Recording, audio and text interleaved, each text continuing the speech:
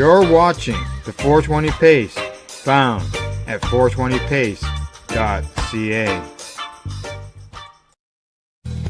Stay tuned. We'll be right back after this toke.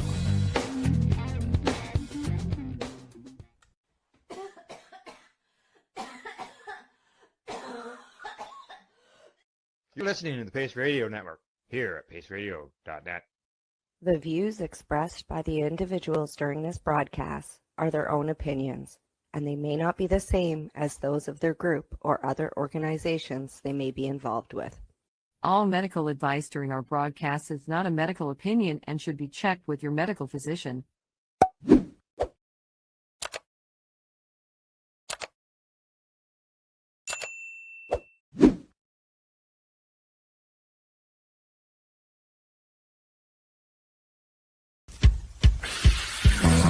Oh yeah, baby, lovely.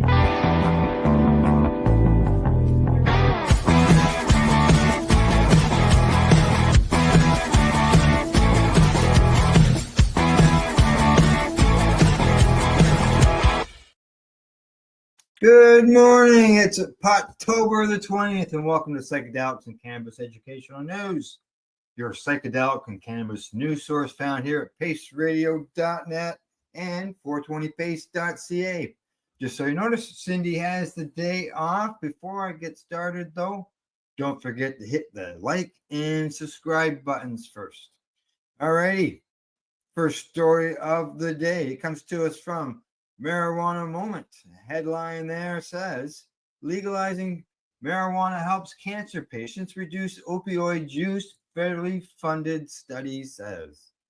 Legalizing cannabis for medical or recreational purposes is significantly associated with reduced opioid use among patients diagnosed with cancer, according to a new federally funded study published by the American Medical Association.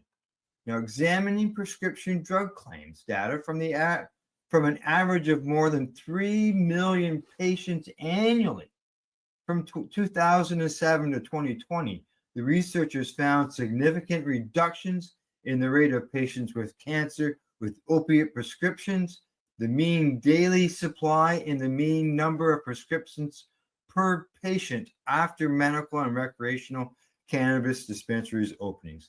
The study's findings indicate cannabis may be a substitute for opioids in the management of cancer-related pain, the paper says, which was published last week in the Journal of American Medical Association Health Forum and was funded by a grant from the National Institute on Drug Abuse. Now, the analysts showed that reductions in opioid prescription rates and the daily supply were greater when dispensaries actually opened when states initially changed their laws to allow for medical cannabis use, highlighting the potential impact of easier cannabis availability. There were no significant differences in opioid use as a result of cannabis reform based on age, sex, or race or ethnicity. Indicating that dispensary openings may influence opioid prescriptions patterns similarly across demographic subpopulations, the paper says, suggesting that cannabis availability may help diverse patients.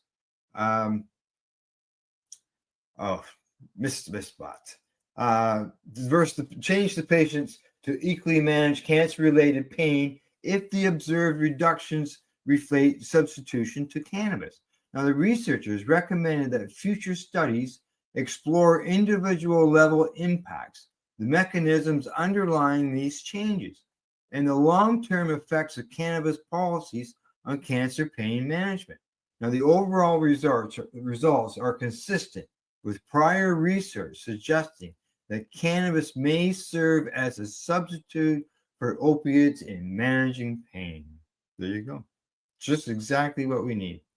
Research showing that cannabis can make a difference in the opioid epidemic that we got going on here in North America, because it's obviously killing lots of people, and cannabis is making a difference, not only in these different states and different countries by reducing prescriptions, but it's also helping people in these cannabis substitution programs and assisting them in order to make life better for them and make their way off of the harder drugs. So, alrighty, on to my next story of the day. Headline comes to me from Stratcan. Headline says, direct delivery, a double-edged sword for BC cannabis industry amid strike. Now, the strike has shut down BC's central cannabis warehouse and delivery system since September 22 and has created challenges for the industry as well as opportunities, according to some producers and retailers.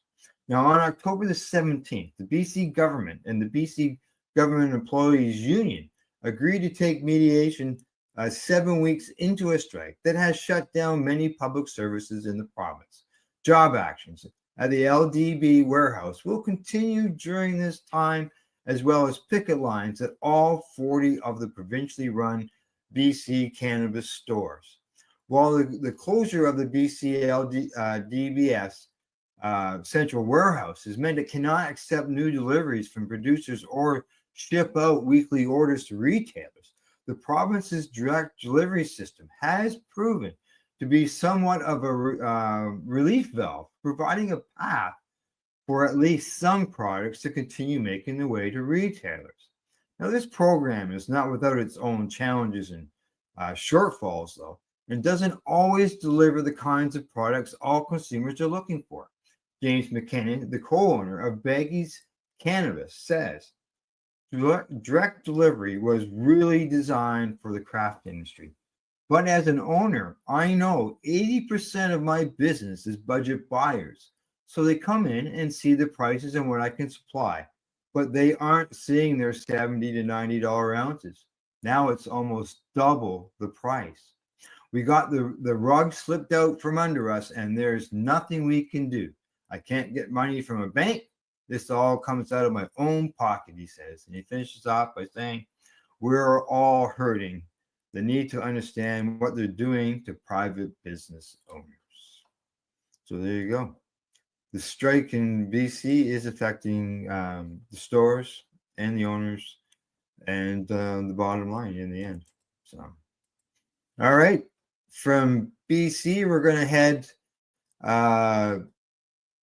to the, not quite. I would say we're going to head across the country, but we're not quite there yet. I got a study I want to bring up first before we get into that. And for there, just so you know, is that it's a study on dementia. And the headline there from the story, it's from Cannabis Health News UK. It says, medical cannabis and dementia. What does the evidence say? Does it help people with dementia? Is it a good, bad, what? We'll find out. As the prevalence of dementia and other neurodegenerative conditions continues to rise globally, there is a growing interest in the role of cannabis-based medicines in symptom management. A smaller number of studies combined with real-world clinical experience is beginning to provide important insights into the potential of cannabinoids such as CBD and THC for managing symptoms and improving quality of life. But the evidence base remains limited, and there is need for more robust clinical trials to understand the long-term safety and effects. Now, Alzheimer's disease, which causes a decline in cognitive and functional abilities, is a type of dementia, which, along with vascular dementia, makes up the majority of the cases. It is also the most common neurodegenerative disease globally. There is currently no cure for treatments or focus on symptom management rather than slowing the disease progression. So they're just working on trying to make people more comfortable versus trying to cure it. Now, a number of studies have explored whether medical cannabis could be used to treat some of these symptoms, such as easing aggression, agitation, and anxiety, which are commonly seen among patients. Meanwhile, certain cannabinoids such as CBD, THC, and CBN have been highlighted as a potentially having neuroprotective properties, preventing cell death and damage to the brain. Now, in a 2022 review, researchers evaluated the neuroprotective potential of cannabis with a particular focus on its efforts in dementia and Alzheimer's disease. They found strong evidence to support the idea that cannabinoids have neuroprotective properties and could have a role in treating common neurodegenerative diseases. Now, according to the paper, several phytocannabinoids, terpenes, and select flavonoids demonstrated neuroprotection through a myriad of cellular and molecular pathways. Now, these findings provide strong evidence for a role of cannabis constituents individually or in combination as potential neuroprotectives, timely to the emergent use of medical cannabis as a novel treatment for neurodegenerative diseases, the authors concluded. They went on to recommend further randomized control trials and clinical studies to substantiate these initial findings. And laboratory research provides a scientific basis on these effects, as cannabinoids act on pathways involved in brain inflammation and cell death, possibly affording a degree of neuroprotection. Now, this potential should be tempered by the reality that research is still in the early stages. Now, results from existing trials are promising. There is not enough evidence, they say, to prove cannabis is an effective long-term treatment for dementia, but cannabinoids have not been linked to any disease-slowing effects, but they might, if confirmed in future studies, offer a safer way to manage symptoms. That's right. There you go. You just never know. Down the road, more information will come out as these studies are done, and we'll make sure that if we see them, that we bring them up. So, all right, now we're going to head over to the East Coast. We're going to head to Nova Scotia because CBC headline says Nova Scotia man. Man who used psychedelic tea in spiritual ceremonies sentenced. The 52-year-old Nova Scotia man charged with drug offenses linked to spiritual ceremonies. He led on his rural home using hallucinogenic brew from the Amazon. Will avoid a criminal record in the case so long as he follows the 3-year prohibition order. Now, Nova Scotia Supreme Court Justice Josh Arnold ordered the conditional discharge last week for Michael Adzis, whose lawyer had argued a record would hamper his future attempts to travel to Peru to take part in ceremonies involving the tea called ayahuasca.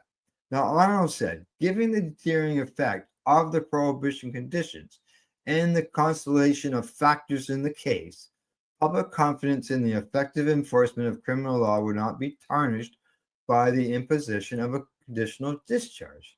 Now, Adzich was charged following an RCMP raid in November of 2022 during an ayahuasca ceremony at his yurt outside of Annapolis Royal, Nova Scotia.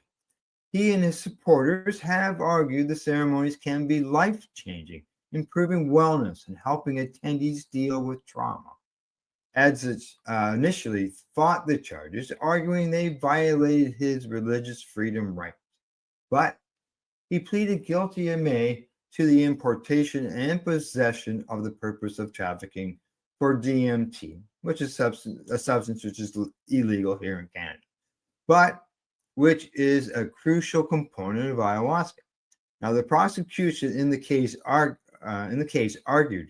ayahuasca can be dangerous and have serious side effects, including for people with heart conditions. Now, the defense argued that Adzich screened participants in ceremonies were done safely.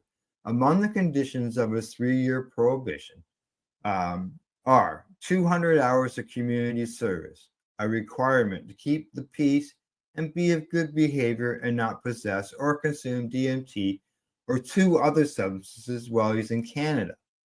In an interview outside the courtroom, his lawyer, Azif Rashid, said the conditional discharge was crucial for his client, as a criminal record would hinder his ability to travel.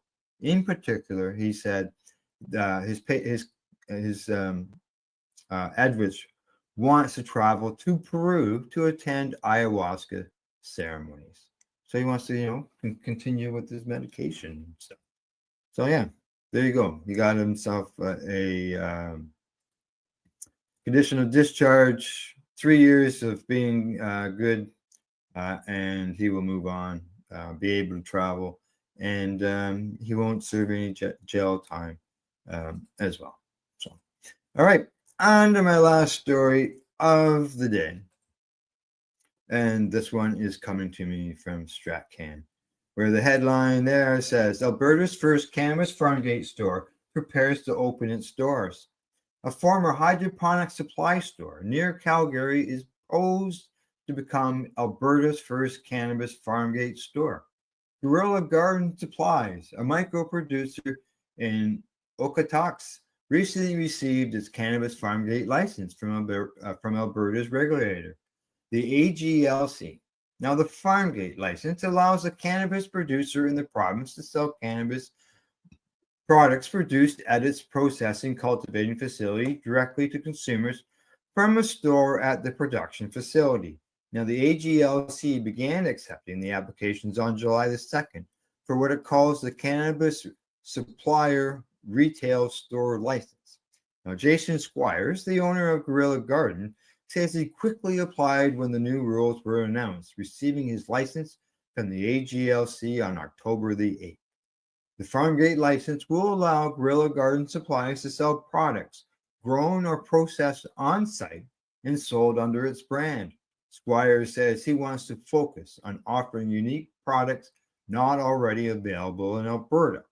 He says, we want to be able to offer exclusive products, not competing with stores that already sell our products, but offering different formats that people can't buy anywhere else and providing exclusive drops at our farm gate. Although he hopes to open on November the 1st, Squire says he's still waiting for a few final details from the AGLC that will allow him to complete the official transfer of his products from the federally licensed production facility in the back to the provincially regulated retail store in the front. Once the final step is completed, he's expected to get going. More long-term down the road, he hopes to begin developing an open-air patio consumption space on his property and a space for food trucks. He says, I think the farm gate can really open the doors to consumptions and cafes. That's what Farmgate needs to operate, is a safe space to be able to consume as well. I think there's a big tourism model with Farmgate, he says, and I wish I had a larger facility that I could show off. People want to see what's going on and how it's produced. He says he plans on offering cannabis clones from the Farmgate store next spring. Good stuff. Get those clones up there for sure. All right. That's it. That's the news for today. I hope you found it educational and informative. Thanks to our friends at the Campbell Lifestyle Shop at ease.ca, Limestone City Hydroponics.ca, and to you, our viewers. Thanks for tuning in. Thanks for sharing the news, letting everybody know what's going on. That's how everybody finds out, right? So, other than that, catch our next Psychedelics and Cannabis educational news broadcast this Thursday at 10 a.m. Eastern. And don't forget to educate, medicate, and do not incarcerate. You're listening to the Pace Radio Network here at paceradio.net. The opinions of the individuals during this broadcast are their own and may not be the opinions of their group or other organizations they may be involved with. All medical advice during our broadcast is not a medical opinion and should be checked with your medical physician. Enjoy the buzz of legalization with Campbellford Lifestyle Shop. From lights to plant nutrients, books, consumption accessories, and more. We've got all your basics to grow or consume cannabis. Visit our info center or take a look at our piercing services and body jewelry, now available in-store through Campbellford Lifestyle Shop. 17 Bridge Street West, Campbellford. Limestone City Hydroponics is Kingston, Ontario's hydroponic shop. Take your growing to the next level and create the optimal environment with a tent kit, or maximize your yield with an ebb and flow flood table kit. Either way, Limestone City Hydroponics has more sizes and options to fit your needs. Are you looking for the power of the sun that adapts to your budget? Then look no further, as they have professional grow lighting. They have indoor grow systems that are easy and cost effective, with many options to fit your living space and lifestyle. Cultivate your growing potential. We have everything you need to succeed. And if you can't make it to the store, they offer local delivery to the greater Kingston area. Remember, when you're looking for experts to help you grow, then look no further than the locally owned Limestone City Hydroponics, 105 Sunderland Drive in Kingston, Ontario. Call them at 613-548-0420. We are people advocating cannabis education here at paceradio.net. You're watching the 420 Pace, found at 420pace.ca. Stay tuned. We'll be right back after this toke.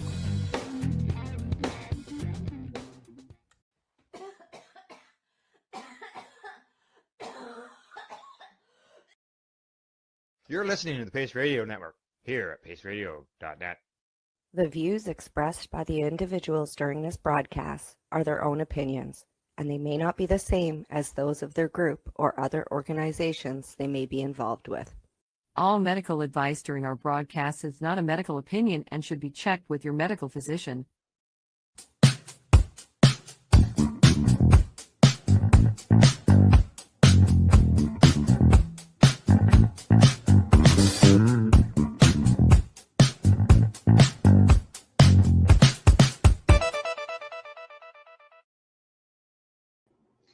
Hello.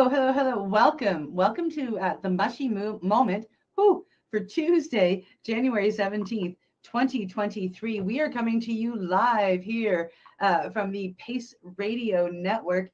Say hello to my co-host, Steve Mather. How are you doing this morning, Steve? I am doing great. It's afternoon now, isn't it, for you? Well, yes, because we start right at noon. Yeah. So how was your morning then? It was really good. Got prepped up for the show here. Just getting excited. I love the fact that we've got this podcast going and the guests that we're that we're currently getting on board. It's exciting. I like that people are reaching out to us and suggesting that they would like to be part of it by being a guest. It's really kind of a nice feeling. We're in that time of inspiration where things are opening up and podcasts like this are allowed to happen, and that's a beautiful thing. You're spreading information on all of this and the healing. Wow, that's all I got is wow. Thank you. Yeah, the universe really it's helped us along, to be honest, because we were saying just before the show what we kind of said, about 4 weeks ago ish, so what are we going to do? And here we are on show number 2 already. Yeah. And what did you say you wanted before we did this show? Oh, I said, I asked the universe if our little room that we have behind this show could reach a certain amount of people. And we got it +1. That's pretty awesome. It is. That really just put a great big smile on my face when I woke up this morning and saw that.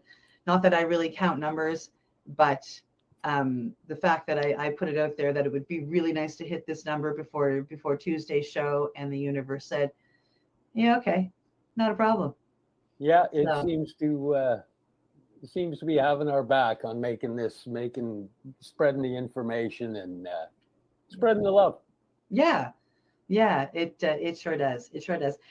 So I mean, this is our second show. We have a pretty cool guest coming on today, I think. Speaking of spreading the love from the Festival of Love and the Year of Love.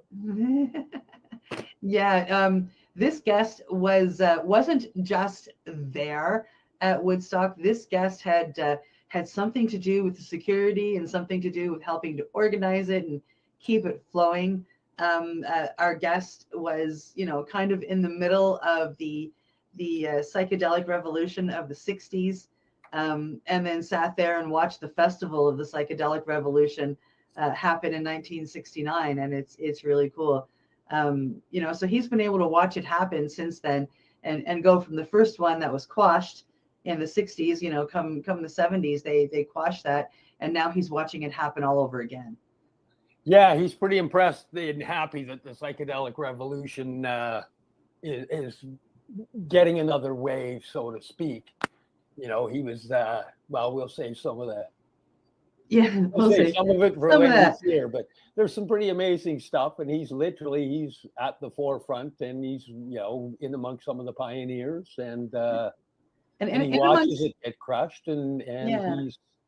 he's actually got a Woodstock movement happening to bring forth the ideals that that Woodstock was created around, and what the foundation was. So Yeah, that's pretty really cool. I'm pretty excited to bring him on. Yeah. And not just that, I mean, he's somebody that we know in person, have sat there face to face and smoked a joint with, which is really kind of cool. Yeah, and took him out to do some jamming when he was in town, and Yeah, it was really kind of cool. we So might even get him to play some music for well, us. yeah, if we're lucky, you know what I mean? If we're lucky. But we're gonna start off with just bringing him on and hearing a little bit about what it was like in the '60s. Oh, Hey. here I am. Hi, Greg. Hey, how you guys doing? Fantastic. doing How are you? Awesome. I love this. It's like, because I got to hang out. Well, Steve and I met just last June. We were part of the crew putting on the historic Slocan City Hotel grand opening extravaganza, where Gene Greenwood and Steve streamed. I think you streamed for like close to 40 hours or something insane like that. Oh, it was amazing. It was 5 different venue areas with bands playing and just running, everything streaming one to the next, to the next, to the next. And it was pretty amazing. John the Tornado and the Slocan City Hotel organized that up, and it was just monster. Yep, they're planning on doing an international festival this year, and in June, same weekend, and I'm booked for that, so I'm looking forward to that. Unless I'm back east doing the Woodstock thing, but I'll talk about that later. But yeah, it was great working with Steve, and then we got to be friends, and Steve's helping me out with some medicinal products to help me get through a challenging situation in my medical life. And then I got to meet Cindy because I was down visiting, and she happened to be in from Nova Scotia doing whatever the heck you were doing back then. I don't think you slept at all while you were there. I didn't. You were like, well, I got to go here and I'm going there. And then, but it's great. And well, I caught your show last week, and it kind of inspired me to reach out to Steve because you were talking about the use of psychotropic drugs in medicine and the treatment of PST and assorted things. And it occurred to me that it's very similar to what Tim Leary was doing at Harvard back in the very early '60s, and a lot of people studying in it. And most of those studies were pretty much shut down by the universities. They just didn't want to deal with it. And then soon after that, the drugs got into the recreational market. I grew up on the East Coast, so I was more influenced by Timothy Leary and the people from the Neo-American Church, which is based in northern New York State, than I would say the Owsley Summer of Love type of stuff. We on the East Coast, I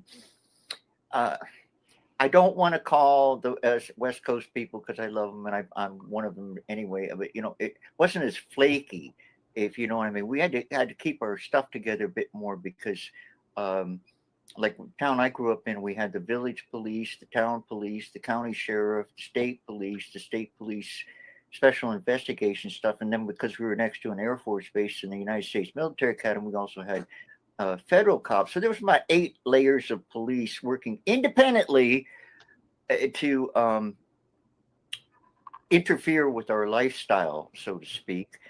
So, we didn't run around like with the really long hair that much. I mean, we had long hair, but we didn't like the hippie clothes. If you look at the Woodstock pictures, most people are dressed like you and me and Steve right now. We weren't like all, tie-dyed out. There was tie-dye, don't get me wrong, but I'm just comparing the East Coast to the West Coast because a lot of people get confused on that.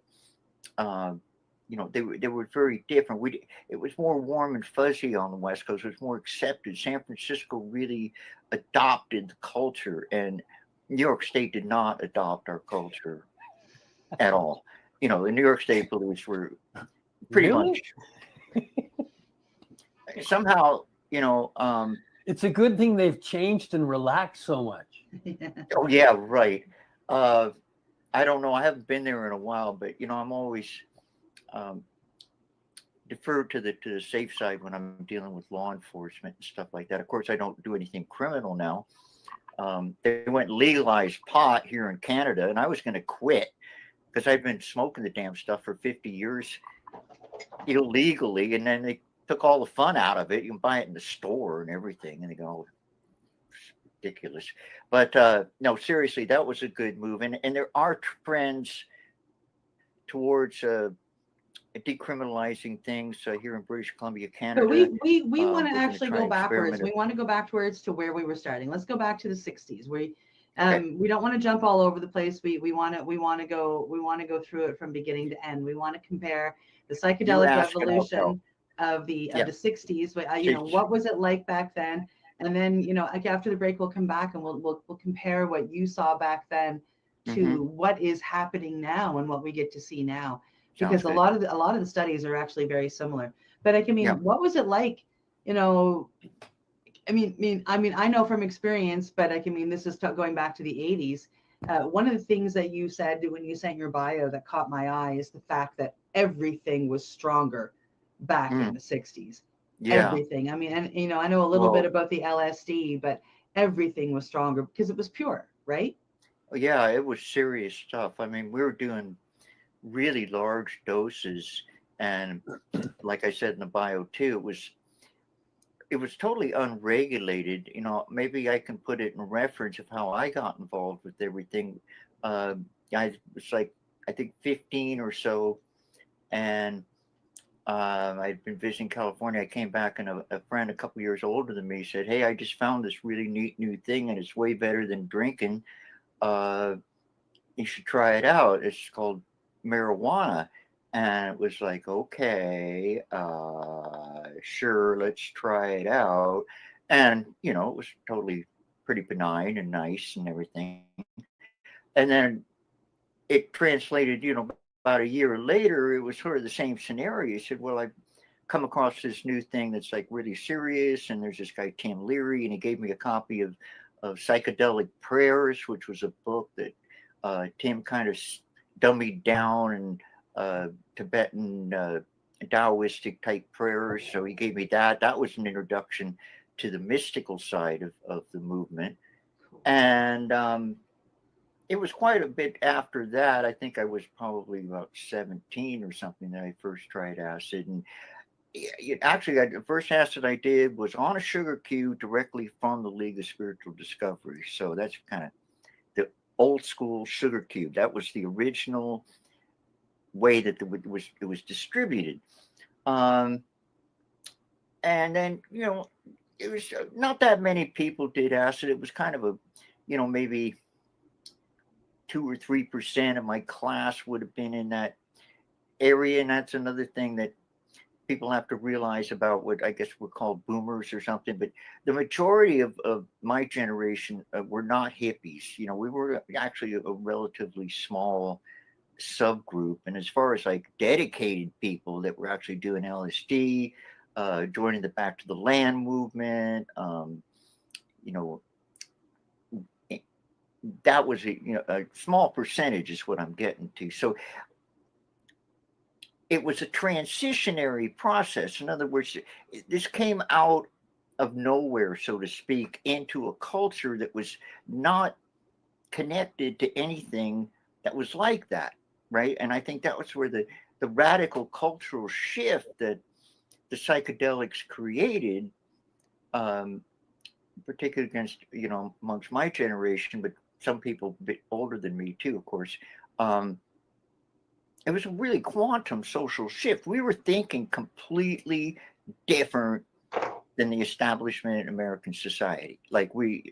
And because there'd been nothing like that in our community system, right? In a lot of the other cultures, you've got a lot of the indigenous cultures, you've got the plant medicine being used, but because ours had nothing, and the LSD being synthetic when it came out, there's no dosing to gauge off. There's no elder to speak to find out, hey, how much is going to take me to the stars, and how much. Yeah.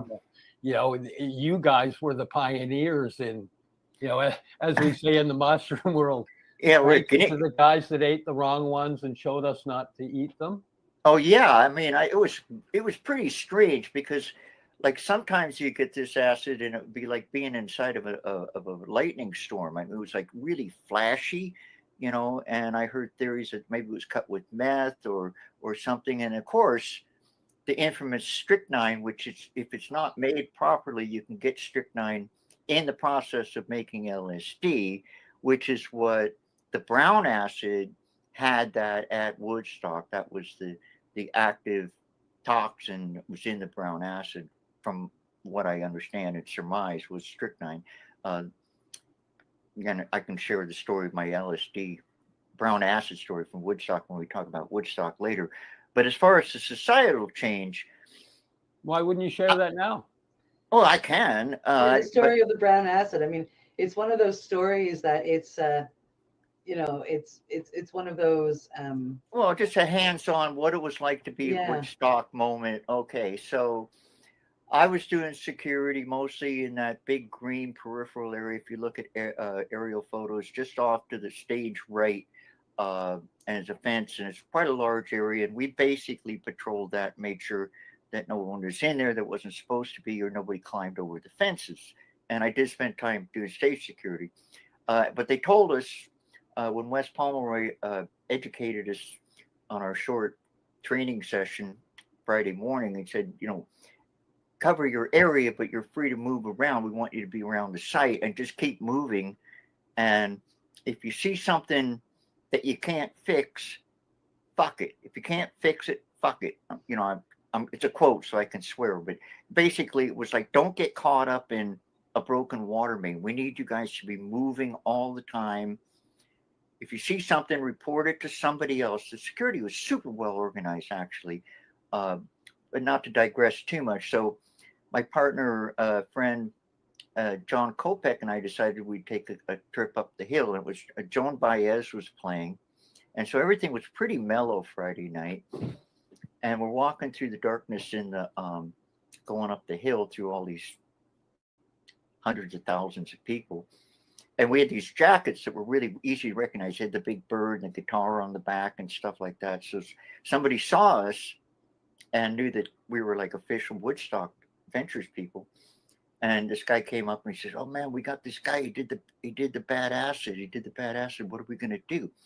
And they were carrying this guy, and there was two guys that were holding him by the shoulders, and one guy was holding him by the legs, and he wasn't on a stretcher, but he looked like he was on a stretcher. Like all his muscles were contracted, his head was tilted back. It was just seized. It was causes a seizure, right? So we pointed out where the medical evac tent was, which was just by the Performers Pavilion off to, behind the stage, and off they went. So it was like a case study in how we didn't escort them over there. The people at that event, everybody, well, almost everybody, was looking out for each other. In other words, it was like this coalescive spirit. And I think that is why Woodstock has become so iconic, and we did not expect it. I didn't think it was anything other than a great big event, and hopefully we didn't get in too much trouble for having it.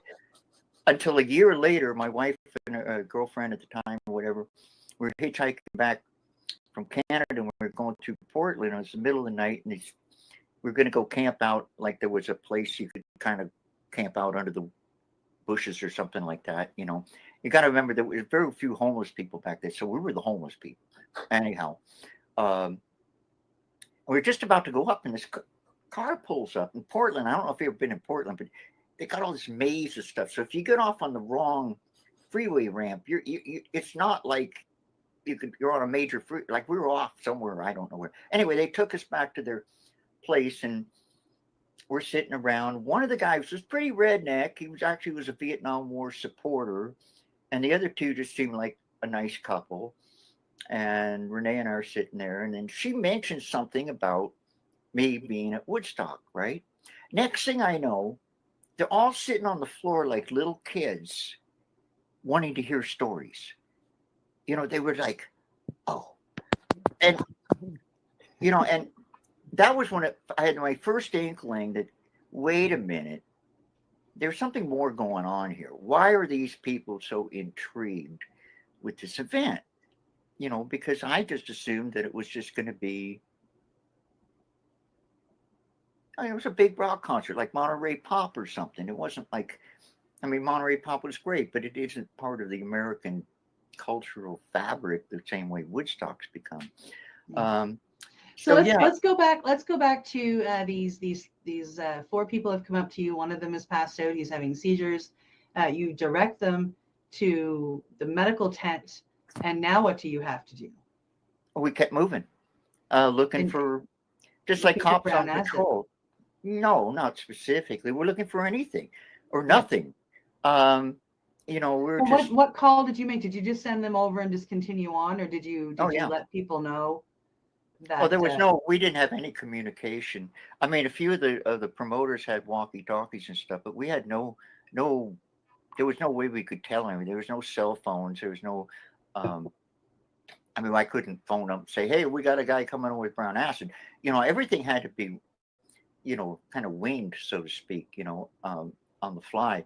So, and the security thing was actually one of the ways it was kept together was Wes Pomeroy, who was an ex law enforcement person and brilliant guy, and he or somebody else from security, like let's say we're down in our normal area, somebody would come over about every hour or 2 or 3, and what they'd do is they'd update us on everything that was happening. What was Governor Rockefeller and the evacuation, or you know, the National Guard, or the traffic, or anything they had to share. And then we shared with him what we had observed, right? Then he went to the next bunch of people with our information added in and updated them. So it was kind of like, you know, the old, maybe back in the medieval days, the courier goes around and gets information from different castles and just keeps passing it around. But it was very effective, because we really didn't have much security. Just to wrap up the security situation, on Thursday night, we had hired 275 New York City policemen to be security. And on Thursday night, the New York City Police Commissioner dug out the rule book and dug in and said, okay, that's fine, but anybody, NYPD members cannot do outside security. And if you do outside security at this festival, you're going to lose your job. So I think all of but about 5 of them left. So when we got to the site Friday morning, we found out we were going to be doing security, like pretty much in key positions, because we were actually employees. We were known entities, so they put us in very key positions. And that's when we had the meeting with Wes, and he kind of educated us on the protocol. But I had no idea, you know, until I got to the site, that that's what I was going to do. I didn't know what I was going to do on the festival. I was just going to wander around, and I knew I had a free ticket. Of course, everybody had a free ticket, but yeah, it was interesting. But you know, even the way the security ran it goes to the bigger picture of the way the cohesiveness of all the 500,000 people and maybe another couple 100,000 that were out on the road that never made it, but I'm sure they were doing their own thing too. And they were all pretty much, everybody was on some sort of psychedelic medicine. Back Uh, then, we called it a psychedelic drug. I mean, today we call it a psychedelic medicine, but there was a Yeah. lot of that around. There was a lot of psychedelics available. I would say 80-90% of the crowd was definitely smoking pot or hash, and maybe half of that, maybe 30-40%, maybe a bit more, it's impossible to tell, actually did acid or mushrooms or something like that. There wasn't that much mushrooms around on the East Coast then. It was pretty much an LSD type of thing. And most of the acid was quite good. I mean, no one's ever really brought it up, but it's an interesting question of like, where did the brown acid come from? Who brought the brown acid? Why did they bring the brown acid? Did they know it was bad? I mean, what was the nefarious? Because it's always a story. I mean, somebody brought that acid there, and I'm not gonna. I got theories, but I'm not gonna speculate. Yeah, it's one of those folklore stories that has come from Woodstock. I mean, I remember younger when I first started getting into psychedelic medicines, and of course back then I looked at them as psychedelic drugs. Let's go pop some acid and go to the fair and get on the rides. It's a blast. Mhm. Like, I mean, it really was. Didn't know that I was medicating myself, but Mhm. it's the big folklore joke when you first start getting into it. Everybody tells you, don't take the brown acid. And we all realize where it comes from, and of course it's not meant to be a joke, because there are serious repercussions to it, Well, obviously. yeah. If there was anything positive that came out of it, because something positive comes out of everything, even negative things, it probably cut back on a number of people doing acid, because it wasn't the really. I wouldn't suggest it Woodstock being all that good an atmosphere for the average person to be doing LSD in, because it was already totally crazy, and that's where we had an inordinate amount of freakouts, bad trips, whichever you want to call it, because a lot of people got there and it was dark and crazy. They didn't know where they were. I mean, they'd never been there before, and all of a sudden you get somewhere and there's 500,000 people and there's like no services, and we didn't have much of anything for crowd lighting. So I mean, everybody was in the dark. And then somebody gives them some acid. Maybe they never done acid, and then they do acid, and they're like standing in the dark, and there's a Grateful Dead's playing something nobody can understand, and they just friggin' lose it. I mean, give me a break. So I never ever looked it up. Who do you know where the term freaking out was coined? Oh, well, I'm pretty sure it was coined on the West Coast, but beyond that, probably sounds like an LA type of term. I mean, Zappa popularized it, somewhat. But no, I'm not really sure. Pretty apropos word in a way. Was it being used at Woodstock, or was it used after Woodstock? Oh no, way before. Oh, at least way a couple. before. Yeah, no, it was in the vocabulary, so to speak. And there was two things that would happen if somebody had a bad trip. Well, three things. One is that their friends would help them get through it, or they get through it on their own. And in the more extreme cases, the first was to take them to the hog farm, and Lisa Law and her husband Tom had this thing called the trip tent, which they took around to all the different events that they went to, because they were quite strong believers in psychedelic medicine. Also based in New Mexico and everything. They were in touch with the indigenous people as well. And the trip tent was your standard protocol where you talk somebody down. You deflect their psychosis. I've had to do that. We got dosed one time at a place called Wheeler's Ranch in California, and my partner had a serious freak out. Of course, I'm stoned out of my mind too. So trying to walk her through a freak out and bring her down, and it's everybody's freak out's different, but it's somewhat schizophrenic, because there's these personality changes. Like they'll be fine and then they'll go off in something. But anyhow, the more severe cases, they go to the medical tent, like I mentioned earlier, and I think they had Thorazine, and if it was a brown acid thing, they probably evac'd them to a hospital because they were dealing with a poison at that particular point. Yeah. Well, I mean, it's, you know, it's nice to hear that those tents were available back then for these festivals, right? Oh yeah. You know, and that they looked after the people that were having a really hard time. Yeah, my cats love to be on camera. This one is Angel. Hey, Angel. Yeah. I don't blame her. That's funny. Just Yeah, I kind of think. come sauntering over. Hello. Yeah, it makes it kind of homey. You know, my cat's out chasing rats or something like she's supposed to. Yeah, there was a lot of people that did have respect for the drug, and in general, I think most people did. You know what I mean? The awareness that it was a very, very powerful being. You know, like I say, the percentage of people that did acid more than once or twice is probably really quite small. You know, it didn't suit most personality types unless you have pretty strong personality or just like the buzz. It's hard to say, you know, like you're trying to go per capita type of thing, but the movement was definitely, I think the acceleration of the enlightenment that LSD was behind, I think that a lot of the more progressive thoughts and ideas that came out of that particular movement. And that particular movement also, how much of it had to do with acid? Would the movement happened without acid is one of those rhetorical questions that nobody's going to know. It's like the classic, would you be different if you had never done psychedelics? Well, that's kind of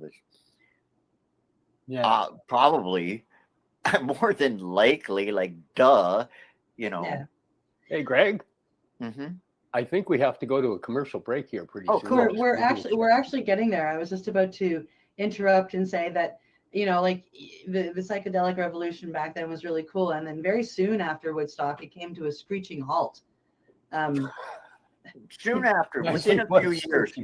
Yeah, to a screeching halt. Everything was put on, you know, schedules. It was criminalized, and you know, experiments or studies that were like following it back then for different things, and you know, they were all kind of, you know, hidden. They were put back in a box and they were put away, and that's the kind of stuff that I'd like to talk about when we come back. I do too. That's when you start getting into the underground and whatnot, and I think you probably have a lot of stories about that.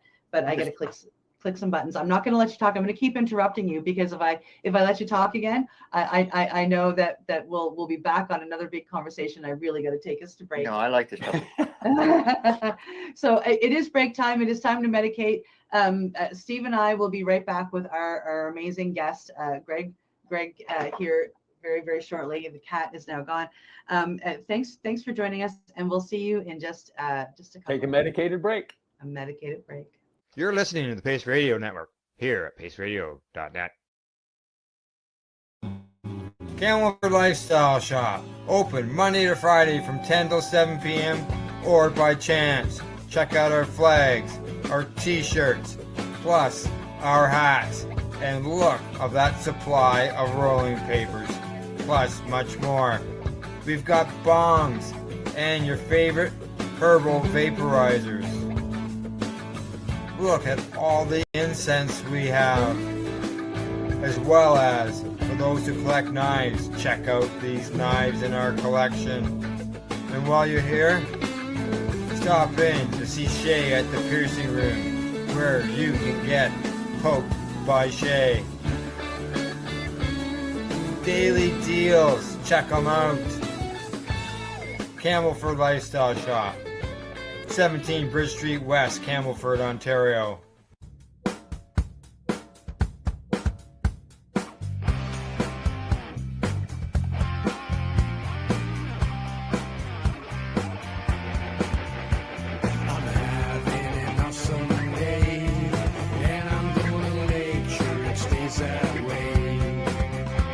I'm having an awesome day, and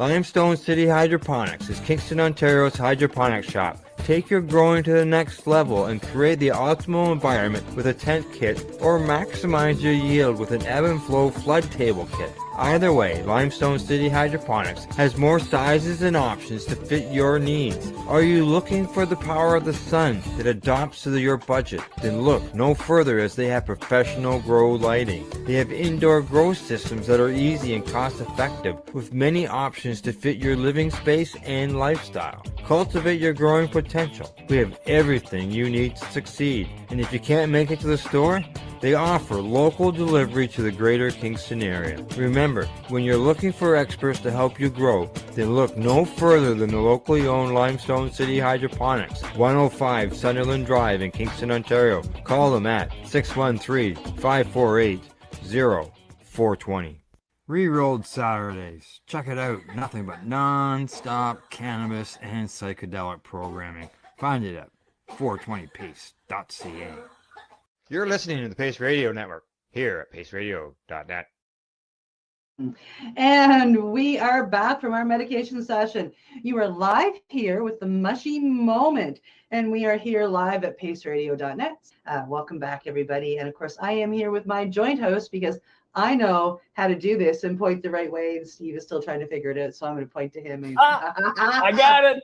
I am here with my joint host, Steve Mather, and we are joined by our guest and our good friend, Craig Walter, down below us. Look, he's got that one. That's amazing. So welcome back.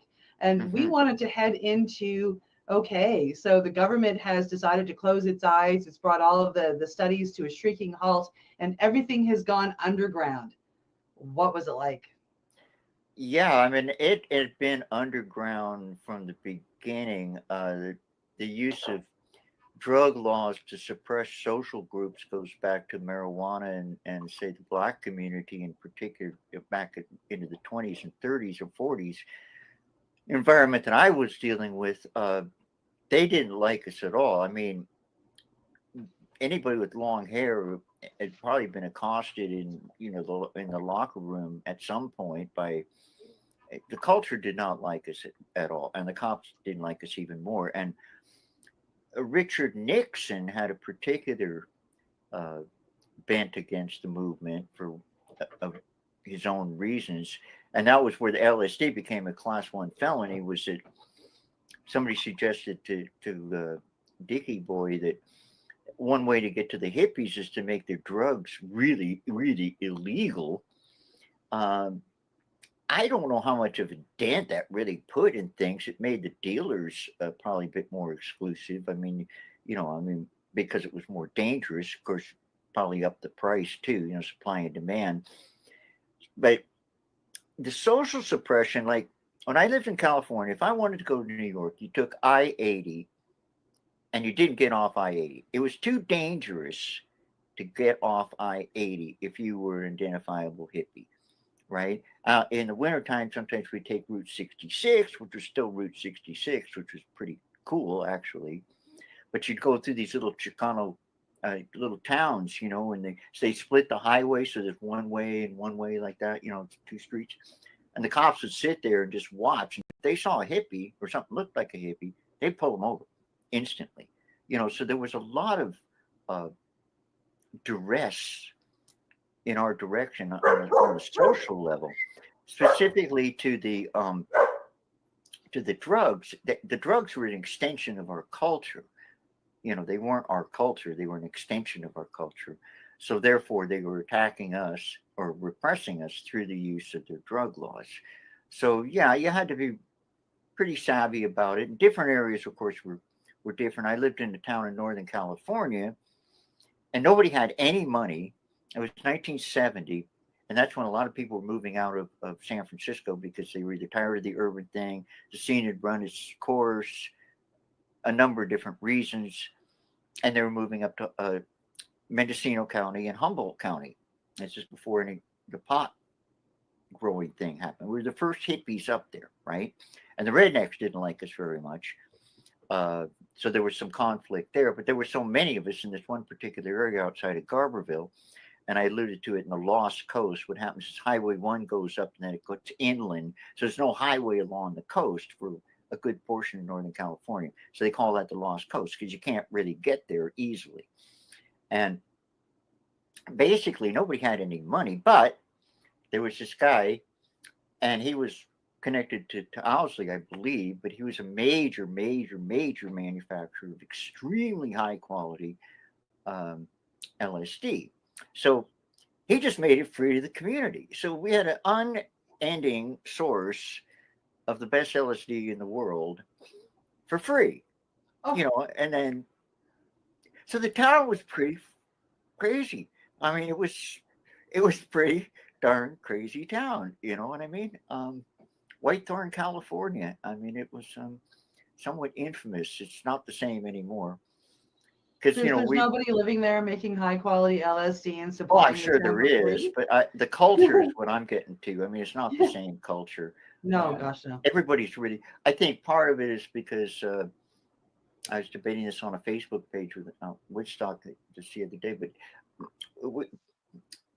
are we the establishment? Well, we've become more of the establishment, and the establishment has become more us. And I think, you know, like watching those ads that, on the commercial, like the idea that those ads exist, if you flash back 55 years, 1968, you never would have seen anything like that. I mean, the first time I saw a bag of pot with a UPC sticker, you know, sales sticker on it, I was just like, it took a little time to gork that, you know. I mean, it's like, okay. Oh, it's funny, some of the pot programs, now that it's been legal for quite a while here in Canada. But, you know, there was a while ago, I was smoking a joint with a friend of mine, and a cop drove by and he threw the joint on the ground and stepped on it right away. Oh, I know. I'm like, I still go in the alley. I'm still looking around. I was like, oh shit, you know. But it was pretty serious. And the suppression of the movement. Okay. I got a good story, and this has to do with Whitethorn.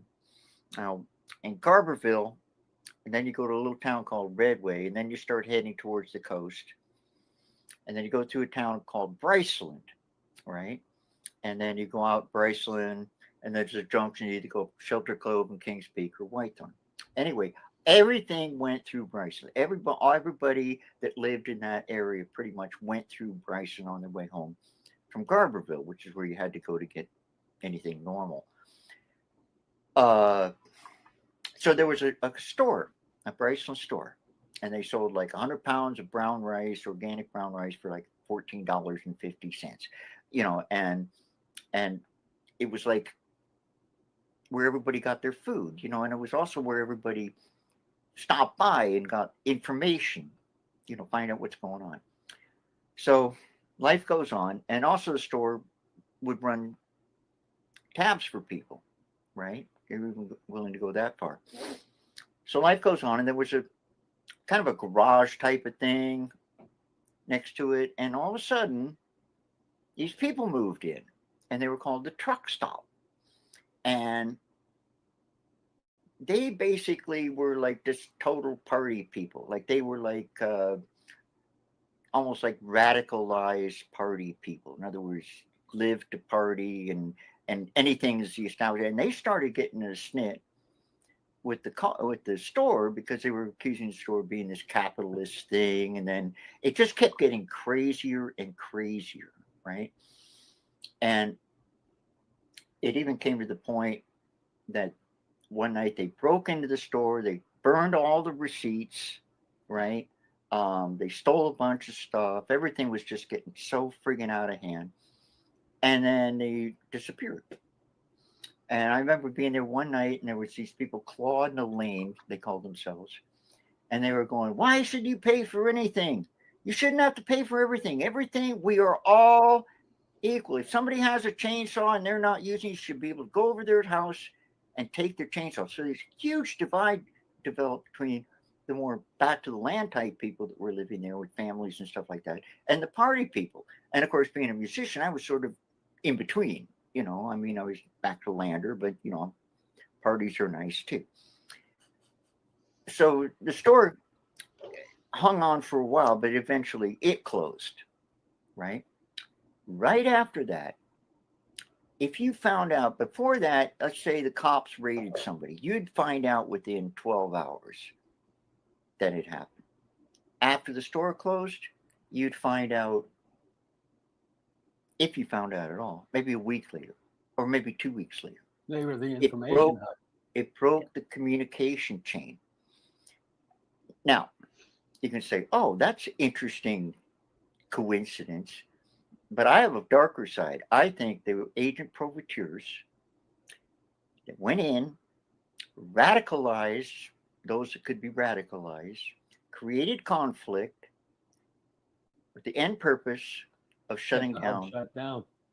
the store, which would inflict this thing. I mean, it was like a study, a CIA, right? I can't accuse the CIA of doing it, but years later, I was up in Oregon and we were having a reunion of people that had lived down there. And the subject came up and we were discussing it. And we were discussing Claude and Elaine. And one of them said, yeah, well, we've got confirmation they were spotted under different names in Venezuela soon after that. And more than likely operatives of the federal government. Another incident that happened, there was a few incidences that happened. As a matter of fact, one of the more famous pictures from the Chicago Democratic National Convention of 1968, the police riot, is this guy, this kind of skinny guy, and he's throwing a rock towards the police. Can't prove it, but I have it on fairly reliable sources. That person was actually an operative of the government to foment this problem. So agent provocateurs, and I'm sure it's used all over the world. So you have to assume that it's used here too, and it's a very effective tool. And anytime you got to use a French word to describe something, it's probably not good, like coup d'etat, agent provocateur, like, whoa, man, that must be bad if you can't describe it in English, but they're agents that provoke, essentially. So that is just an example of how it was. But the big killer was heroin. All right. In 1968, there was no heroin in upstate New York in the white community. None. I know this. By 1970, it was pervasive all over campuses and endemic into the hippie community or the alternative community. Okay. If you do the math of who controls the heroin industry, you can come up with all kinds of potential conspiracies to do with that. But if you just look at the facts, why? Because they didn't want heroin getting into the white community until it suited their purposes. But look at the black community. That's the only place you could get heroin in New York City, was either on the west side or and a lot of the there's Wiki and a lot of the other things have exposed a lot of the freedom of information documents that are coming out regarding all of that. I'm sure, because it's the same, and the same. I saw the same thing in California, in Humboldt County. Well, we might get hit with a wave of suppression here too. We're hoping we're at a point where things are open enough that we can do things like have this discussion in this broadcast. Yeah, but, I think it's like anything. I think it's all a matter of degrees. I mean, just because we can do this doesn't mean we're going to get to be able to continue to do this. Or if you get really, really successful, then you're going to be more of a target. Like right now, maybe on a good day we might have a few hundred, a few thousand people are going to see us. That's wonderful, But if the powers that be see you as a threat, that's when they go to the trouble of doing this stuff. We were a pain in the ass. They didn't want to spend all these resources running around chasing a bunch of kids. I mean, I'm sure they had other agendas that they would much rather have done. The peace movement, the anti-war movement, which was way bigger than, say, just the psychedelic movement, that was a major force to be dealt with. And I think the Vietnam War was probably the biggest catalyst to the social change. If you had to pick one what really tipped the scales, just the blatant cruelty and stupidity of the Vietnam War was it hit us. It hit my generation directly because there was conscription at the time, so we were being forced to go fight this war, and that does not line up with you. American values are not forcing somebody to do something. I mean, it's the land of the free, which means you should be able to be what you want, live the way you want, and think the way you want, and speak the way you want. So it was totally diverse to that. I dodged all the bullets, but You came up here, right? yeah, I had to. It's public record, but I was under federal felony indictment in New York for draft evasion and was pursued by the FBI. FBI staked out my aunt's house in Ventura, California. A year later, after I'd moved to Canada, they were still trying to catch me. I don't know why, but all I can surmise is maybe they saw me individually as some kind of threat. You know, And why would that be? well, that book So, wasn't I mean, out Hey, there. have we There said? we Have we go. told everybody he's the author of this book? Well, I mean, not today, not yet, but yes, this is. There is a book. Yeah, Steve We're gonna is be- holding up, and I will hold. we're going to be doing all kinds of things with the book. There we So, go. you I know, got the we poster. own, I we got the each have our poster. own copy. And just so I can show off, mine is personally autographed to me, to Cindy. You Yay. see that? See that? Right? See? That's great. Hey, Greg, how do people get a copy of this book if they want? Well, we're working on that. Actually, I'm working with you a bit on that too. Our hope is to have, I think, 500 copies. It'll be available sometime this spring. We have first edition copies. It's just a matter of getting them all organized and getting them ready for sale and stuff. And but we are going to release at least 500 this spring, and definitely we'll promote it on your show and every other friggin' way. It's a pretty neat book. It's in 135 library systems in the United States. It's also in the Harvard Historical Depository, UC Berkeley, St. John's, 135 library systems anyway, you know, King County and all kinds of stuff. And I'm hoping to release another batch that we're going to specifically market to libraries, because libraries are really cool, because a book, I mean, you guys might read it. I mean, you'll read it and maybe show it to 5, 10, 15 people. But in a library, I had some people come in. I was working at Guitar Center in Seattle, and these customers came in and we were talking. And after the sale, we were just gone. I mentioned Woodstock, and something went bad, and I mentioned something about a book, and they looked at me and said, "You're the guy that found the slides under your parents' bed?" And we were talking about that earlier. The quick story on that is I took a bunch of pictures. I was a semi-professional photographer at the time at the Woodstock Festival. I managed to get about 72 usable pictures. And soon after the festival, I got them back and I looked at them and I really wasn't impressed, to be honest with you. You know, I was being in the business. There was nothing really there that I thought was outstanding. And like I say, back at that time, Woodstock Festival, like who cares? I mean, it was a rock festival, whatever. It's over, you know, get over it. And then I kind of more or less just forgot about them. But every time I started telling stories, people go, "Well, you should write a book." All right, fine. So anyway, I found the slides, and I borrowed my mother's slide projector and went up to Northern California and went to Shelter Cove, which is up on the Lost Coast. And my friend Altadena and we set up a screen and got ourselves all settled in and started watching these slides. And then we were both like going like, oh my God, you know, because the pictures seem to convey the feeling of the festival in a way that was different. You know, I mean, I had a different kind of angle, and the Woodstock Museum curator, you know, said the same thing to me, a compliment. So then it was like, okay, great, we got pictures, let's write a book. Well, geez, I don't know if you ever tried to write a book before, but it's not too easy, especially if it's nonfiction and it's about an iconic event. I started when I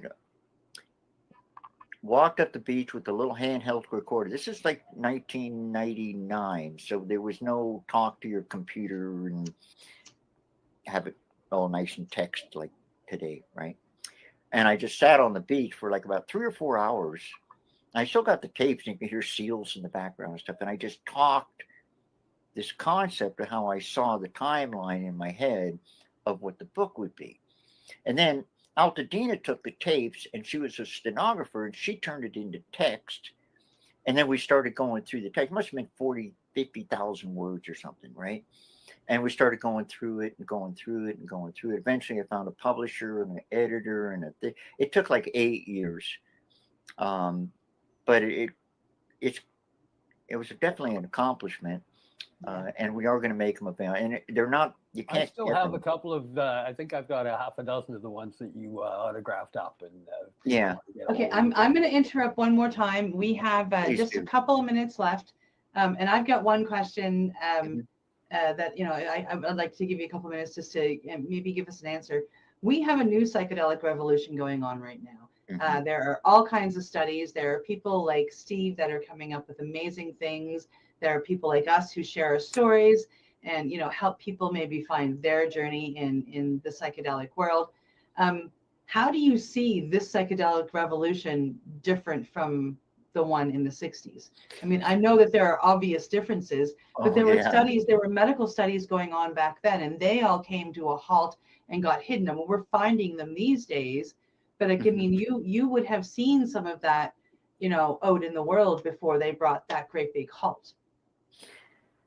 Yeah, well, the biggest difference is that the movement isn't dealing with the level of suppression that we had, with, especially amongst the mainstream researchers and institutions and stuff like that. They're actually encouraging it. They're using MDMA on soldiers in the United States for post-traumatic stress. So it's society has accepted psychedelics. A majority of Canadians, Americans are not against this, whereas when I was dealing with it, they were. They made us. I watched Reefer Madness. They made me watch Reefer Madness. I mean, seriously, we had to go to school and watch Reefer. That's how old I am. So that's a big difference. And going back to what we were talking about earlier, the unregulated, unsupervised, Wild West nature of the psychedelic movement of the 60s and 70s. I mean, you guys it's so organized that you go to the pot shop and it tells you all the different ingredients and stuff like that. You take something and it's like, oh, it's this much this and this much that and this much that. So the combination of those things is massive. It's totally massive. And the use of psychedelics and marijuana and stuff like that, it really falls into two categories. I'm sure you agree. It's the recreational and the medicinal. Yeah. And I was really encouraged. And I really hate to interrupt again, but we are honestly out of time. I have to say thank you so much for joining us. We are going to have to bring you back again because I can tell that there are so much more to say. I still had a bunch of questions. And Steve didn't even get to his questions, so he's going to have to take his notes and pack them away for the next time we bring you back. Thank you for being on the show, and thank you for being such an awesome co-host or host. Oh, thank you for doing this with me. Thank you to Greg for joining our show, and from our friends at the Legacy420.com and the Campbellford Lifestyle Shop. That is our mushy moment for today, January 17th, 2023. We will see you next week. We've got a pretty exciting guest coming on for next week, one that so far I've been excited for all of them. So I mean, as excited as I was for Greg and John, I am excited for our guest next week, and I can't wait to announce it later on in the week. Listen, everybody, have a great week, and we will see you soon. Have a fantastic day. Yeah, thank you. Yeah, we love you very much. You're listening to the Pace Radio Network here at paceradio.net. The opinions of the individuals during this broadcast are their own and may not be the opinions of their group or other organizations they may be involved with. All medical advice during our broadcast is not a medical opinion and should be checked with your medical physician. Enjoy the buzz of legalization with Campbellford Lifestyle Shop. From lights to plant nutrients, books, consumption accessories, and more, we've got all your basics to grow or consume cannabis. Visit our info center or take a look at our piercing services and body jewelry, now available in-store through Campbellford Lifestyle Shop, 17 Bridge Street West, Campbellford. Limestone City Hydroponics is Kingston, Ontario's hydroponics shop.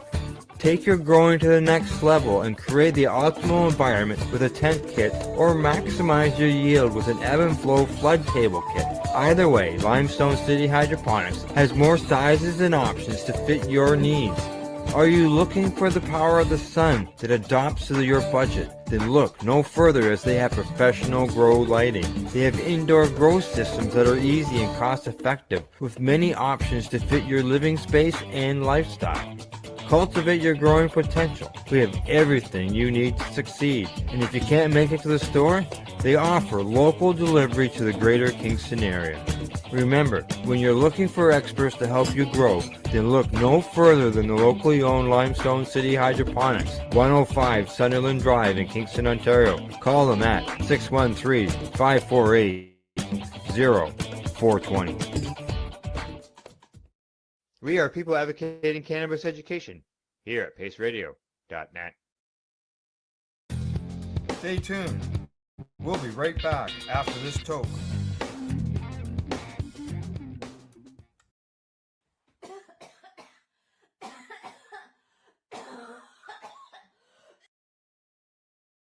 The opinions of the individuals during this broadcast are their own and may not be the opinions of their group or other organizations they may be involved with. All medical advice during our broadcast is not a medical opinion and should be checked with your medical physician. You're watching the Hi Guys podcast with Al and the other Al on the 420 Pace Project. Hi, Guy.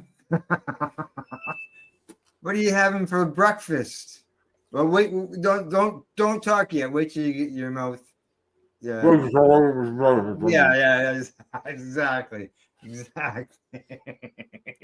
A cold bagel Oh, with yes. cheese. Well, I had to have something. I over medicated way too much last night, and well, because I have no cannabis, I have oil. Right. When you indulge in the oil, just a smidgen too much. Smidgen too much, eh? You'll wake Now, up was that very because groggy. you were maybe watching or celebrating something last night?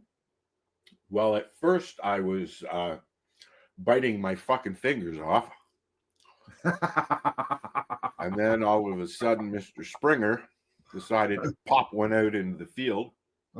Yeah. And, Yes, and for those who don't know, Al was talking about the seventh inning, or was it the eighth inning? Seventh I inning. think it was. Seventh I inning. think it was the mid seventh. Bottom of the seventh inning, and Jays came back from being down 3-1 to go up 4-3 to win the American League Championship Series, and Okay, I'm to too win the world. tired to get excited. I'm sorry. Yeah, we we haven't watched. I haven't watched a lot of the Blue Jays this year, and one time we were avid Blue Jay fans, going all the time. I used to watch with my mom. Yeah. When she was alive. She was a super fan, and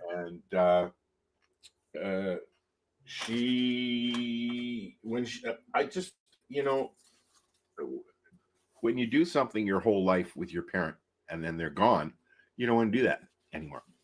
So it's been that way for a number of years, but this is the first time that I have gone out and got a subscription to an event other than the Aussie thing, right? A sports event, and I've kind of become addicted. So Oh, who knows how I'll feel when regular play starts again, but you know. yeah. Well, once obviously the Blue Jays, though, that could be all over and done within what, a week's time. Four straight, right? Four straight. We can hope. Nothing wrong But with that. what am I going to do after that? Well, on your Sportsnet thing, I'm assuming you got a Sportsnet subscription. I got a month. Did you? Yes, I did. It's only So what's that $30 worth offhand? $33 and change. Yeah, because I had somebody who sent me a message this morning wondering how they're going to watch the World Series. Who was that? A friend of mine. Oh, a friend. Okay. A fellow reporter, I will say, former reporter. She is not retired. And she wanted to know how to watch the Blue Jay games and the World Series. So I made some suggestions to her, but I didn't know that you could do a month subscription on Sportsnet. I'm not, I like to watch tennis. Oh. I don't mind baseball. I fall asleep with golf, but I don't mind golf. Don't you get a sore neck watching tennis? Tim Daly is fucking hilarious when you're watching golf. If he's playing, he don't give a shit. He'll walk right through a primetime game with a joint in his hand and a beer before he goes and hits the ball. Yeah. So they was like I watched it. It was it was 1-1 when I started watching it, and then next thing you knew, it was 2-1 and then 3-1. Well, that's what happens during a game, Al. It grows. I know. Well, it was going the wrong way. Yeah. Yeah. Just a little bit, and that was a nail biter.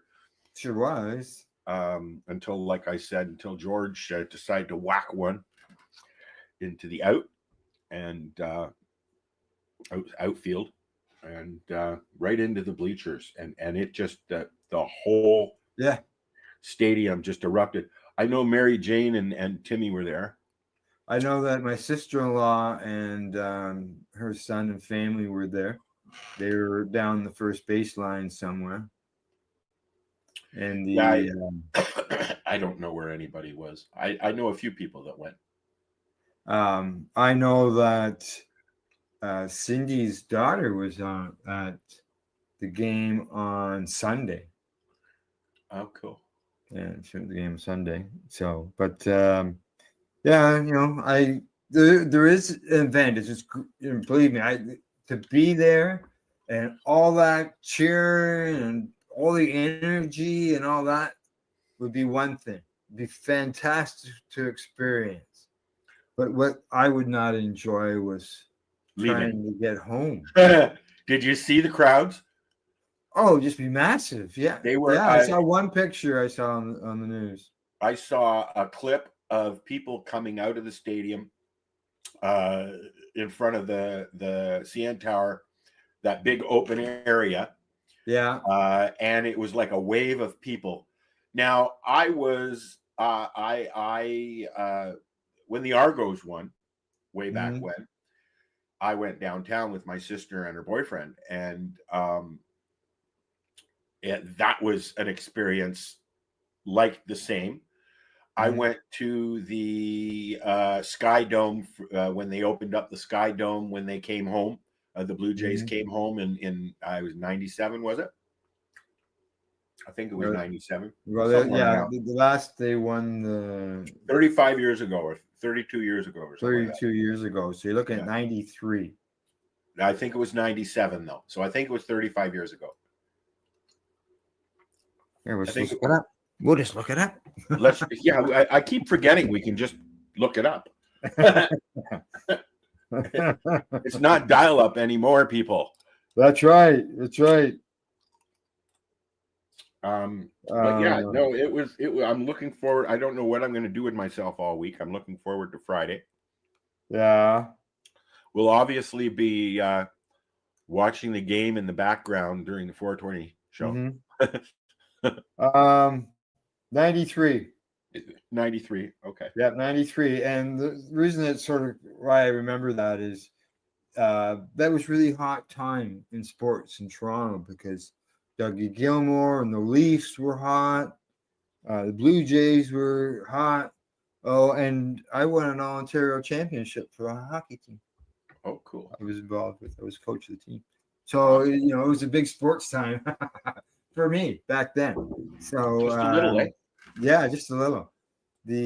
So it's good to see them win last night and come back and do that, and look forward to watching. Now, the you know, World Cup. I know this is a sports thing, and we're not really at that point yet, but No. I just want to mention, did you know that Vladdy is the highest paid athlete in Major League Baseball? They call him the $500 million man. Or something. 14 years, I think it was, or 17-year contract for Vladdy at 500 or some odd weird number that I'll never see, $1 million. I mean, he is the highest paid athlete in the world right now. Yeah. Yeah. And he fucking deserves it. Does he? I haven't followed a lot of the Blue Jays over Every the last few fucking years, game that I've but watched. I know his name and now. know that I know he's the star of the team. So I've watched every post game. Okay. yeah. So I don't know really what happened in the regular season, but every single fucking game gone when he needed. Yeah. You know. Yeah. Kirk Thanks, did the same thing. So did Thanks, Springer. Scott. You know, it was just I'm learning the names. Well, Springer sprung last night, Oh, and fuck the place erupted. There's no if doubt. he had not done that, we would not be talking about it right now with a happy face. No. I watched the Well, you know, they presentation. might have. Yeah. I watched He's the the next presentation game. after, and some of the Marlins stayed in the pen Mariners. to see what was going on, and they were in tears and crying, and they couldn't believe it. And hands on Yeah. Well, shoulders. they were, you know, what, 6 outs away?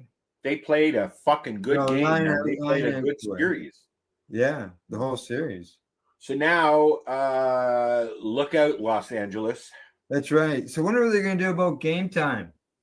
Being it's LA, what's in the past? They're coming. I believe that it is in whatever time zone they're playing in. Right. So the Dodgers will be here first, from what I understand, and then I think for 2 games or 3 games. I don't know how that works, but we'll find out. 2-3-2, I believe is what. Is it 2-3-2?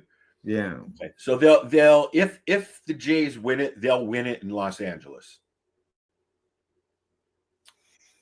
So right? we get unless they of course they go to 7, right? 7th game, yeah.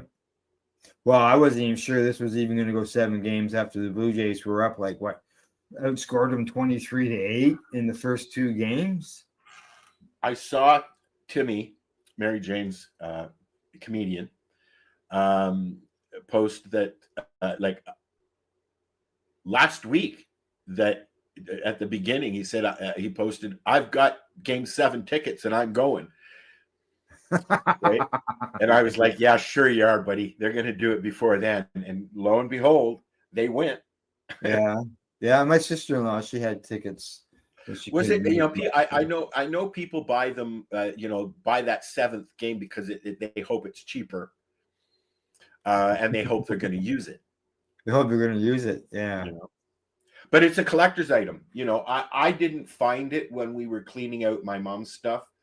But I'm sure that a long time ago, I should have a little. My mom had a roommate. She rented a room to somebody who was the liaison for all the sports and entertainment people at the Westin Hotel, where the Blue Jays and the Leafs stay. I believe they still stay there, or maybe not because of the Sky Dome. But this is many years ago, and they were out for lunch one day, and Mhm. lo and behold, Ted and what's her name, the actress that he was married to. I don't know. Ted who? Ted Ted Turner. Rogers? Ted Ted Turner. Turner? Yeah. Oh, I can't. Yeah. I can't remember. I can see her face. Can you? But anyways, they came I over. It'll come to me. They came over and gave them 2 tickets on them because at the time Ted Turner owned the Braves, I think it was, Yeah. and they got to go to the game, to the winning game, on Ted Turner. So Good. Good. my mom I don't was imagine. Well, crazy someone about said that. something about $1,000 for tickets. This year. Yeah. Try between 3 and 6 behind the behind the Home plate. astronomical. That's why they put a cap on. If you are a non-Canadian resident, you can't buy a ticket. Yeah, to any of the games. In the States as well, they did that. Well, I know New York did that. That only certain locations could buy them. It's to combat the outrageous prices that scalpers try and actually do, because I'm telling you, if you're a Blue Jays fan and a scalper comes to you, I got a $6,000 ticket right behind the fucking plate. If I had $6,000, I'd be yeah, sure, I'll take that. Yeah, that's the scalper price. But what's the price? Like, what's the regular price for you? Just If get you in line. Hopefully, you don't get a thing telling you that you're the 50th thousandth person in line to buy tickets. If you buy a regular season ticket, yeah, they start at $19. And that's in the nosebleeds up in the 500s, yeah, and that, right? 500s. And so that's not the playoff prices though. Well, let's look in the last series. It was $310 for a level 500 seat. Hold on a second. I'm looking it up. Postseason tickets. Drum roll, hang on, gotta find it. There we go. Oh yeah, we have sound effects now. Al's reaching out to the sound effects. Let's go to news. Okay. You didn't get an answer. I thought you were going to come up with an answer. Here we go. Okay, Here we go. $1,500 tickets, $10 soda, and a playoff run. I'm just looking here. All right. Keep looking. $250 for merchandise in some cases. Yeah. Wow. Mm-hmm.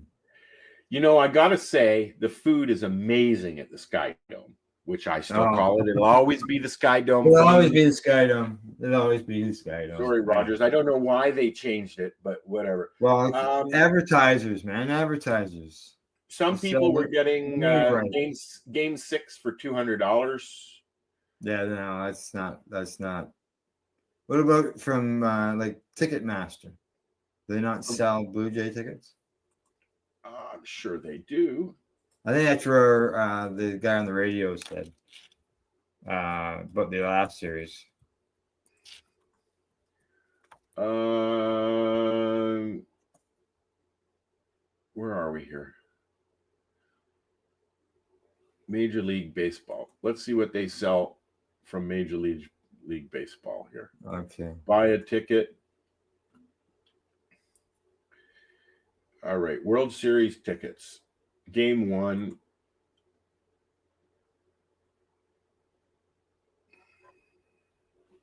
Mm-hmm. Yeah, it's loading up. I'm sure it's very busy. I'm sure it is, but it doesn't give you any. You don't see No, no it's still bar. loading. Almost there, it says. Oh, They're a little busy. oh. All right, here we go. Here we go. Here we go. Oh, this I is got the okay. dates. I got the dates and everything. I got the date, but you know what? Right. I have to sign in, and I have to join the queue, and Oh, it's on. This is Ticketmaster here. All right, let's join the queue. view tickets. All right, here we go. Holy smokes! This is still loading. Oh, is it? Mine's not. Mine's not. I got mine right in front of me. Tickets are selling fast, it says. This is what I've got. Yeah, it's not letting me log in. You've got a Ticketmaster account, obviously. No, I'm at gotickets.com. Oh, okay. So how much? And how much? Okay, this is in US dollars. Wow. Okay, section, 2 tickets, section 526, $1,700 US. So, yeah, I know. Buying tickets, high, low. Here, actually, it's so that's as much as you paid for a fucking concert ticket. okay. Now I'm going back the other way. We got 40. What did you pay for that concert ticket, Al? The one that Fuck up. that I went to in the spring there. Yeah. That was holy. That was $600 after I did all the fees and exchanges and Wow. stuff like that.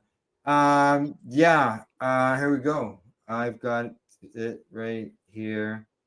It says row 6, section 513. That's nosebleed. That's nosebleed. $171,963. Excuse me? Yeah, this is what it says. Here, I'll bring it up on the screen. You know, I think there's more to it than just that, though. There were 2 major celebrities, Canadians, Yeah. that they kept showing during the games. One being Eugene Levy, who's an Uber fan, and of course, the biggest fan of them all, Geddy Lee from Rush, who, I don't know if you know this, Al, he has the largest baseball memorabilia collection almost in the world. Oh, really? He's got Wow. some balls and tickets and jerseys, and yeah, he has a whole museum set up in his home. Okay, here we go. Right here. What's this? Oh, wow. Holy fuck, eh? Yeah, right there. $171,963, section 503. Now, section 110, there you go, $60,000 for 2 tickets. You will be seated together. That's Yeah. Fucking better be. 36,500. That's behind the behind the premium club seat. That's behind I can see where the red mark is there. That's where you're looking, right? Right. Yes. You see how it's moving around? Actually, Yeah. it's supposed to be. So what is it directly behind home plate? Okay, hang on. 13. Yeah, I see that. There we go. 3 listings from. So that's not bad. Obviously, I don't buy your tickets through Go Tickets. Yeah, really. Eh? Go to Ticketmaster like everybody else. Well, that's Don't what I get ripped googled, off. and it didn't give me it. You'll find tickets if you want to go. You'll find tickets down on the floor down there when you're going around there. I'm sure there'll be a lot of scalpers out there. I'm sure there'll be some scalpers that get arrested too. Go tickets. Now this says ticketsales.com Rogers Center. Ticketsales.com Rogers Centers. Los Angeles Dodgers at Toronto on October the 24th. Please wait while we load available tickets. Only 3 days until the event. We expect prices to rise. No shit. Buy now. You know what? I don't think what was the last thing that I went to down there would have been at the Rogers Center. I can't remember. I hate the Rogers Center. It's a lot of walking. Okay. I have got a different thing up here, and I'll share it. And this is through ticketsales.com. And there we go. Okay. You can see the prices here: 2,500, 2,000, 2,000. That's more reasonable. 2,900, 4,200, 1,600, 1,800. Those are more reasonable prices. Yeah. More reasonable. $1,700. That's you can see the blue thing moving around there. Yep. General admission, they got $1,700. And those are 19 usually. General admission, they don't have general admission. Yeah, I know. Includes fees. Oh, each ticket. So yeah, $1,800.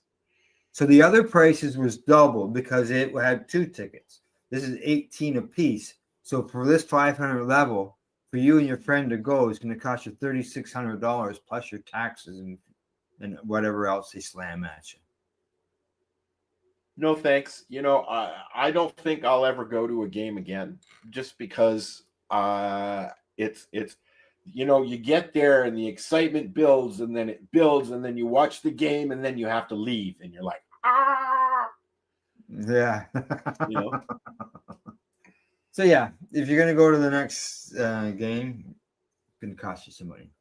I used to hate leaving Budweiser stage down and Ontario Place, because my God, you get 27,000 drunk people that want to go home, and they hop curbs and excited, exuberated fans can be the same way. Excited and exuberated. That's pretty high end there. That's right. All righty. Well, shall we move on? We've been half an hour. No, I think we're done. Say good night. Okay, we will move on to this then. It's certainly high on the list. I have to pull this up now. Let's see if this works. Oh, okay. I'm experiencing a lot of pain today. Are you? Is it the bagel? No, it's the weather. It's been raining all night. So for that reason, just a second, everything's running on its own here. It's running wild. It's running wild. Stop moving around. The computer's taking over. Oh, they've been taking over for years, Al. Oh, yeah, I know. All right. See So more of it lately. I thought today, because I woke up in a lot of pain today, I thought that we would find out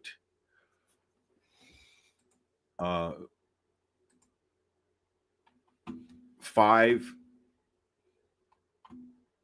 things about fibromyalgia, which is in the news a lot lately. Now, one thing that I know about fibromyalgia is most people think it's women who get fibromyalgia. They call fibromyalgia for men chronic pain. Okay. My doctor says that's not the case, but it's what I've seen. So, anyways, let's watch this and then we'll talk about it. Fibromyalgia flares can be unpredictable and overwhelming, but understanding what triggers them can make a real difference. Here are 5 common causes of fibromyalgia flares. Plague. First, weather changes are a big factor. You're a thing. Shifts from warm to cold, sudden drops in barometric pressure, or low humidity can all make symptoms Hear worse. anything else? Second, stress is a major trigger. It can intensify pain and fatigue, making flare-ups more likely. Finding ways to relax and manage stress, like yoga or prioritizing self-care, can help. Third, overexertion is a common cause. On good days, it's tempting to do more, but pushing too hard can lead to a flare. Pacing yourself is important, even when you feel well. Fourth, lack of adequate sleep can set off symptoms. Many people with fibromyalgia struggle with sleep, so focusing on restful, restorative sleep is key. Finally, changes in medications can sometimes trigger flares. Always consult your doctor before making adjustments.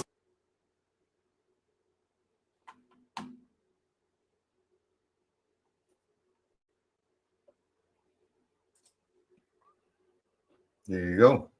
I didn't hear a thing. Oh, didn't you? No. Oh, I heard you ask if I could hear it. I could hear it. I heard the That's whole good. thing. As long as everybody else could hear it, that's fine. I already watched it. Yeah. It talked about the heat and cold. Which is what I experience, unfortunately, up here. You know, it's hot, cold, hot, cold, hot, cold, hot, cold here. 1 minute it's raining, the next minute it's going to be snowing. So, yeah, it doesn't help that I don't have any cannabis ready yet. Oh, yes, that's right. And how is that? How's It things is. I'm enjoying watching it grow. going? They're out in the greenhouse, all speaking, and I've been, you know, I've talked with you, I've talked with the guys on my show, Marcel and Darcy and Mary Jane about it, and I've read some articles about frost, and you know, it's frost season. Oh, yeah. Going into frost season. But, you know, a lot of the articles and a lot of the comments that I read is they need that. It's part of the growing process. As it gets closer to harvest time, they're very used to experiencing frost and snow and stuff like that. It is a weed after all. Well, I like to call it a herb. But it is, I mean, essentially it is a weed. That's what they call it. Let's debate, shall we? But you know, okay, no, that works for strains grown here, but you know, cannabis grown in Jamaica or Mexico or other countries like that don't have any frost. Right, and they also have longer sun time, and yeah, you know. I took some pictures when the frost hit. The first frost hit here of the buds, and it looked really frosty. And then I got hit with a harder frost like 2 days later, and I could see it in the plants. Like, it's not all the plants. One particular strain, I could see that. Didn't know that. I was just going to say it depends. I'm learning that it depends on the strain, and some are more hardy. For instance, I started one skunk, number one, from seed. I started it before I left to go to Toronto. Wow, that was a while back. It's still in the greenhouse, and it's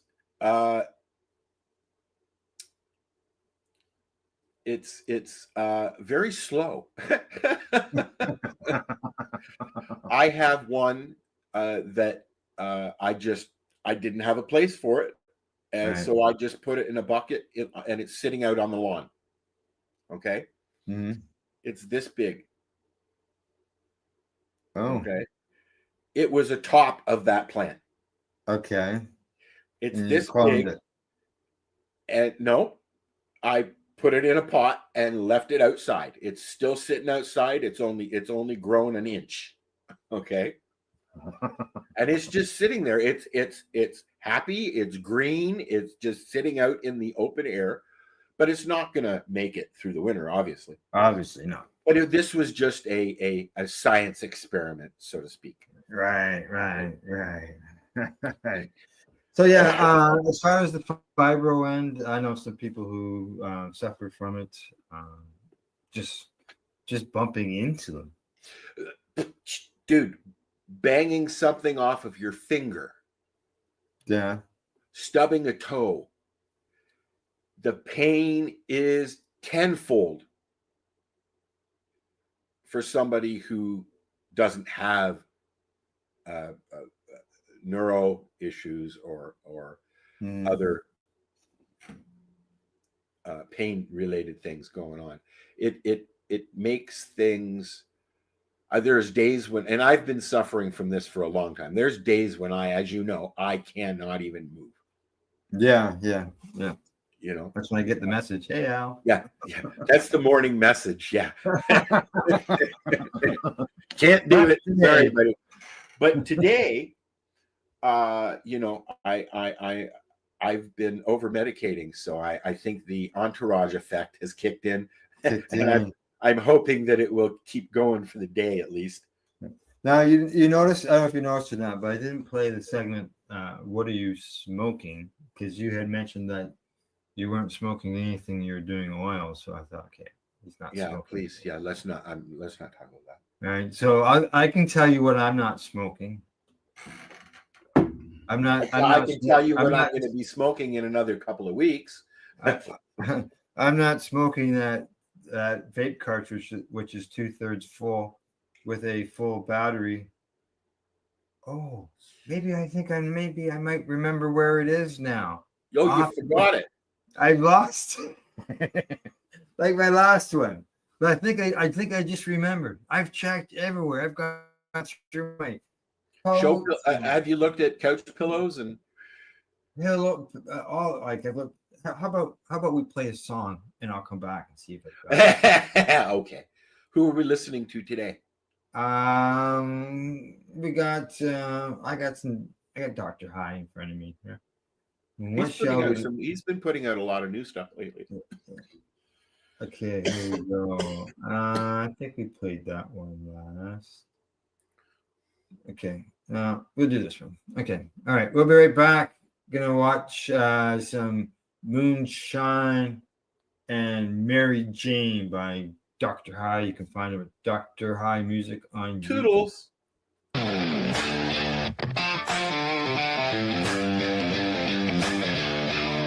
Who run the fire and the ones who burn the fuel. Granddaddy ran whiskey through the Georgia pines. Joints made them thick as vines. Me, I got both running through my veins. Born to be wild, got that outlaw name. Back road smoking, flask in my hand. Kicking up dust, I don't need no plan. Pass me that blunt, pour me that shine. We gon' be outlaws till the end of time.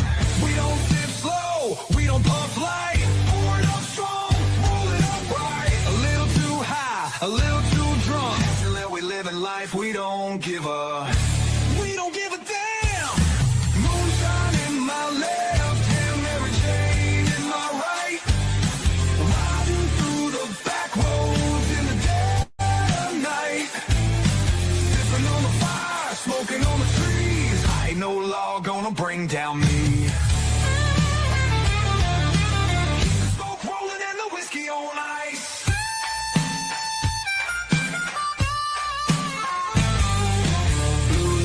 They're trying to chase me down. Man, pedal to the floor, I ain't slowing now. Hide the stash, ditch the jar. Keep my boots running till I'm out this town. Back at the bar, we still going strong. Smoke in the air, whiskey in my song. The preacher said, I need to change my ways. Told him I'll pray, but not today.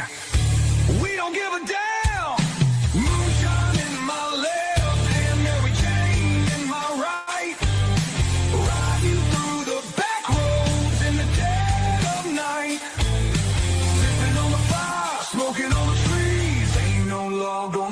Down me.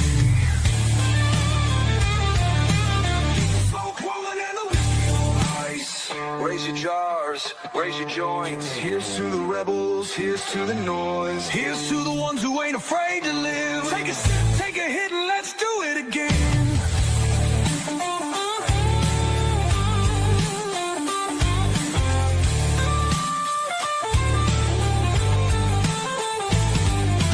Moonshine in my left and Mary Jane in my right. Riding through the back roads in the dead of night. Sipping on the fire, smoking on the trees. Ain't no law gonna bring down me. Keep the smoke rolling and the whiskey on ice.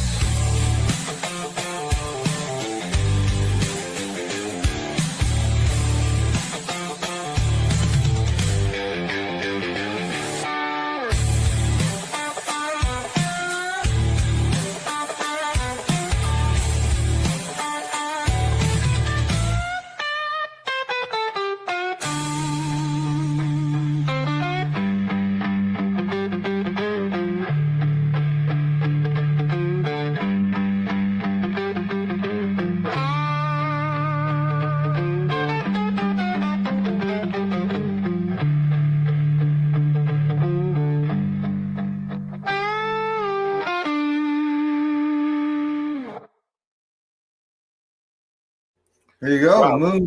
Moonshine and Mary Jane by Dr. High. Yeah, man. All right. Good news. I found it. Was it in a pillow? No, I was charging it. And I put it in a window ledge where I didn't see it. I went through my coats and my hoodies. So it was right in front of you. Yeah, basically, just out of sight. Sort of. All righty. From that, where are we going to next? Let's see. Okay, here we go. Come here, baby. Moses' nose is poking around.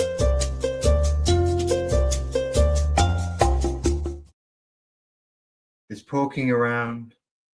It was her face was just kind of poking around the door, looking at me. Come here, baby. Oh. Rose, come over here and lay down, please. Hey.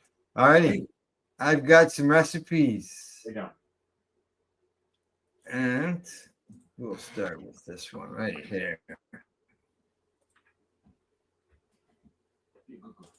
Okay. Once again, this is coming to me from CannabisSherry.com. And just in time for the World Series, a 420 party Chex Mix recipe. So you can fill up your bowl full of Chex Mix and have the munchies. Okay. Roll down to the bottom where it is. So for equipment wise, for this, you need an oven. Right? You gonna pull this up?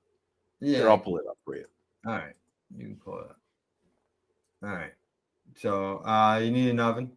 As far as ingredients, you need 3 cups of Chex cereal, 1 cup of bite-sized cheddar crackers, 1 cup of thin pretzel sticks, 1 cup of roasted peanuts, 1/4 cup of cannabis infused butter, melted or olive oil will work at room temperature, 2 tablespoons of Worcester sauce, 1 teaspoon of seasoned salt, 3/4 of a teaspoon of garlic powder, and 3/4 teaspoon of onion powder, and 1/8 of a teaspoon of cayenne pepper. That's optional if you want. Yeah. No, thank you. Yeah.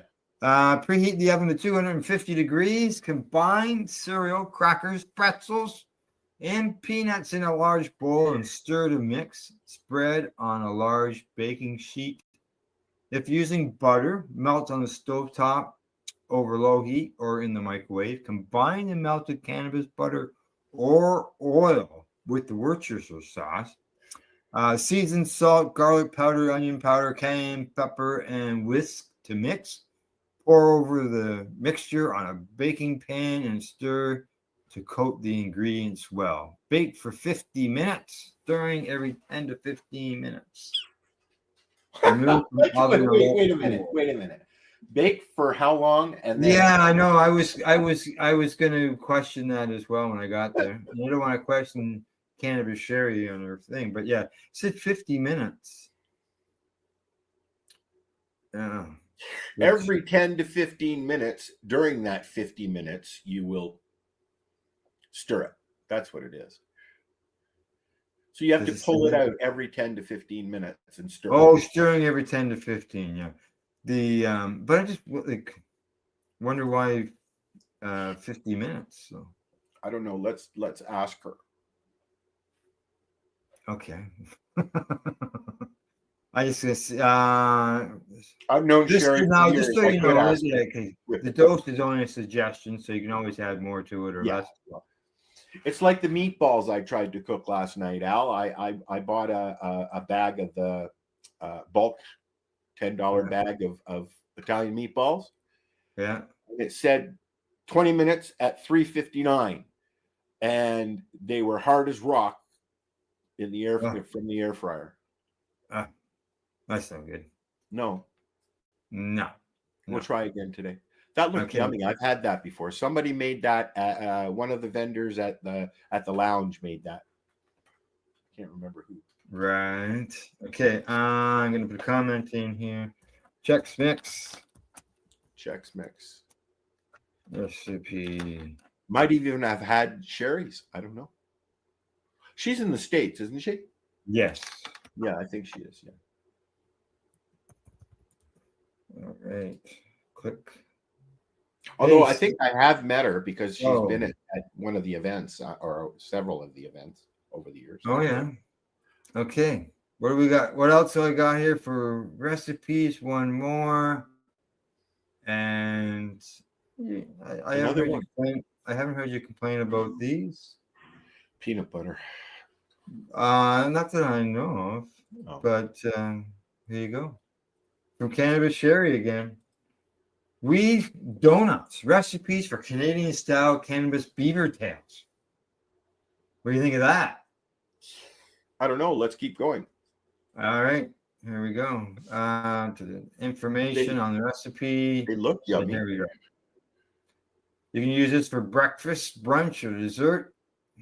Okay. Ingredients for the dough. You need a quarter cup of warm water, 1 package of active dry yeast, half a cup of warmed milk, 2 tablespoons of cannabis infused butter, 2 tablespoons of granulated sugar, half a teaspoon of salt, half a teaspoon of vanilla extract, 1 large egg, 2 3/4 cups of all-purpose flour, and about 3/4 of a cup or 3/4 cups, or no, sorry, let's get that right, Al. 3 cups of vegetable oil for frying. Toppings, 3/4 cup of granulated sugar and 1 tablespoon of ground sugar. Stir together. A lot of sugar. Yeah. Stir together the warm water, warm milk, yeast, and 1 teaspoon of sugar in the bowl of a stand mixer. Can I ask a question? Sure. What's a teaspoon? 1 teaspoon. What's a teaspoon? A teeny tiny spoon. Oh, okay. Let it sit for 10 minutes or until foamy. Stir in the melted cannabis butter, sugar, salt, vanilla, and egg with the dough. Hook on the mixer. Add flour and mix until the dough comes together and no longer sticks to the sides of the bowl. Increase mixer speed to knead the dough for about 5 minutes until the dough is smooth and elastic. If dough is sticky, add a little extra flour. Now transfer the dough to a lightly oiled bowl and cover with a clean kitchen towel. Let it rise until doubled in size. They say it takes about an hour.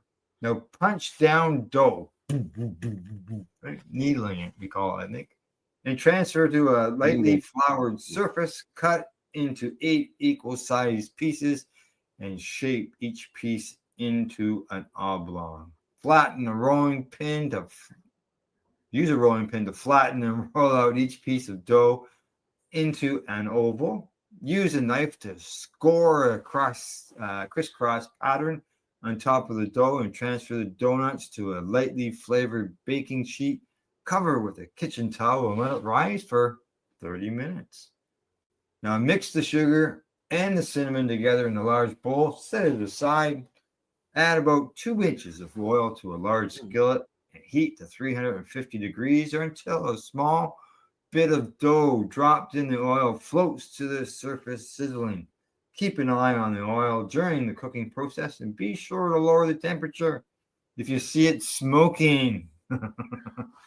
Fry beaver tails for about 30 seconds per side or until golden brown. Remove the bowl and cinnamon, sugar, and turn to coat. Serve it immediately. There you go. Beaver tails. Beaver tails. Beaver tails. Okay. Sounds like something you'd get at Tim Hortons. Does it? Okay. I've only had one beaver tail. Do they use that as 2 words or is it 1 word? Beaver tail, 1 word, I believe. Oh no, two 2 words. Yeah. So you're loading that, are you? I'm going to show you something. Yes. I am going to take that off the screen. While you're loading your whatever you're loading. I'm putting the recipe in the This is while you're doing that. Yeah. This is my latest visitor. Oh, he doesn't even have tags. Yesterday, no, this is not 2 tags. This is not Tony. Yesterday I was making lunch and I looked out the window and lo and behold, this young feller was just literally sitting in my neighbor's driveway eating some garbage. And he was there I watched him for about 20 minutes. You'll see all the different pictures that I've got here. It was interesting sometimes he was just laying there. But I pulled out the camera and as you can see, I took some pictures. Yeah. And then he noticed me. What are you doing? Stop staring at me. Get that that's out of my exactly face. what he was saying. And then eventually he really noticed me and started walking towards me. And he was about 30 feet away, maybe. Oh. And well, no, it was across the street. So, maybe 100 feet away. Right. Okay. But he started, or she, I don't know what it was, started coming towards me and got to the edge of the house.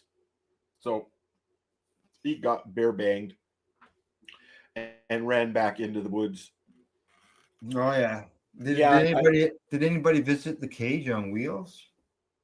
I was just going to say the cage that I posted there. Tony two tags is a larger bear who has 2 tags in his ears. He's been let me get rid of this here. He's been not been seen for a couple of weeks, but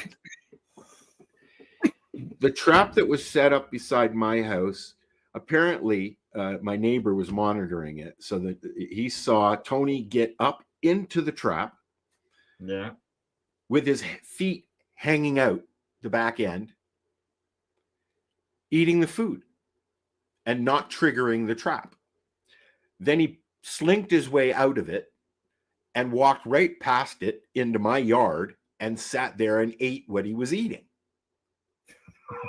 While that was going on, a young mom and her cub got up into the trap and triggered it.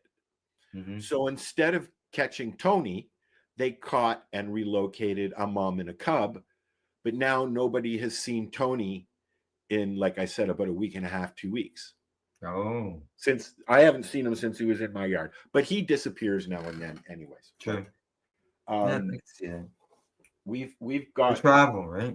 We've got bears here in town to the point where and I've mentioned this before, walking out of the grocery store, you could walk into a bear. You sent me the picture of the bear walking through the town. Like, what? Yeah. They are everywhere. I'll keep my deer. You can have your bear. Are you sure? Yeah. You get a lot of deer. I know my deer run the opposite direction than me when they don't like what they see. The deer at the farm used to just walk right up to my front door. Yeah. And because I would put bird seed out and they would come and eat that with the birds. And I have pictures from the farm where there's 2 or 3 different kinds of birds and deer sitting there eating in the morning, like 5 feet from my front door. Yeah. Gail sent me a message this morning about the deer outside the window at our daughter's place. This morning? Yeah, this morning. Yeah. She was there dealing with the grandkids, and there was the deer and the baby right outside the window. So this morning I was out in the field, just out for a walk, and there's deer over there as well. Last night after dinner, before sunset. We've got a lot of young cubs that are parentless roaming around. Yeah. Generally, the rule of thumb, I've been told by the bear wise people, the rule of thumb is they will not capture a mama if the babies aren't with it. But now, the last week or so, we've been getting reports of little guys running around town mummy-less. So their moms have been captured and removed. Now, this guy, Tony, has been captured twice and come back twice. Yeah. And when they relocate these bears, they take them 150, 160 kilometers away. And they come back. Yeah, it looks that way, doesn't it? With Tony, especially with Tony.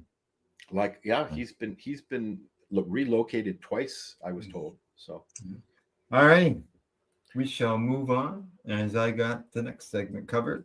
Here we go.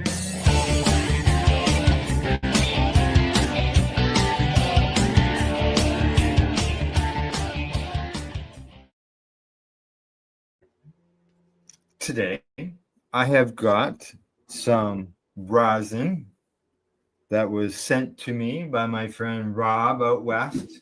I've had his product on the show before.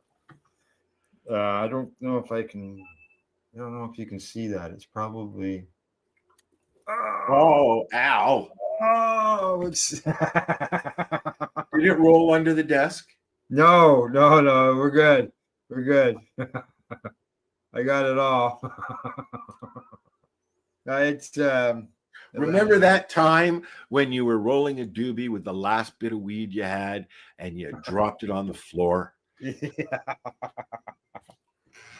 Okay, so this stuff, like I said, it's rosin, grown in a non-till organic garden.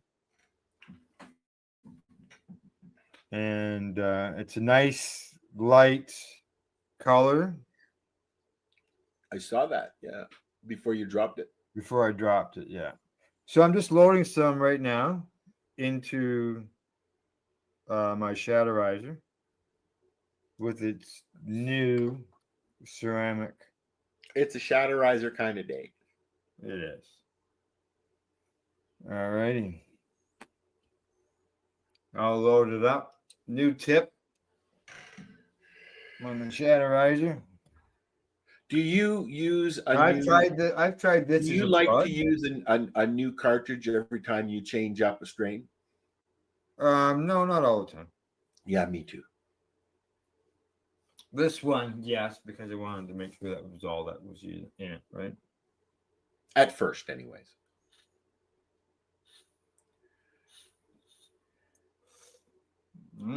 Smoke's nice. Yeah.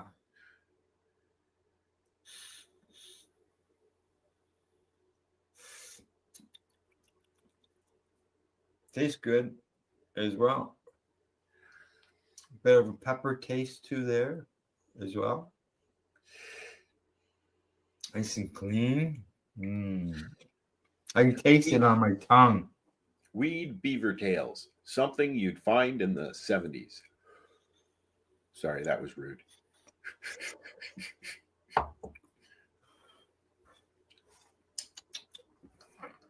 Alrighty. Well, I'm sorry that you can't get it in the store and try it. But it's really good. It's not like a fruity tasting product. It's got a bit of a zing taste to it. It's too bad you can't try it. But you never know. Maybe Buddy someday will get to that point where he can sell it in the stores, but I don't know. You never know. Yeah, okay, you know what? That touches a subject that should be brought up. I mean, What's that? Patients are allowed to share with patients. Yeah. You're even allowed to get remunerated for it, cost-wise. But you'll never see products like that from a patient. I guess you might. No, There have been some patients that have taken their products into the legal market, right? Oh yeah. Some people have made the jump. Like for instance, Thompson Caribou. Yeah. They were huge in the concentrates world. Big time. Beard Brothers too. Pardon? Beard Brothers as well. Yes, both who have won many awards for their products, and they're gone. I mean, Beard Brothers is still around, but they are a legacy company. Unlike Thompson Caribou was bought by a legal entity, and their products are now being marketed as something else, not Thompson Caribou, right? But I miss those were the first concentrates that I tasted. I think a lot of us, those were the first concentrates that they tasted. Oh, George, my breath back. This is Al reviewing a strain. Like I said, it's got a bit of a kick.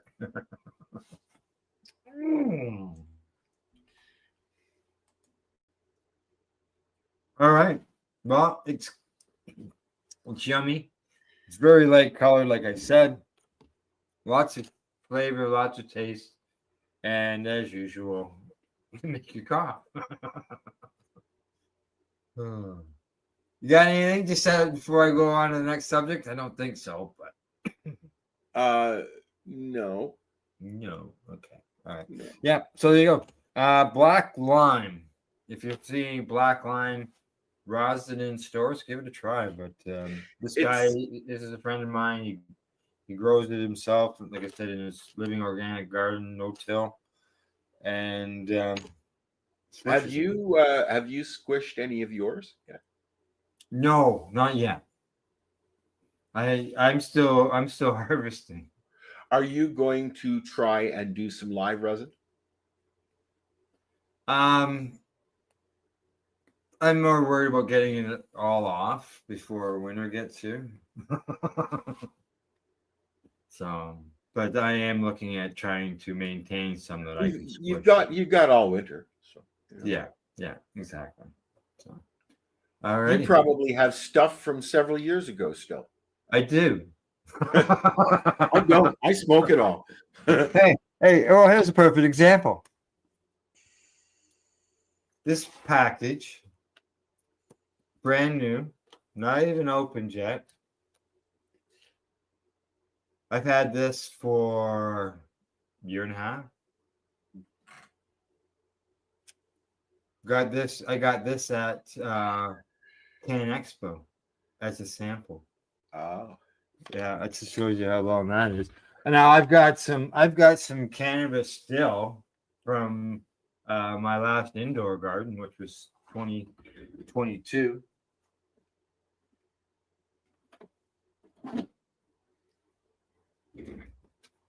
Not much, but it's still there. That's what you have left.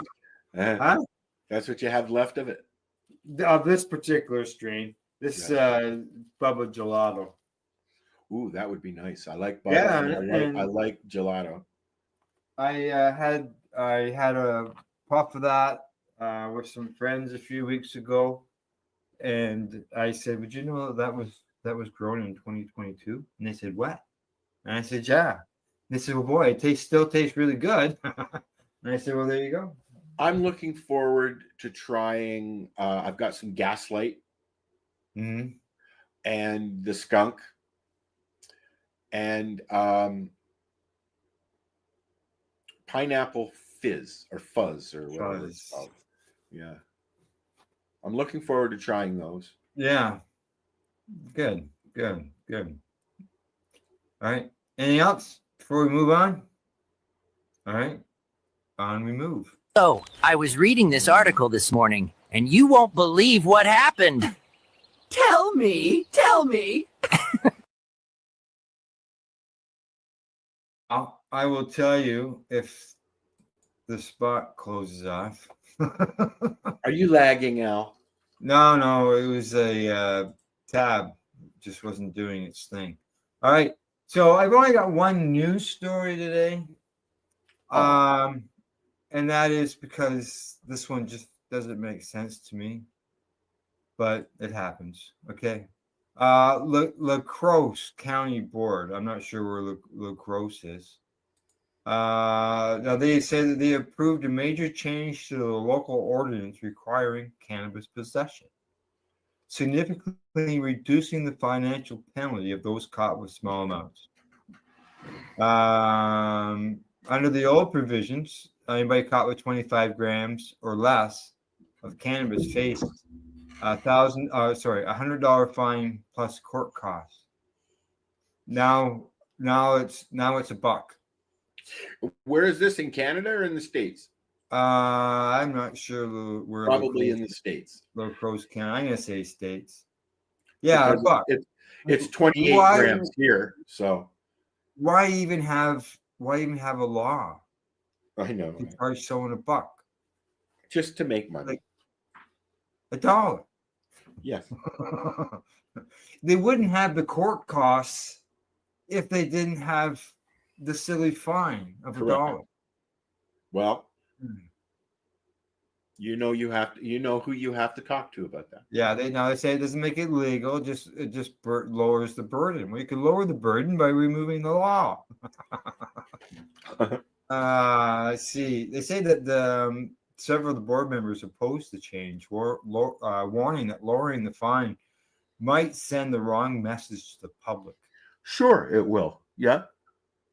Sure, it will. But it shouldn't be there in the first place. So, critics of the ordinance also raised the long-standing debate over whether cannabis possession acts as a gateway to more serious drug use and community issues. Drugs are bad. Mm-hmm. Yeah, that connection's been debunked. Let's see. They're trying it again now with all this cannabis hypermesis syndrome, or what is it called? Cannabis dependency, or whatever it is. They're pushing that as well. Well, it's not only that they're only collecting $1, but in the end, that $1 can cost them every day of their lives because they have a criminal record. Yes. They may not be able to get loans. They may not be able to rent a place. Who knows? Might not be able to get a job because they got a fine for $1 for cannabis. So even though it's only $1, it costs much more, I would say. Well, they call that part of the punishment. Yeah. Punishment for what? What are you being punished for? You're trying to, your patient's trying to get better. So, all right. You got anything in news that you wanted to bring up? I think I did, but I can't remember what it was. Okay, I was thinking you had something there ready that you had picked out in the chat, but if not, I'm looking. I'm looking.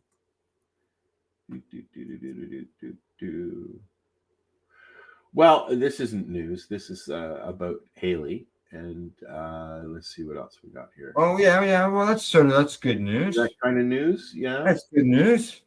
All right. Well, this is Cheryl T. Rose, Haley Rose's mom. Haley Rose is one of Canada's cannabis kids, who's now in her 30s, and was sent home when she was 16 and said, "Enjoy your last Christmas." To die. Yeah. Here we are now. Cheryl Almost has been diligently over the years compiling research that she's been doing with Haley and their doctors.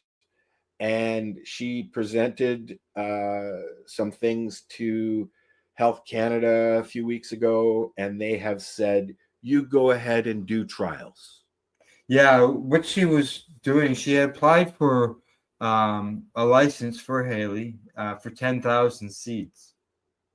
And she had the backing of not only her doctors, but also the university that she has been dealing with when it comes to these research and learning and education and all this stuff that she's been working with people. And with all that backing and that demand, they sent back, as you said, that they want her to apply for a research license. And that way, that's all documented. All of it. And what it's got to deal with microgreen cannabis. And that's growing a cannabis this big, like the first set of leaves, 2 sets of leaves, and that's it. That's the whole thing. So Haley requires 10,000 a month in order to be able to deal with. So you're not growing the whole plant; you're just growing until it pops up, basically. Basically, yeah. That's all microgreens are, this big. And then you snip them up, grind them up, and ingest them. Oh, well, the microgreens I use myself, anyways, I haven't done cannabis ones, but the ones that I do, I just throw them on as whole. Burgers, throw them right on my rice or in my salad and stuff like that. You can get radish microgreens, and it'll add a bit of a zing to everything that you eat. So, but my question is, wouldn't you benefit from eating more? Yeah, and that's why she needs 10,000. No, but I mean, you're talking microgreens, so you want. Oh, it's got to do with a whole bowl of 1-inch plants chopped up. Yeah. Now, do they include the stem and everything and the roots? Yeah, it's all the stem and leaves. It'd be part of the microgreen end of things. Now, the reason behind it, and it's because of the nutrients that are in the plant at that time, like the acids and things like that. Yeah. That are, I think it's about that are in the plant. There's some amino acids. Is that what it's called? Yeah. Amino acids? And they are, basically, bang, they're ready to go, and they're at the strongest. So is there a point where a cutoff point where you wouldn't consider it a microgreen? Yeah.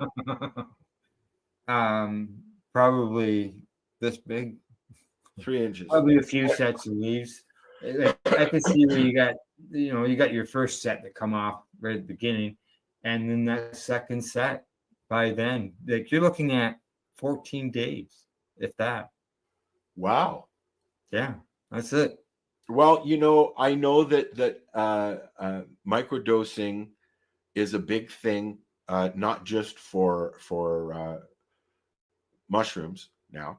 You can get microgreens of not just cannabis, like you said, radishes and kelp, or all lettuce, things like that. Yeah, you can get things called the microgreen salad.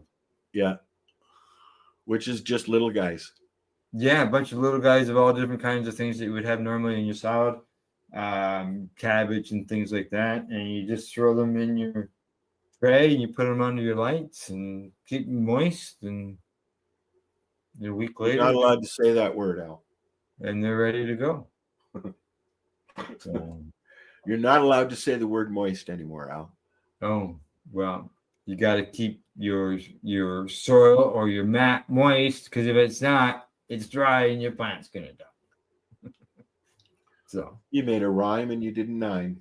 that's right. All right, it's time for us to move on to more.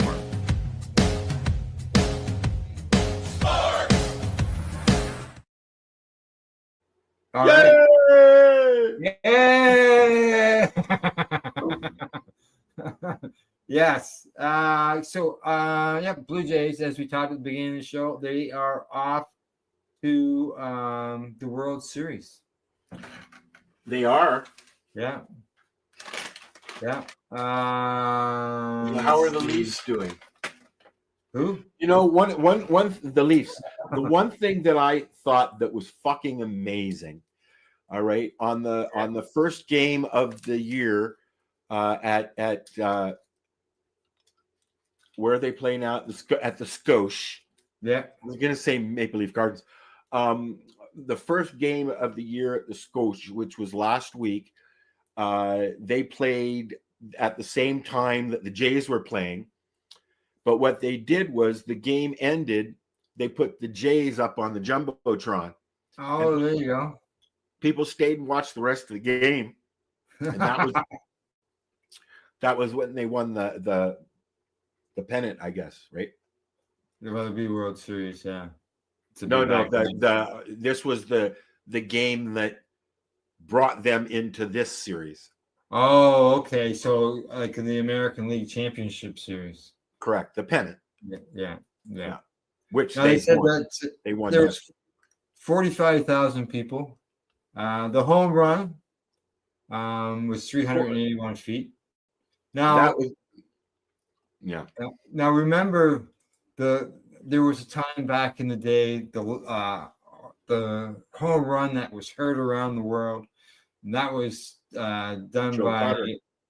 That's right, exactly. And they said that this 7th inning drive that we watched last night. Thank you, by the way. Reminded of these people at Sportsnet that of the days of Joe Carter, Ed Sprague, Roberto Alomar, Jose Batista. Yeah, going back years, right? That was a game. I mean, this series coming up is going to be as exciting, if not more exciting, than that game back then. But there was a time when Roberto Alomar and Joe Carter and Cito Gaston and all of those names, they were huge.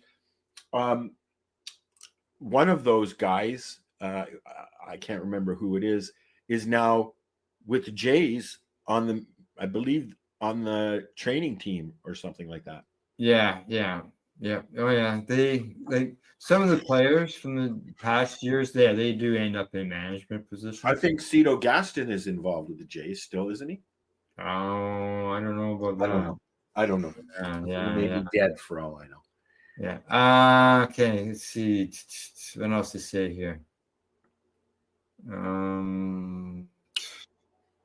They say with the base open, the Mariners opted to pitch to Springer, which they did, right? Oh yes. And they said what they describe him here as. He said he continued to grind even though he looked like someone trying to hit on a right knee that had been struck by a 95. He got hit good the other day. He got hit right in the knee. Yeah, 3 days earlier. 96 miles an hour in the knee. Like, holy shit. Directly into the knee. Yeah. And like no pad. And he actually buckled 2 games ago. Went down while he was at bat and went down. And he went down a few times coming down on that knee. So I mean, there was a good chance that he was not going to be able to play. Yeah. And afterwards, they were doing the interviews and stuff. Did you see the spot when they were talking to Schneider? Or and the coach there, Oh, you swearing. and he says, never count us out. I've said to you guys, it's almost unbelievable at times, but right now it's pretty fucking believable. He swore on national TV. Oh yeah, twice. and then when they went to the break in between the game and the ceremony, they put up there may be foul language used. Viewer discretion is advised just before they came out of the commercial. Yeah, because there's another guy. As soon as they didn't walk him, to me, they were fucked. Karma always collects. Yeah. That was his 4th home run in the postseason, 23rd of his career in the playoffs. Who, Springer? Yeah. He liked one of my posts on Facebook the day before. Oh, really? Eh? Yeah. Yeah. So yeah. I was tagging the Jays a lot. And then some of the starters came in later in the game. Yep. Everybody was available to pitch other than one guy, they said. And that was the guy I think who started the night before. I can't pronounce his name. One of the guys? Yaseva or something like that. Yeah. Where was it? Kevin Guzman. Oh, Guzman. Okay. Yeah. He pitched a scoreless 7th. I'm surprised they brought Bieber in to start, to be honest. Were you? Yep. But yeah, I don't know much about this year's team because I didn't follow them, right? I'm one of these guys just jumped on the bandwagon this time. Yeah. So that one kid there, 22 years old, first time in any kind of series like this, and he did really well. I can't remember his name. That's not. There was a young guy who started the last series. The pitcher. Yeah, the pitcher. Yeah, correct. 22 years old. Yeah, and he smoked the Yankees. Now also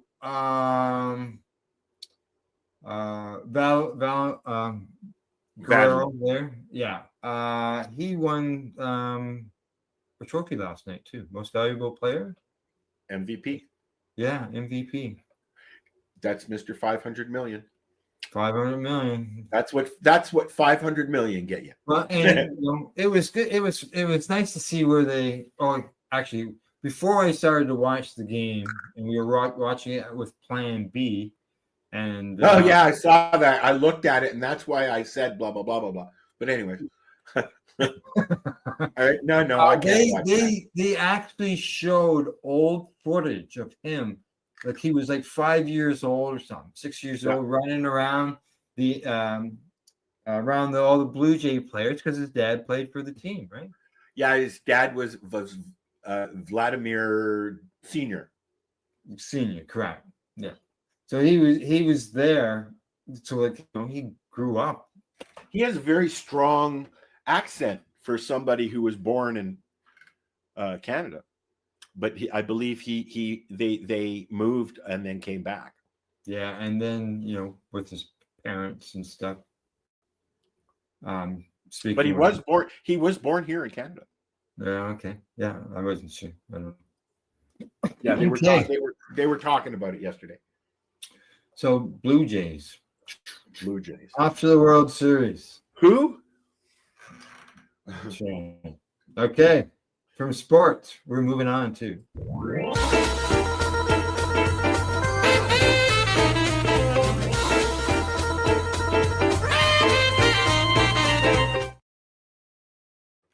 All right. We really need to redo those, Al. I'm working on it. Yeah, we missed that on a dinner last weekend. I had it sent to me, but as far as I couldn't talk about it here on the show. But going forward, there is a cannabis business event going on. These are all business stuff, I would say. Very limited Halloween 2025. This is in Welland, Ontario. And it's a very lit Halloween 2025. Never heard of it. And okay, here we go. It says, here, I'll bring it up. Click, click, click, click. A very lit, LIIT. So that'd be the lit research end of things. So there you go. That's Third Al. annual, huh? No, I'm just thinking out loud. Okay, the third annual very lit Halloween is a spooky night of networking, creativity, and celebration. This in-person event blends industry connections with festive fun, bringing together brands, artisans, attendees for unforgettable evening. Highlights include ambient spine-tingling beats, costume party with killer prizes, complimentary caricatures and photo ops, tasty treats, eats, and beverages, spooky swag bags for all guests, surprise giveaways and pop-up fun, craft and artisan market, magic tattoos and piercings by special guests will be available, community donation drive supporting milk and cookies. Now, where do you think that is? Ooh, I'd like some milk and cookies. I would think the only person I know that's doing milk and cookies. What'd you say? It says at the bottom, community donation drive supporting milk and cookies. Oh, gee, I wonder who that is.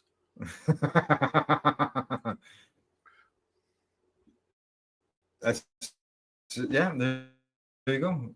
First name AA. Yeah, that's right. That's right. Yeah, yeah. And Amy's been doing that for years, and kudos to her. As long as I've known her, you know. Yeah. Speaking of Amy, the first she used to be my co-host on the 420 radio show.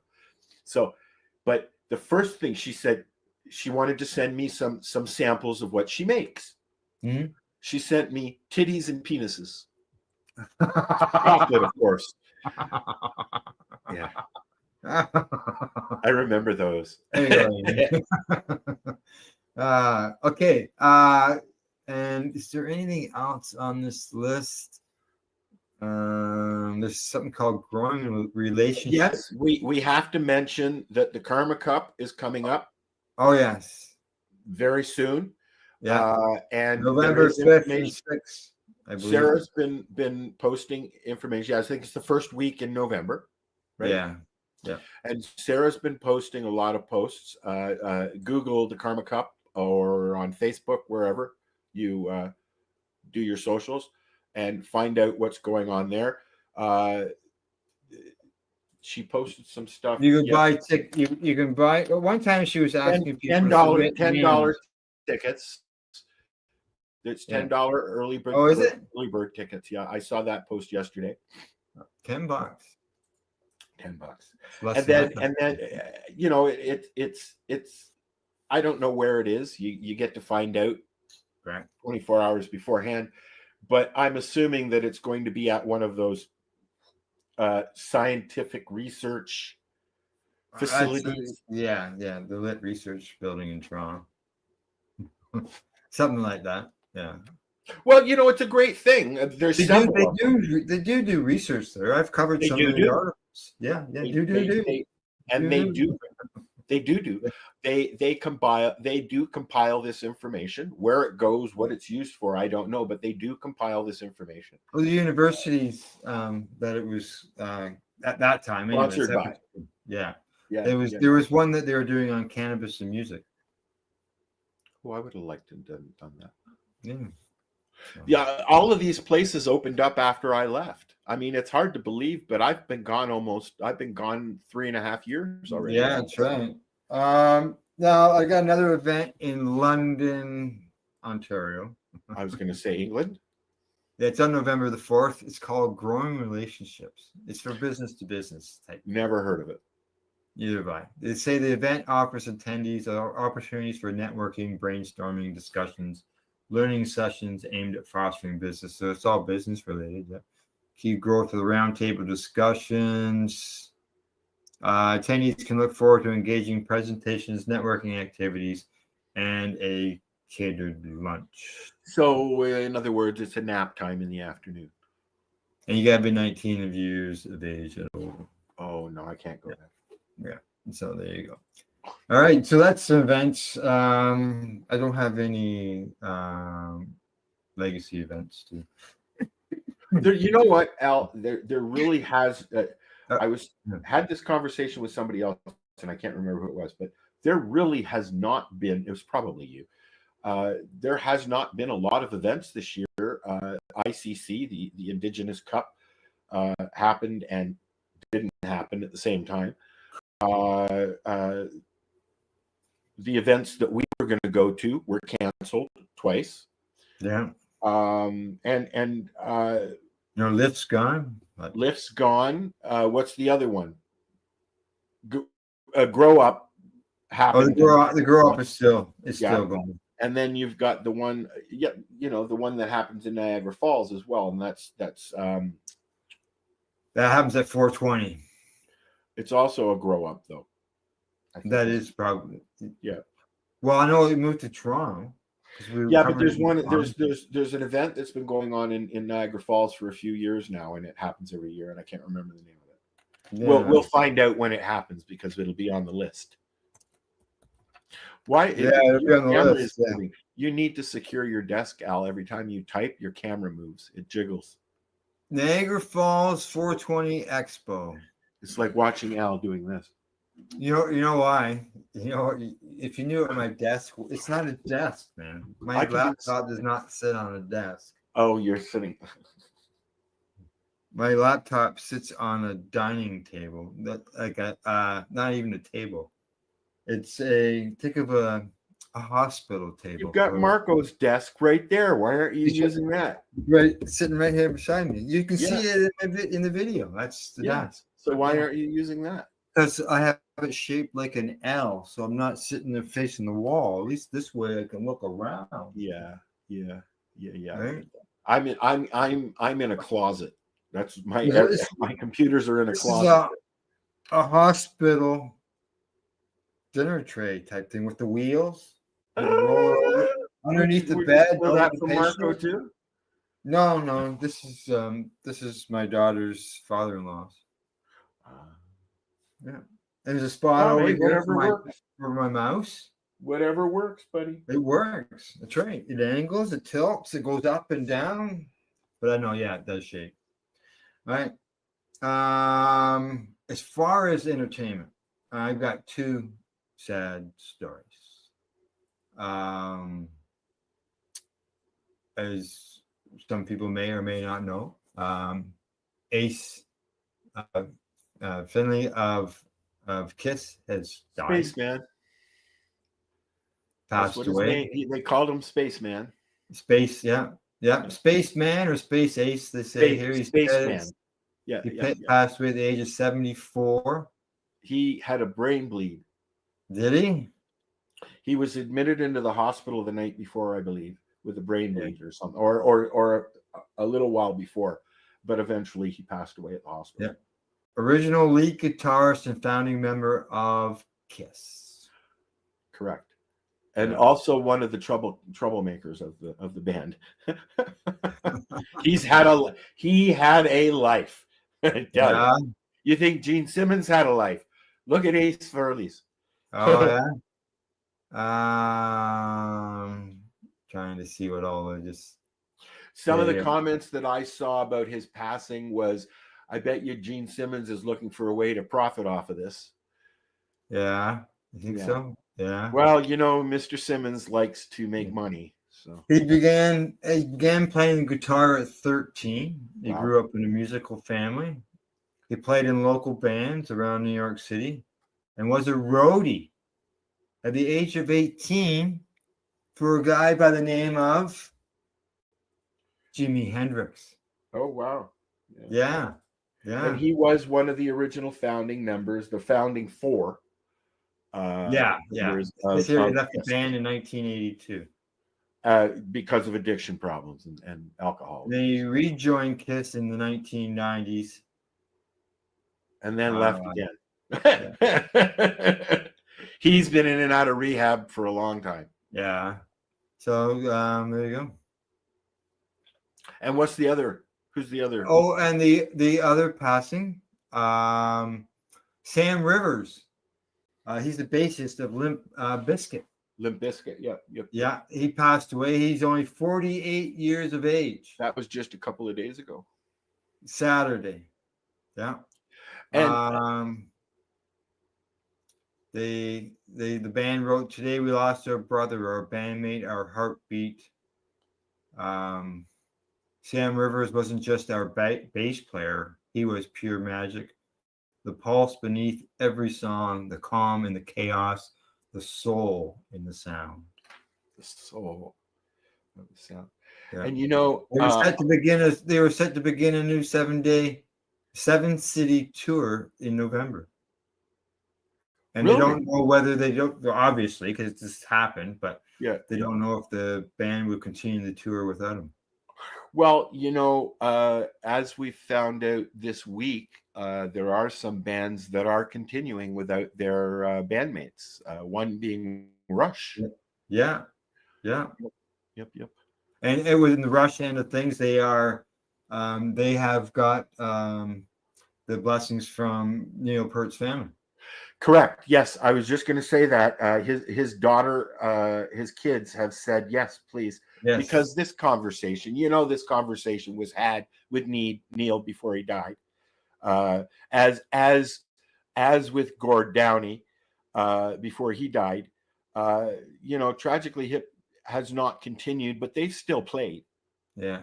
Together, now, as far as Mr. Rivers here, it says that the band didn't provide details about the cause of his death, but according to one report, Rivers left the band back in 2015 after being diagnosed with liver disease, but returned to the stage following a liver transplant.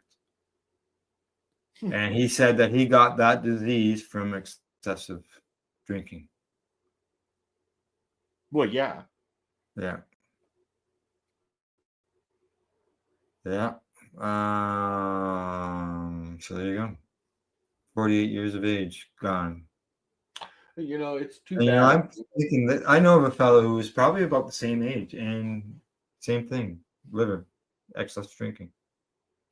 My mom's ex-boyfriend had to have an operation, and because of his drinking, liver related, and he didn't make it off the table, unfortunately. No, yeah. All right. Well, got anything else you want to discuss? Oh, I thought there was something that I wanted to bring up. Sure. I know what it was. We used to when we started doing this, and when I say this, I mean us, Al and I, because we've been doing this together for a while. We used to take notes. We used to sit down and have a pad of paper in front of us with notes on it and stuff. I don't know where my pad is. Let's put it that way.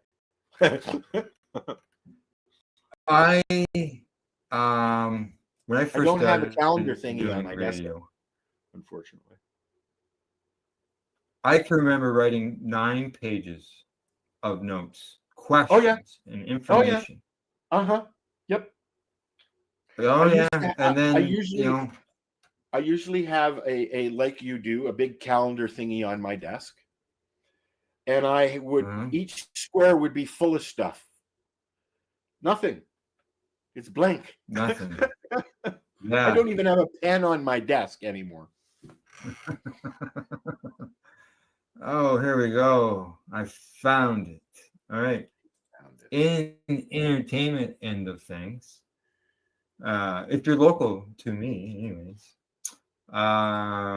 here we go. We have the Tea Party, Headstones, and Finger 11 are playing in Peterborough at the Memorial Center. And guess who's got tickets? I was just going to ask you if you were going to go. We are going, and I made sure that I was talking to the right person this time. Actually, I talked to a person this time because last time I didn't. It was all done digitally, electronically, or whatever you want to call it. Whereas So this you didn't time, pay $600 for these tickets. I did not. I did not. I paid $75 a piece.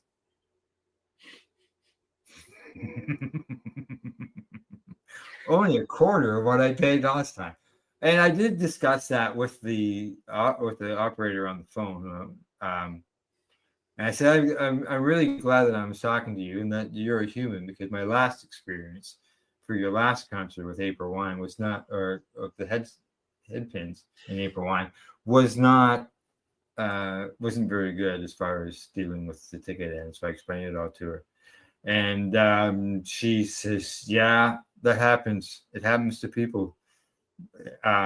Those ticket sale sites come up first on Google searches, and they can because they put and the CEO they put Ticketmaster in there. Like when I set up my website, you put all the different website URLs in there that you want to spoof, and it'll come up when you search it.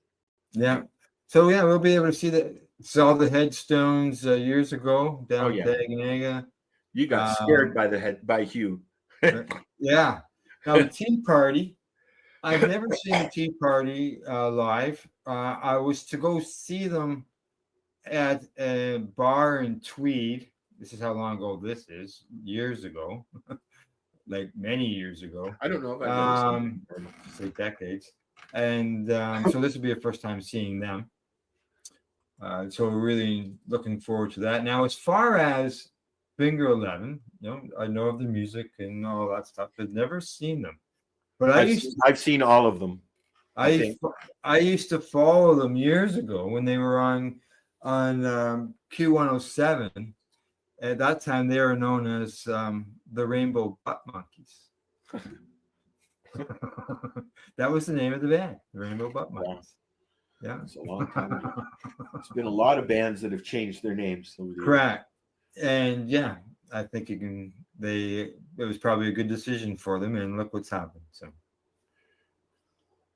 they got fingered 11 times. Yeah, that's happening in December 5th or the 7th, something like that. 7th, I think. Yeah, 7th. So, weather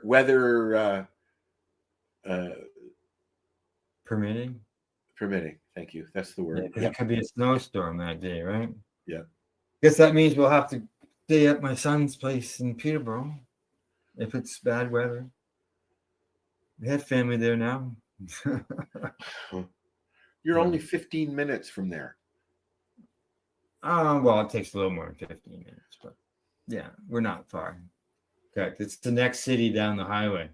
Gotta get down Crash Alley first. Uh-huh. Oh yeah, long weekend, 2 accidents. One because of a hill? No, there was one right on the edge of town here. It was basically right on. It was in the slow down zone, and then the other one happened out on the open road by an old gas station on Highway 7 between Havelock and Marmot. Out that way.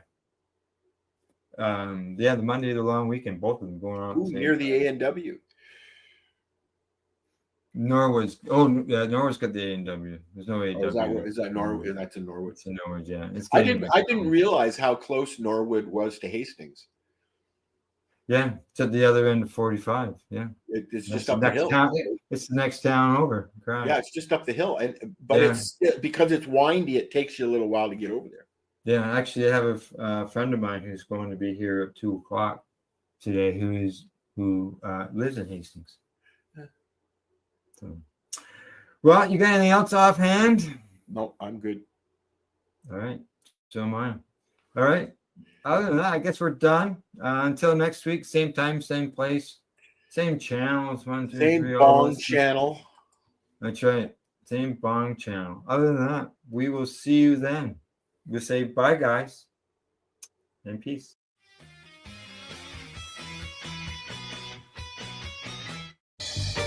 You're watching the 420 Pace, found at 420pace.ca. Rerolled Saturdays. Check it out. Nothing but non-stop cannabis and psychedelic programming. Find it at 420pace.ca.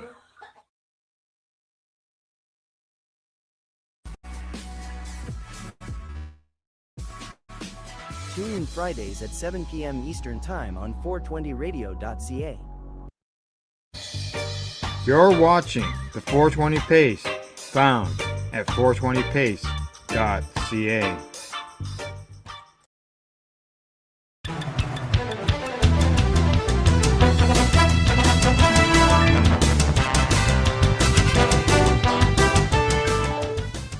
First story of the day. It comes to us from Marijuana Moment. The headline there says, legalizing marijuana helps cancer patients reduce opioid use, federally funded study says.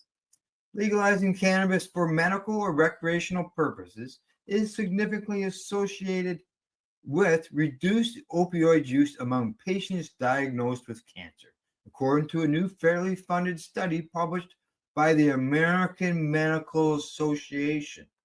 And the headline there from the story, it's from Cannabis Health News UK. It says, medical cannabis and dementia. What does the evidence say? Does it help people with dementia? A smaller number of studies combined with real-world clinical experience is beginning to provide important insights into the potential of cannabinoids, such as CBD and THC, for managing symptoms and improving quality of life. But the evidence base remains limited, and there is need for more robust clinical trials to understand the long-term safety and effects. So, all right, now we're going to head over to the East Coast. We're going to head to Nova Scotia because CBC headline says, Nova Scotia man who used psychedelic tea in spiritual ceremonies sentenced.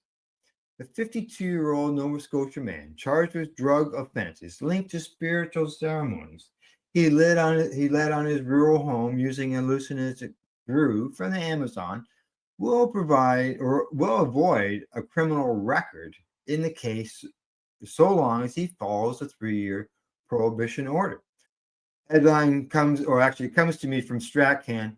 Headline says, direct delivery, a double-edged sword for BC cannabis industry amid strike. Now, the strike has shut down BC's central cannabis warehouse and delivery system since September 22 and has created challenges for the industry as well as opportunities, according to some producers and retailers.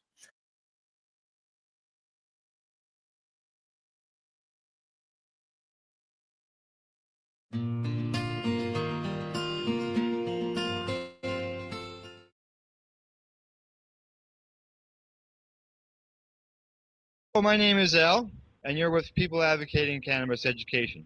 PACE is about people who promote the benefits of cannabis, and we do that through educational documentaries as well as public education. Today we are at the Grindhouse Cafe here in Campbellford, and I'd like to introduce to you an advocate that's going to talk to us about the history of cannabis. I'd like to introduce you to Ted Smith. How are you, Ted? I'm awesome. Thanks for having me. Thank you for being here today. I'm sure we're going to really enjoy this. We're always looking for a little bit of history in cannabis. Can you tell us a bit about yourself, Ted, as far as, maybe some of your education, whether you got any hobbies, what you do for a living, so on and so forth? Just a bit of intro. Sure. Well, my roots are actually there in Ontario. I'm now in Victoria, British Columbia, but I'm a second-generation dairy farmer on both sides near the Stratford area. And then I moved to town when I was Cambridge, Ontario, that is, when I was 10, and grew up there, and then went to Wilfrid Laurier University in Waterloo. I was actually going to become a chartered accountant, so I started taking economics and math when I started there. Oh. And yeah, so I'm quite happy to have that background, but I guess about halfway through I ran into philosophy and woke up, you could say, and started writing books and graduated, in fact, with the philosophy degree, and decided that I should move to, actually, I was going to go to Japan and teach English. I thought with a philosophy degree, there wasn't much I could do. And I figured I would be, writing and thinking and, teaching it, in Japan until about this age, now 42 or 43. And then I thought I'd come back to Canada with my books and money to publish them. But then I ran into the clear cuts in the Clackawas Sound when I left Ontario and came to British Columbia kind of on my journey. And the clear cut in the mountains, it looked like they took a paint scraper to the mountainside. They just sheared the living material off of it. It was horrible. Just like a pipeline would do. Yeah, and way worse. Yeah, it was like a nuclear bomb had gone off in the mountains and just really devastated the landscape.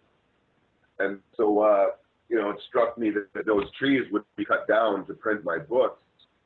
And then I went to a hempology meeting in Vancouver and realized that my family could be growing this plant that would be printing the paper my books would be printed on, and so much more.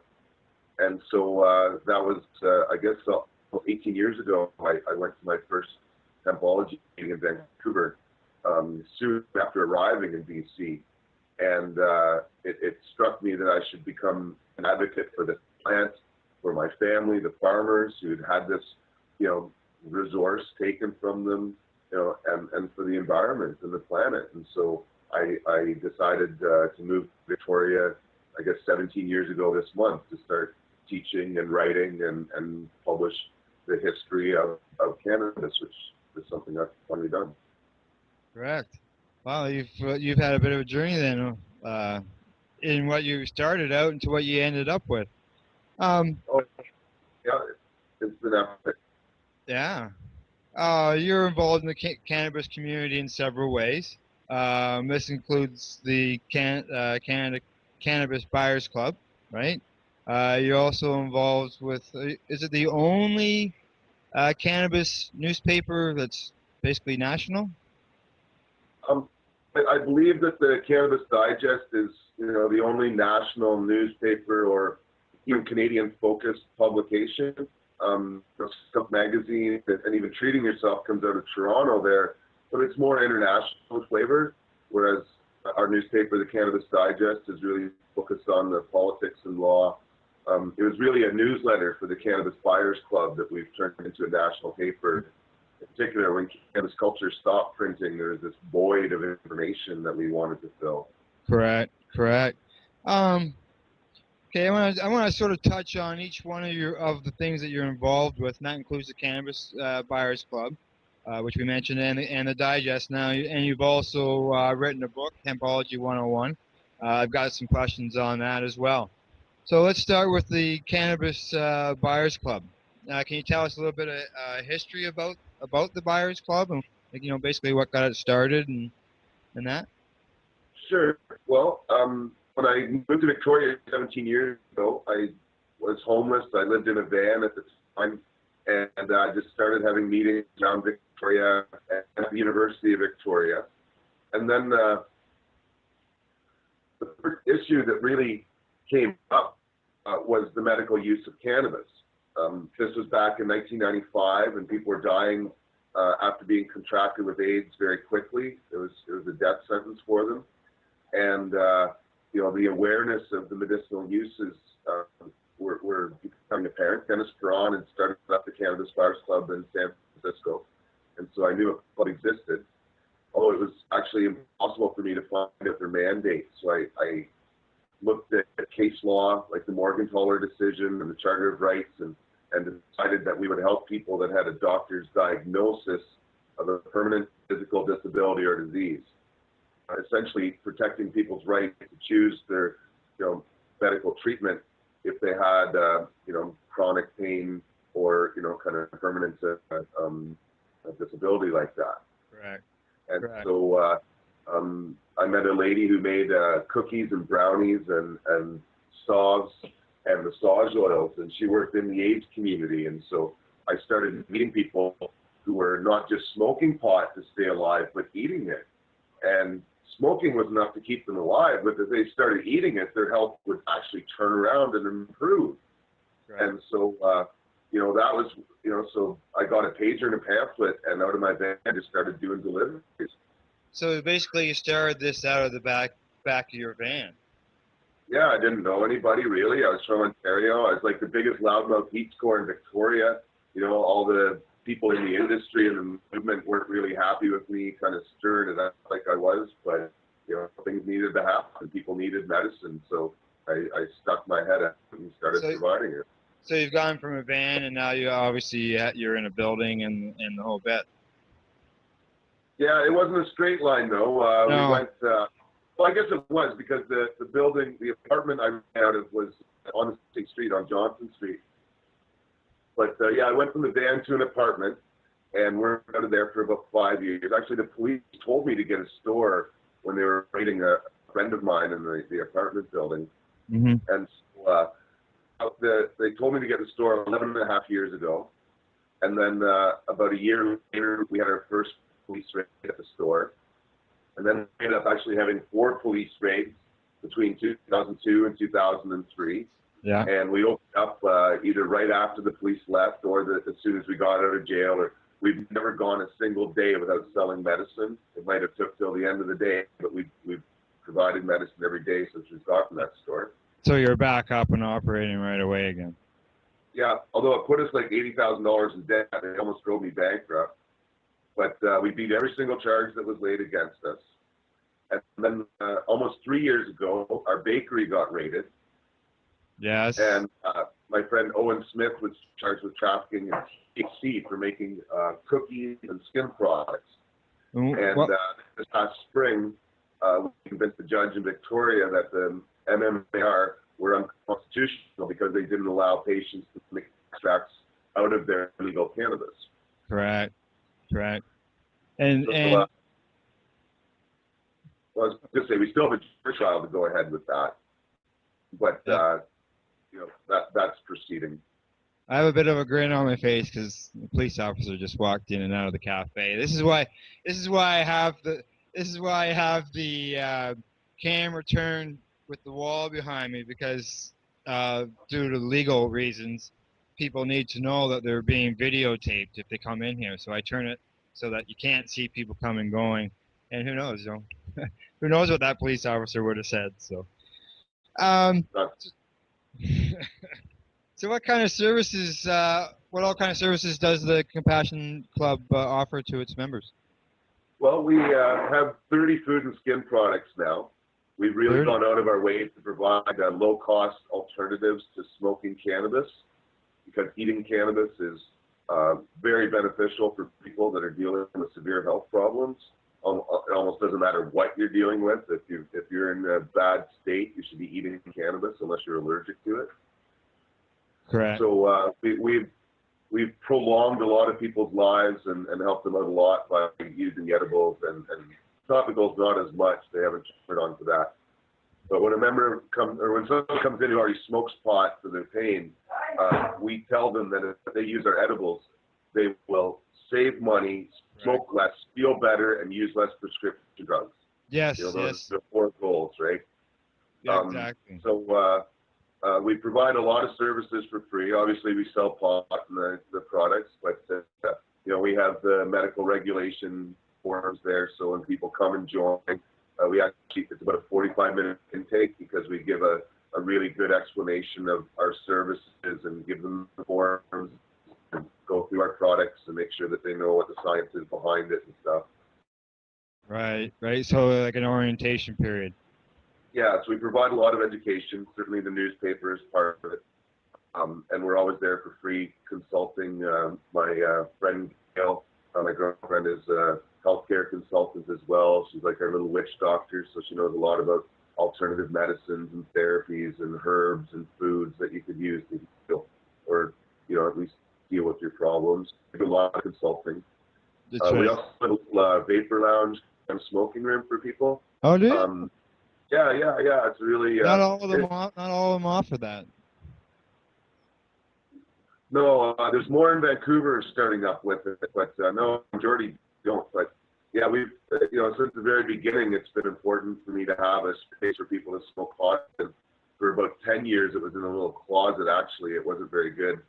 But yeah, we made some changes last year, and yeah, it's sort of like the size of a bedroom, but it's got a nice floor and nice art. And it's probably full right now as we speak, actually. Now talking about food and that, I noticed that at your website that you have a recipe page there where you can go in. Now we think about recipes. Is it only like baked goods, or does it offer other kinds of recipes? Well, we basically provide the recipes that we sell at the club. Anything that we make is made with basically butter, olive oils, and vegetable oils.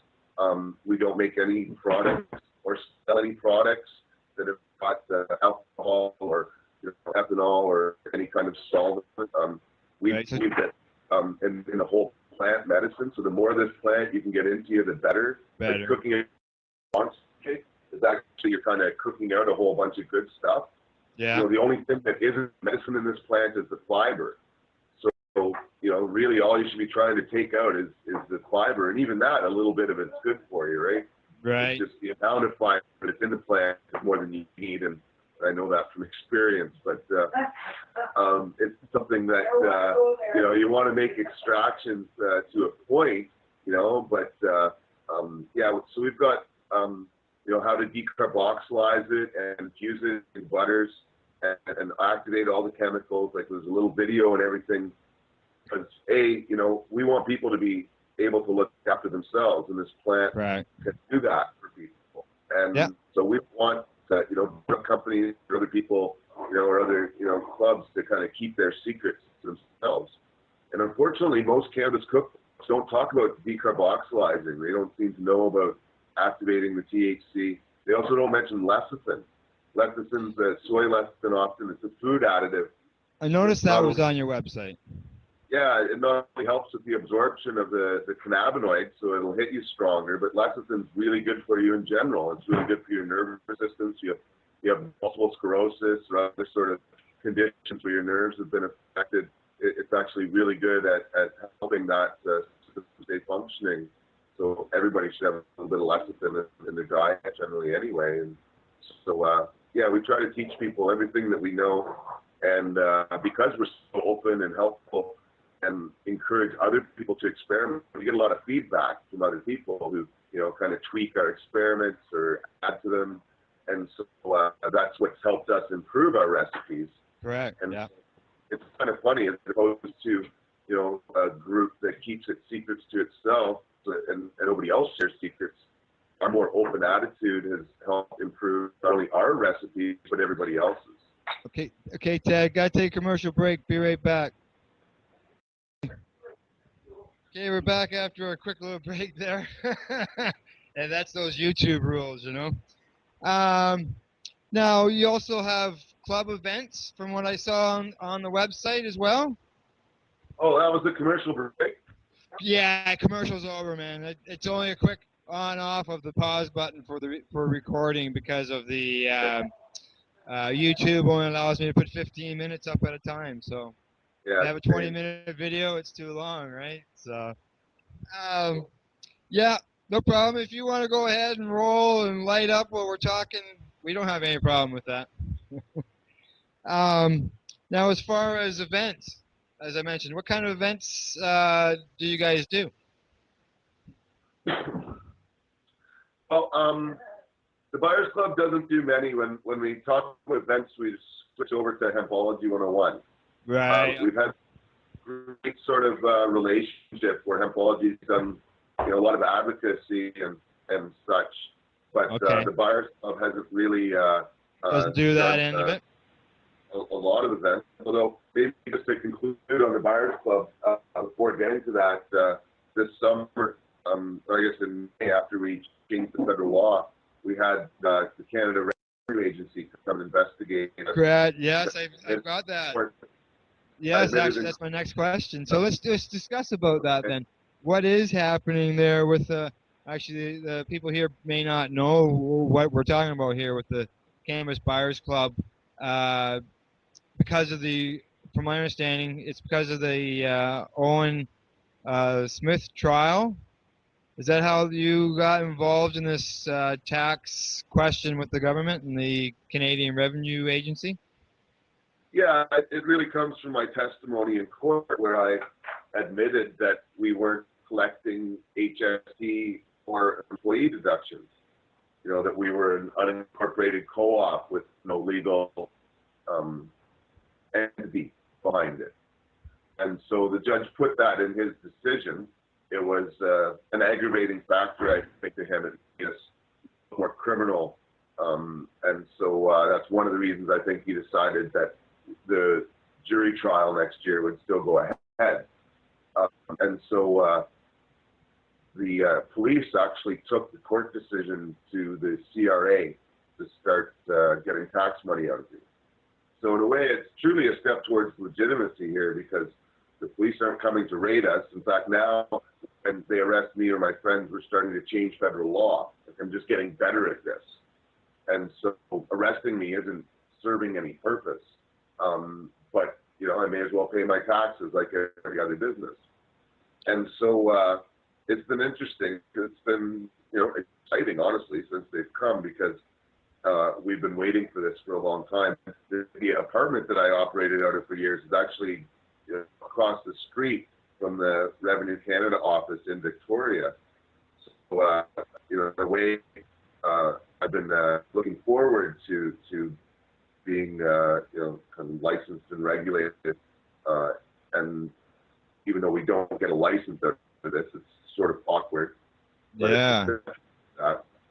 So anyway, we've decided that this is the perfect occasion to form a nonprofit society, and I'm going to be selling the business, the club, to this new nonprofit society. We decided actually I'm going to sell it for $4,200. At first, reported that's going to sell it for $420. Well, that isn't really a fair estimate of the market value of the equipment that I'm selling the club. Yeah. We've actually had to buy a new computer and a new printer because we're making membership cards as well. And we're changing back to our original name, the Victoria Cannabis Buyers Club. Yeah. We call ourselves the Cannabis Buyers Club of Canada. Actually, it was a progression because I started sponsoring a couple of clubs. So it actually was Victoria Cannabis Buyers Club, then Vancouver Island Cannabis Buyers Club, then Vancouver Island Compassion Club, and then Cannabis Buyers Club of Canada when we got the Halifax branch. Now all those other affiliates are done, and it's just our store. Just your own now. People contact us all the time thinking we deliver across Canada, and we don't. So it's kind of practical to just switch it back to the Victoria Cannabis Buyers Club. But it also helps signal the change, that there is a new society that's taken the reins from me. This Tuesday coming up, we're actually having our first board meeting, and then we'll be officially incorporating. I finally have the perfect 5 board members to take it over from me. And the president, my friend Dieter, is going to be, is also the executive director. So it's really kind of a clear transfer of power. Yeah. And I'm really excited because people accuse me of profiteering from medical marijuana, and I've just taken enough to live. I really haven't been, you know, living high on the hog. I have no jewelry. Most expensive thing I own is my gold tooth. I really haven't accumulated much at all here, and people have accused me of that for years. Right. And so, you know, I'm going to be able to separate myself financially from the club and put our financial statements online so that everybody can see where every penny is going. Yeah. You know, there won't be all these accusations being made, and we'll be able to, you know, manage our accounts, and that transparency will do us a great deal of good. Yeah, and it will. I'll be making a living selling my textbook with hempology and publishing my paper and kind of living legally for a while. Yeah. Now what was the ruling with the CRA? How much money they want out of you? So far the bill's $147,000. $147,000. Yeah, that's unpaid HST for the first 6 months. And that's just for 6 months. Yeah, that doesn't include the employee deductions. Just met with the lady the other day. They're also going to nail me for quite a bit in unemployment or kind of CDP, EI, and income tax deductions. So bill's going to be over $200,000. Yeah, I was gonna say you're not done with that bill yet. Then now, from my understanding, you're gonna take that on yourself, and it's not gonna be directed towards the Buyers Club. Yeah, I'm going to do everything I can to basically take the hit myself.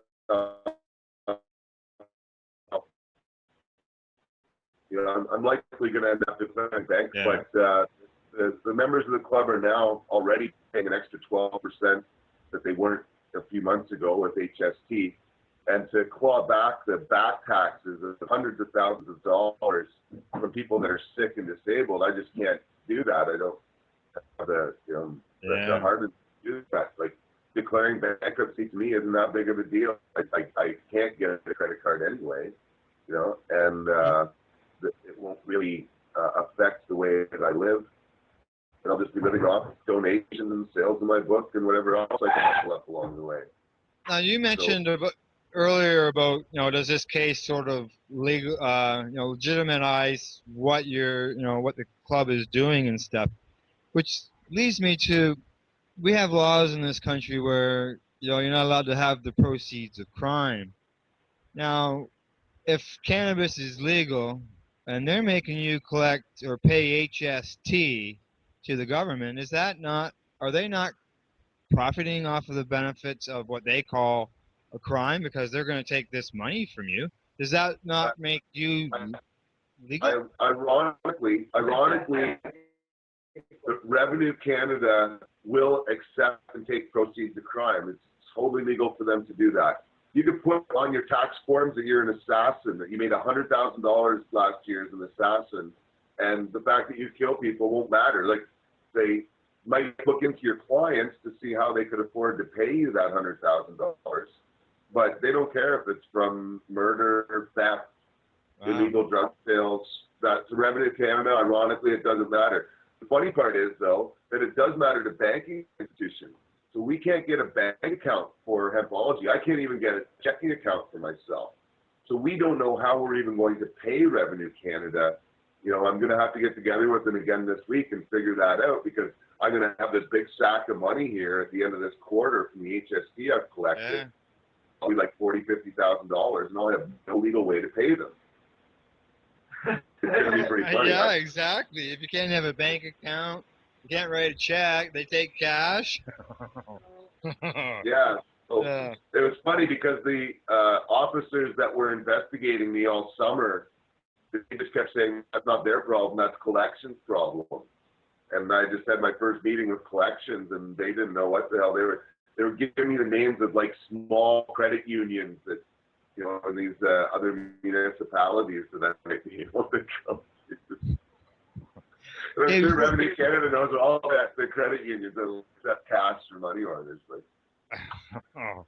Okay, before we switch over to Cannabis Digest, and ask anybody got any questions about his court case or about the Buyers Club or anything like that?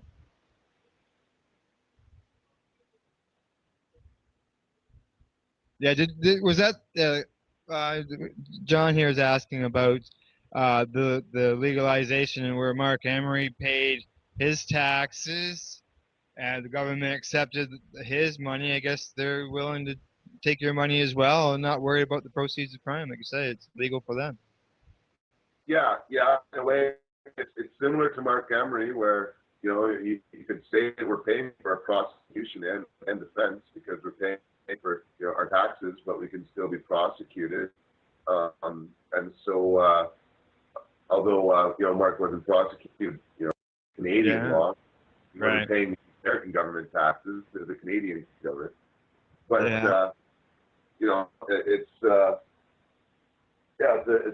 going to change things. It doesn't give us the license that we really need. But it is a step towards that, and really incorporating it as a nonprofit as well kind of helps towards that. Because part of what the judge commented last year was that he couldn't give me or Owen an exemption, to sell medical marijuana last year, to sell cookies, because Owen's not the organization. There's no actual organization to give an exemption to. So we would like to get an exemption 56 to sell, cannabis products to city people. And now getting a nonprofit status and paying taxes and everything is really going to make it harder for them to say no to us. Exactly. So it'd be like a blanket exception for the club. Okay, we got to pause for the YouTube cause here, and I'll be right back in a second. We're back. Okay, we'll switch gears over to Cannabis Digest. I just happen to have a copy of it here with me. As far as Cannabis Digest, can we touch a little bit on? I guess maybe we might have earlier. A little bit of its history. What got you started on it? How long it's been around and stuff like that? Okay, well, I think it's been around for 8 years. This is Gail. She actually deserves a lot of credit for it. Hi, Gail. Because, How are you doing? Nice to see you. Good.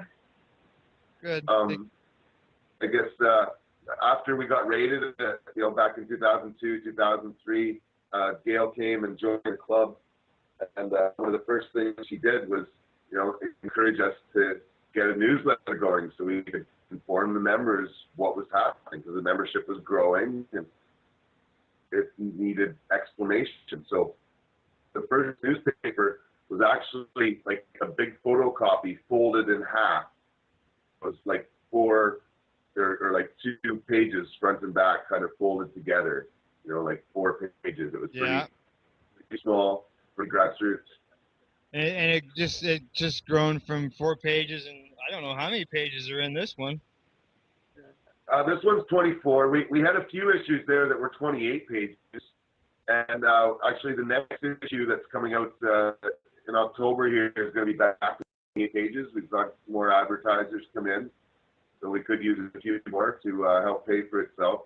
Correct. Part of the transition is with the newspaper is kind of going to have to start paying for itself with hempology. That's one of my other things happening. Right. We're starting to get more advertisers. People are very happy that it's been a consistent publication, and I think a lot of advertisers really like to see that it's consistent and well distributed, and we've done a pretty good job at that. Yes. So what kind of articles will you find in Cannabis Digest? Well, there's your articles. I know that. Besides mine. Well, in a way, Al, you really exemplify what we're trying to do, because we're trying to keep patients informed about what's happening with medical marijuana, the licenses and dispensaries, and did a great story on the vapor lounges in the Toronto region a while ago. So we want to keep people informed about what's happening in the movement in the industry, what's new, what's happening in law. And so that's the primary focus.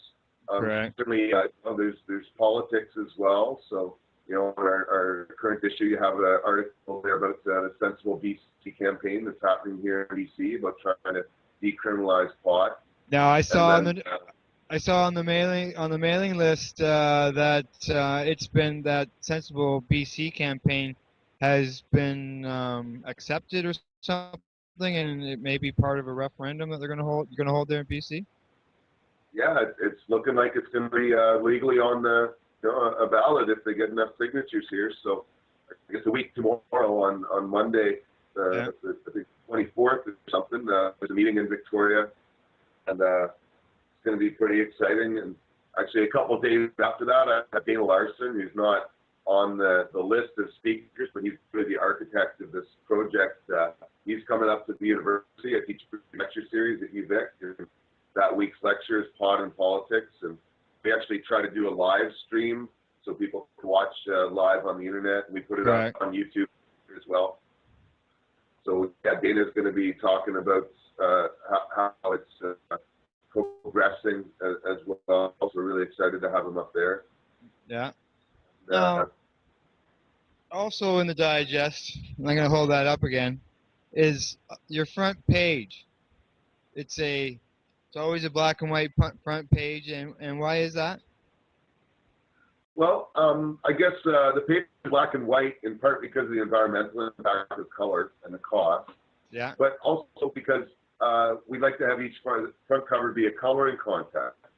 Unfortunately, yesterday was the last day of this coloring contest.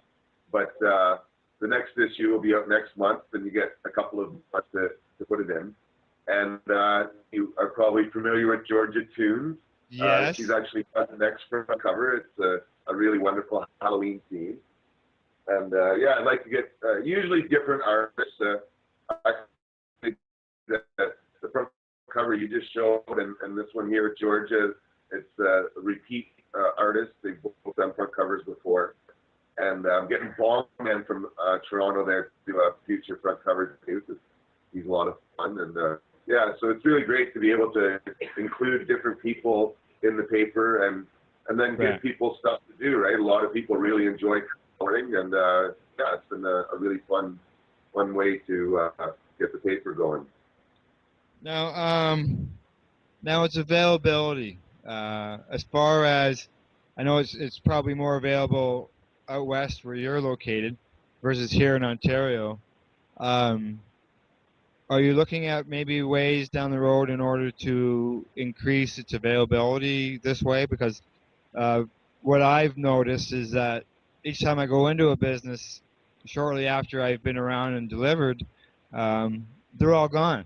You know, which is a good problem to have. They're all gone, which means people are taking them.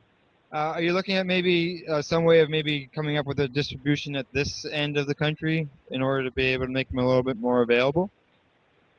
Well, it's funny you ask, because I'm sort of changing the way it's getting distributed soon here, because I need to make the paper pay for itself. And up until now, I've just been trying to ship it out for free. And in this issue, we're actually going to send a letter to people to say, if you're a Compassion Club, we'll still give it to you for free. There's a lot of medical dispensaries we send it to, and that's important. But we're going to ask them to help pay the $20 or $25 it is to ship it out. Right. And or unless they advertise, if it's a store that advertises, well, then we'll send them newspapers. Correct. So my hope is to encourage A, more advertising, and B, to recover a lot of the distribution costs. And if I start actually, turning the corner and making money, then I'll print more. Mm-hmm. And we only print 10,000 now, which really for the whole country isn't very much. And so I'd like to print another 5,000 and print them in Ontario and have the whole 5,000 distributed in Ontario, where the bulk of the market is really, it's kind of hard. We're out here in Vancouver Island. You're right. I'm really disconnected from what's happening out there. But, now you talked about the shipping costs and all that. A lot of people out there may not know that Cannabis Digest is free, right? There's no purchase cost to the customer. No, not to the customer at all. And it's packed full of information. A lot of magazines have got a lot of stuff about growers and strains and stuff, but I would like to think our paper has hands down more information in it than almost any other publication on the subject out there. Mm-hmm. And covers, again, I didn't mention hemp. I usually do a good article about hemp as well. That's really important to me to build bridges between the whole plant community. It's kind of been segregated here between medical and recreational, so I kind of try to build the camps back together a bit. But we don't put any information about growing because other magazines cover that. We're much more interested in the cultural and political changes that are happening. And it does show that in each issue that I've read. You do have the political people writing, and it's not full of some of the other stuff that you mentioned. So, which is good because everything needs to be covered. People need to know what's going on in the political realm of things and where laws are and the whole bit. So, Okay. Does anybody have any questions on Cannabis Digest as far as the tabloid? No? Okay. Let's move on to your latest venture, which is Hempology 101. I got my little bookmarker there. It's a paper. It's a rolling paper. It's worked really good. It's in the book, but it's on the last page. That's where I am right now in reading it. I don't read a lot of books, Ted. The last book I read was actually on the same subject, and that's when I started getting involved in this, and that was Jack Harrer's book. So it was just interesting to see now I've read yours, Hempology, which is the history of uses of cannabis sativa. So do you fill us in on that? What got it going? What was the idea behind it? Anybody you want to throw in as a plug who helped you out? Cool, thanks. Yeah, like I say, 17 years ago, I started working on the book, and you may notice that it's the fourth edition. Well, the first three editions I actually photocopied on hemp paper. It took me about a year to get the first one out, and I had holes punched in the side so that I could take hemp twine and I kind of, put a necklace kind of hemp binding on each one. So they were all handmade and pretty much made out of hemp. And I printed 100 copies of each of the first three editions. And my first book, before I started the Buyers Club, my thinking was that I was going to essentially drive my van from coast to coast, talking about hempology and selling books to pay for the gas. And when I ran out of books, I'd just go print another 100 copies and have them punched and ready so that I could make more books as I headed off to the next city. And so the Buyers Club has sort of distracted me from my dreams of touring around with my book. But in a way, it's been an awesome relationship that's really helped me learn more and mature in different ways. And so, yeah, I guess, the first two editions I put out relatively early. And then when I first got the store, I actually had a bookstore in the front. And it felt really odd not having my own book for sale. So I put out the third edition in 2001. So it's been over 10 years. And there's a number of people that really helped get it to this point. Sarita, the graphic artist and designer of the book, really deserves a great deal of credit for making it look so presentable. She really, it was one thing to have all the writing done, but then to have it look so good. I'm very fortunate to have picked the team that I did.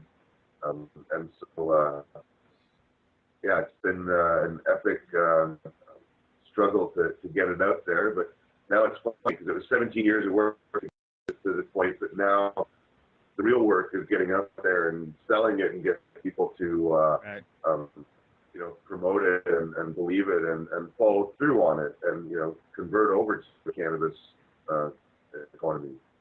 Mm-hmm. In the beginning of your book, you mentioned in your intro about I guess it's about the fact that you don't put just like a little footnote or a little star underneath something and tells you to refer to such and such report in an article. You actually put that comment right in the book amongst your writing, which to me I thought it was very good, because myself, I wouldn't be going to look for that. Somebody else may not have access to that information, whereas you've included, that paragraph that you were talking about that actually brings the information right out to the person. So myself, I was glad that it was there. So I just thought I'd bring that up.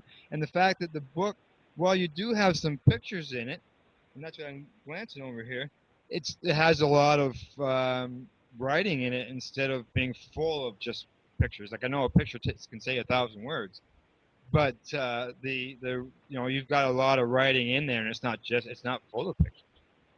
it's a lot of information. So, and you use drawings as well. You mentioned you had an artist that did the drawings, and you got drawings and stuff in there, which is nice. So, we want to do a quick review of each. I've got a question or two for each chapter within the book.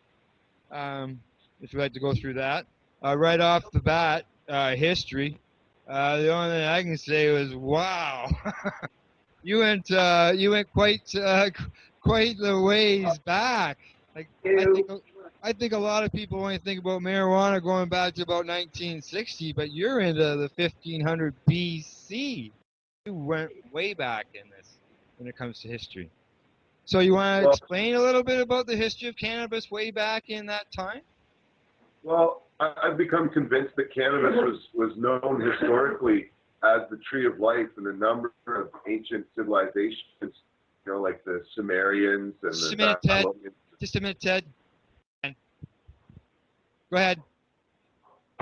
Well, I've become firmly convinced that in many ancient civilizations, the Sumerians, Babylonians, Assyrians, Egyptians, that the cannabis plant was known as the tree of life because it essentially sustained us physically and spiritually and economically.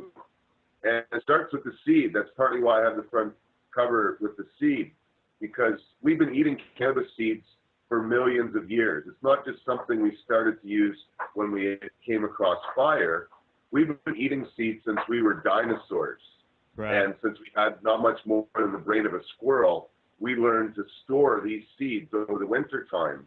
That you could essentially, take a cannabis stalk and sort of hit it on the ground a few times, and a bunch of seeds would fall out that you could store over the winter time. And that those seeds would not only provide a good source of food, but that if you threw a few of them back onto the ground in the spring, that they would grow real thick and big, and all of a sudden you'd have this huge pile of seeds that in the fall you could again collect, and then you'd have this awesome food source. So I'm certain that through ice ages that were quite likely responsible for the extinction of dinosaurs, that our very small, very kind of smart ancestors started to use cannabis. And that's why the endocannabinoid system is so important to humans. And a lot of vertebrae have got these endocannabinoids, which are essentially similar to the cannabinoids that are in the cannabis plant. So if you look at the essential fatty acids and proteins that are in the seed, well, that's essentially what we are made of, right? And so you are what you eat. And so I'm certain that for very long periods of time, we would eat a lot of hemp seeds to survive, these very rough time periods. Certainly when things were flourishing and it was a jungle, we could eat all sorts of stuff. But when things were tough, we lived off hemp seeds for millions and millions and millions of years. And then as well, we would have developed hash, because in part we would have collected hemp seeds. You would have ended up with some resin on your hands. And at some point after developing fire, we would have rubbed it together and we would have ended up with this hash that we would have burned and discovered that it changes our sense of awareness. Mm-hmm. And even before that, though, I should back up. The next use of the plant would have probably been the stalk, where we literally would have took the cannabis stalks and just wove it together very simply for a mat on the floor of our huts. So because it would have been the strongest fiber that we could have used, and it's an antifungal, and insects and stuff would have stayed away, and it would have stayed there a lot longer. And gradually we would have developed, weaving and canvas essentially, from that process. From that. Now, you've in the book, you're going way back. Like I know we know about the discovery of the tombs, 2,700 years ago, where people were using cannabis, and within the history stuff, you're talking tribal things and areas, and then how wars were started and stuff all over the cannabis, hemp, and on the whole bit. So it was for me, I knew some of the stuff through reading Jack's book, but even yours goes in. I found even a little further into the history and the religion aspects and the wars of it. So it was quite the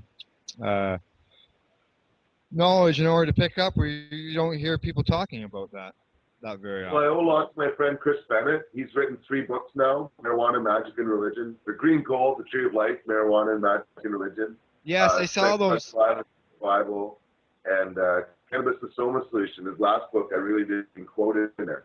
But I owe a tremendous amount to Chris. He really taught me a lot about it. Okay, now let's move on to the next chapter.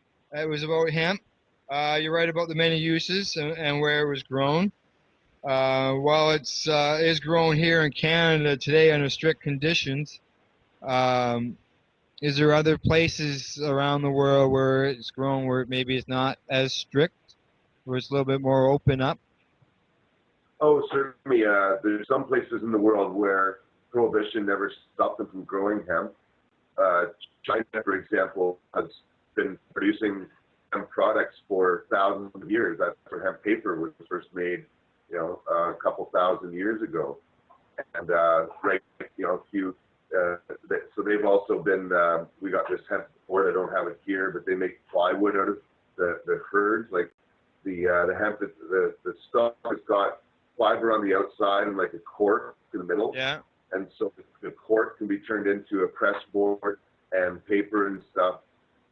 So they make a press board in China out of it.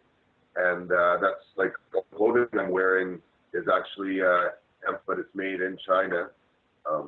And so they've really, and it's also something that the Chinese have been very good at marketing. And so the linen that is sold in stores today from China is actually hemp, but they call it linen so that people won't know what it is and they get it past the marketers. The only linen that isn't made out of hemp is Irish linen, which is made out of flax. But any other linen that comes from China is actually hemp disguised as something else. But yeah, Put a different name on it. It's sort of like pharmaceutical drugs. Instead of calling it heroin, they call it Oxycontin, right? Yeah. And in Spain and France, they grow a lot of hemp to use for cigarette papers and rolling papers. Right. And they also, I think that's where they grow the hemp that they use in making bills, because there's a lot of, currency. We got this plastic money stuff anyway. A lot of it's had a certain amount of hemp in it for various reasons. It's just a really good paper making product. Now, just to flip back to the history section for a second, in the movie we just watched, plus in your book, you talk about people used to be able to pay their taxes with it. Oh yeah, back in the 1700s and 1800s, hemp was essential for a good navy because it was used for rope and the canvas for the sails, and so there was a lot of pressure on the British to get hemp from other sources because the British had a really big navy, but they couldn't grow hemp very well. And so when they helped develop the colonies, the main reason for that was actually for essentially raw hemp that was then shipped back to Britain and manufactured. And so farmers were at one point, I think, that the king passed a decree that 10% of the land had to be in hemp cultivation, and that there were other times where it was required that hemp was part of the taxes, or that you could pay all of your taxes just in bales of hemp. Wow. Now, being our country is celebrating the War of 1812 before we were even a country, and the British came over here and helped the Native Indians in this war against the U.S. What was on those ships, like, to come over here? Like you say, the sails were made with hemp. A lot of the clothing and stuff like that was made from hemp. Yeah, the rope was all made out of hemp as well. and I guess they used a kind of hand glue sort of resin to from the seed to help plug the holes for the ship as well. Seal it and the whole bit. Yeah, like sealant that used hemp oil in it as well. But the heaviest uses would certainly be all the rope and the sail box as well. Do you think There's that nothing for the canvas, right? So. Do you think while we're celebrating that here in Canada, do you think that they'll mention any of this in that in this celebration, that how important hemp was in that war? Oh, the upper government will never do anything like Never, that. no, they won't do that. No. Okay, let's move on to the next chapter, the healing nature chapter. Within that, you touch on conditions that it helps, along with side effects of legal choices. Did you do this to show people that there is a choice, like sort of, because you do compare some of the drugs to cannabis for medical reasons? I guess that sort of to help show people the difference. Yeah, I tried to write that chapter in the most objective way that I could, and I tried to write it for people as well. Like I've tried to write the whole book for people to read that have really no experience with cannabis at all. Yeah. And so having, comparisons and kind of a broader approach was important to me. And so, I'm writing the whole book. I try to keep my opinion out and just kind of put in facts. And exactly. Right. So it's like, I have my opinions, but this is what others have said, and kind of document that as much as possible. Right. Because, in a lot of cases, experts have written things far better than I could have rewritten. And so,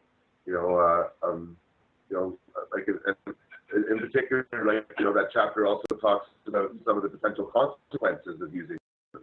Correct. It does. Yes. You don't look at it as just cannabis has no harm. You actually include the side effects in it as well. Yep. Which a lot of people don't recognize. And you have to do that. Yeah, and I've seen a lot of negative consequences of cannabis use as well, and heard enough to know that it's not this wonderful drug that's going to make everybody feel better, like maybe acid is. I'm kidding. But it's something you touch on that. You do touch on that. So we're gonna get to that in a second. We're getting there. We're not there yet. Jumping ahead, yeah. But it's something that I think people need to be aware of the good, the bad, and the very good. And there's lots of benefits of this plant, but there are things people should be aware of, especially in dealing with youth. I think too often when people are humans are still developing, you shouldn't be giving them strong drugs. Like it just doesn't make sense to me. Okay, we're gonna pause for the YouTube cause, and then we'll get on to a couple more questions, and then we'll be done. Be right back. Right, we're back, and we're moving on to the next chapter, prohibition. When we got into the prohibition part, I was looking for way we look at prohibition as we know it today. But you went way back in prohibition, I thought, and you really touched on the effect that religion has in prohibition. And so go ahead. If you want, that's what my question is. What effect did religion have on prohibition? I think people underestimate the impact that all religious prohibitions have had on our society here in Western society anyway. And I thought it was important to go back to the earliest prohibitions because, religiously, or the religious prohibitions really weren't even stopping people from using this plant. It was only telling them to use it at certain times and places, and then it was only for the priest to use the temple, and then eventually they couldn't even use it, and anyone using it was killed even. Yes. And so, a lot of times people think that, prohibition is something that evolved in the last century. Well, really, prohibitions and the persecution of people using plant medicines to heal and enlighten themselves has been going on for a very, very long time. And it's not something new.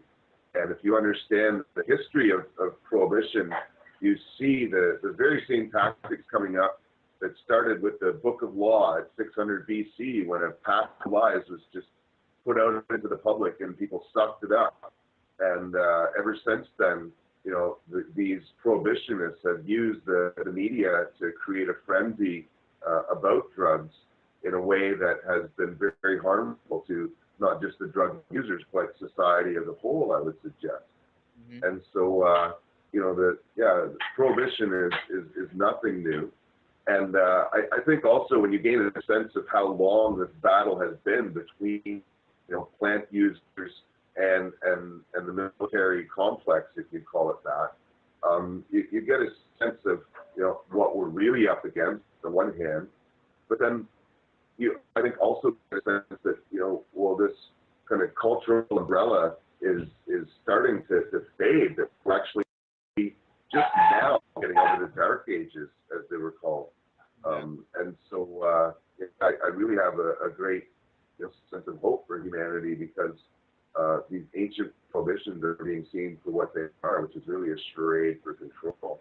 Yeah, because I know when I read that section and I was reading it, I was just I was going wow inside my head, and going, like, people were being like killed because of the fact that they didn't follow somebody else's belief, and it just didn't make right to me. So I was seeing it as religion was the spot before government. Before governments were ruling the people, religion was ruling the people, and then governments come along, and now governments are trying to turn people to think that the way that they want to be, just like the religion was. Well, it's a back and forth battle, right? Yeah. People just created government to take power away from the church and these religious zealots. And so these religious zealots just didn't give up and say, oh, now there's government, we can't impose our moral beliefs upon the population. They've just consolidated their energy and focused on taking control of the political power. So they couldn't just erase government. Believe me, most people, religious extremists, would rather have no government at all, so that they could just take full control and kill everyone that doesn't believe them. And so this back and forth battle between these religious powers using government to impose their moral beliefs and people struggling for their freedoms, this is a long and historical battle. This isn't something that just kind of erupted in the 60s or where they gained control in the 20s or 30s. It's been a very long and hard-fought battle, and millions and millions of people have died on our side, not theirs. It's not like the pagans went and killed the Christians very often because the Christians did their thing. The Christians came after us. So it's like millions and millions and millions of pagans have died in this, essentially, or had their lives taken away in room, and their houses burned, their property seized, or condemned and driven out of town, or whatever the case is. It's been a very tragic circumstance, and as I think it was Norm Stamper said from LEAP in the United States, next to slavery, prohibition is the worst set of policies that humanity has ever enacted. To quote another member of LEAP, Peter Crisp, he always talks about on Time for Hemp. The first prohibition that was out there consisted of three people: Adam and Eve and the Creator. And the Creator said, do not eat from that tree of life, right? And what happened? We all know he ate the apple. So if one creation can't watch two people, then how does prohibition expect to work over millions of people across the world?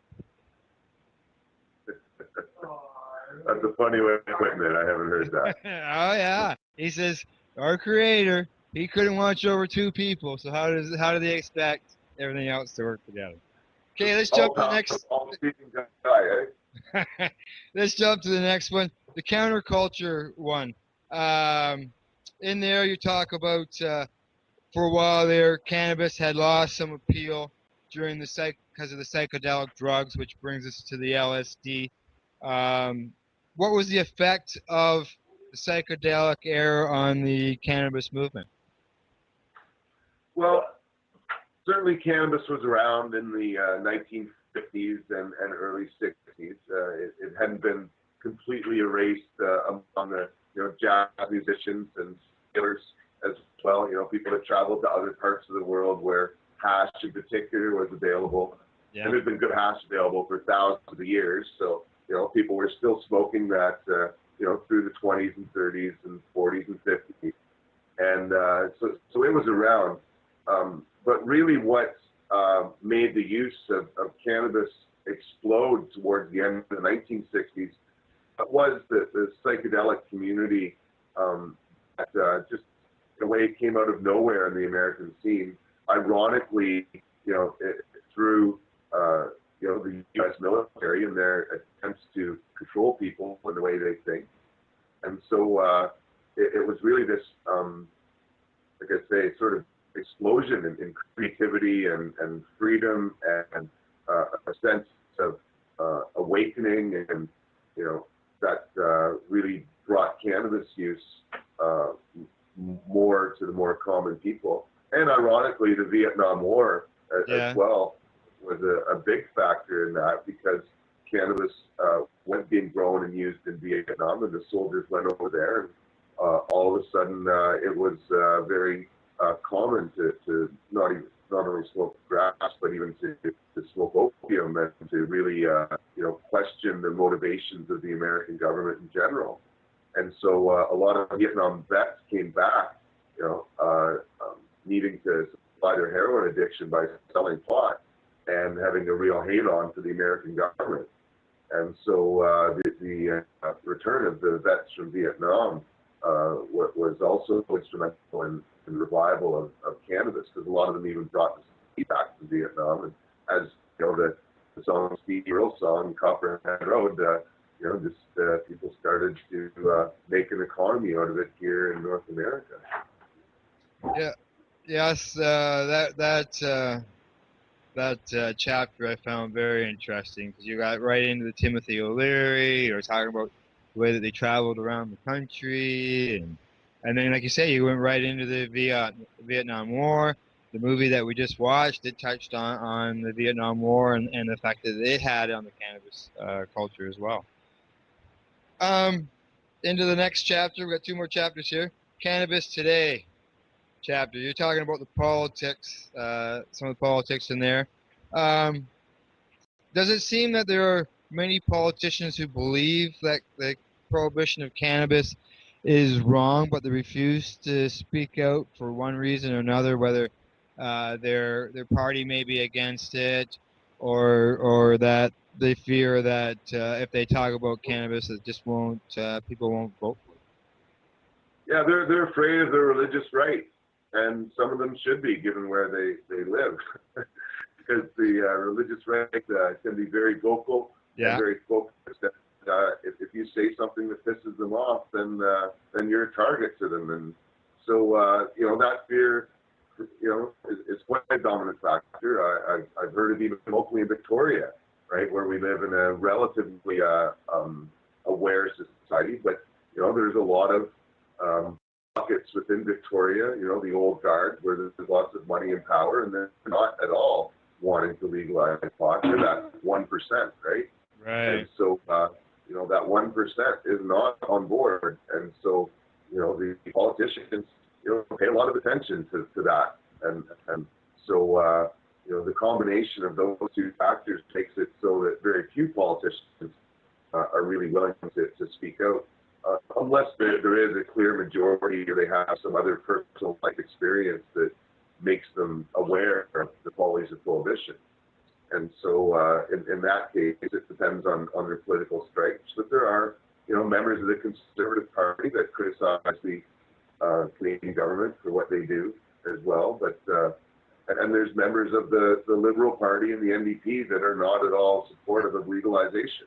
You know, so like there's, you know, even within the parties themselves, there is an agreement on how to go. But you know, there are more and more politicians that are questioning it, certainly here in BC and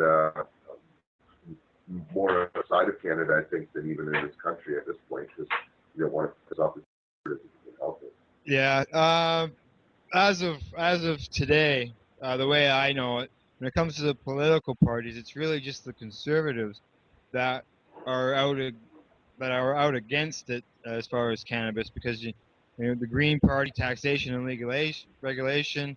The Liberals, we know that they're at their convention, yet policy, but yet in their convention, the delegates all agreed that taxation and regulation is the way to go. The NDP, they want to have a discussion on it, maybe another study, and the Conservatives, we know, are going to jail. So you got to hope that the next election, that something good will come of all this, because you know the Conservatives are the the next only election party. or next generation. Like, we're friends with kids that are in the Conservative Party at the University of Victoria, and they've tried to put it on the platform to legalize pot, because from a conservative economic perspective, you know, the war on drugs doesn't make sense. They need to legalize it and regulate it and tax it. That's so. And so, but you're quite right. You know, we need a major change in government here, and a major shift in policy. You know, the Liberals have not been impressive at all when they did have power there. That's right. On this matter, and NDP, you know, it looks hopeful, but you know, I'm not certain at all that they will make this a priority. I think our real hope is in court, and that's where I put my focus. And now that I have my book, I can likely get qualified as an expert witness in court. And really, you know, I've never focused on politics as being the vehicle for change. Politics is a reflection of the change that's already occurred. Got to pause for the YouTube cause. We'll be right back. All righty. Okay. Because the way that things look, so there is like you mentioned a Conservative. You've got a friend at that end. I know here at our last movie, we did have a member from our riding, from our Conservative MP. He came, he talked to us, he asked how he could help out. I've been talking with him, and yeah, he's above board. He understands things, but yeah, like you said, it's the party that is against it, and it's makes it very hard for them in order to get it out in the open and to be discussed. So, okay, now into the last chapter, cannabis in the future. I have one question, I guess. So I'm sure we can expand on that. What can people do to help in order to make this, you know, better for everybody? Well, I would say the first thing people can do is to likely learn more. That even after 17 years, I'm constantly learning and exploring, because there's always new things happening, and it's really exciting industry. I guess the second thing would be to try to attend events that cannabis activists are putting on, because you know, a lot of people like yourself there today, you know, put a fair amount of effort into putting, you know, events together, you know, big or small, and it means a lot to have people show up. And I would like to think that the events I put together are often some of the funnest and often free and really socially engaging events in town. So, you know, attending events and helping promote events, even if you can't attend, is something to do. And from there, it depends on a person's skill set and their interest and their resources. You know, it's hard to say that everybody should be doing this one thing.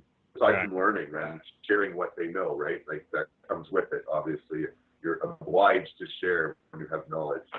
But you know, it's something that you know, there's a lot of directions to take. I think the majority of people could probably use a lot more hemp products than they're using right now. And so switching over to environmentally friendly products is one thing, but putting your money where your mouth is and really, financially supporting the cannabis entrepreneurs and stores and people that are really working this, because here in Canada, we're really at the beginning of a huge industry. And if we start, really putting our money where our mouth is, then they'll start developing more production facilities. They'll have more kinds of hemp products, and the prices will go down. There'll be more choices, and it's already happening year by year. There's more hemp products, more hemp businesses, and very excellent healthy products. Skin care products, all that sort of stuff. So that would be another thing that I think the average person could do that ultimately helps legalize that, because it's really important for all sorts of reasons that hemp is brought back. Correct. Okay. I got 2 more questions. One of them is, where is your book available? Well, it's available on Amazon. It's available at, we got hempology.ca. So we got a online store where we sell like this t-shirt here for Team 420. And sell organic hemp and cotton. We sell buttons and t-shirts and stickers at hempology.ca again. It's available in some stores in Toronto. I think there's 4 or 5 stores, like the Friendly Strangers got it. Toronto Hemp Company's got it.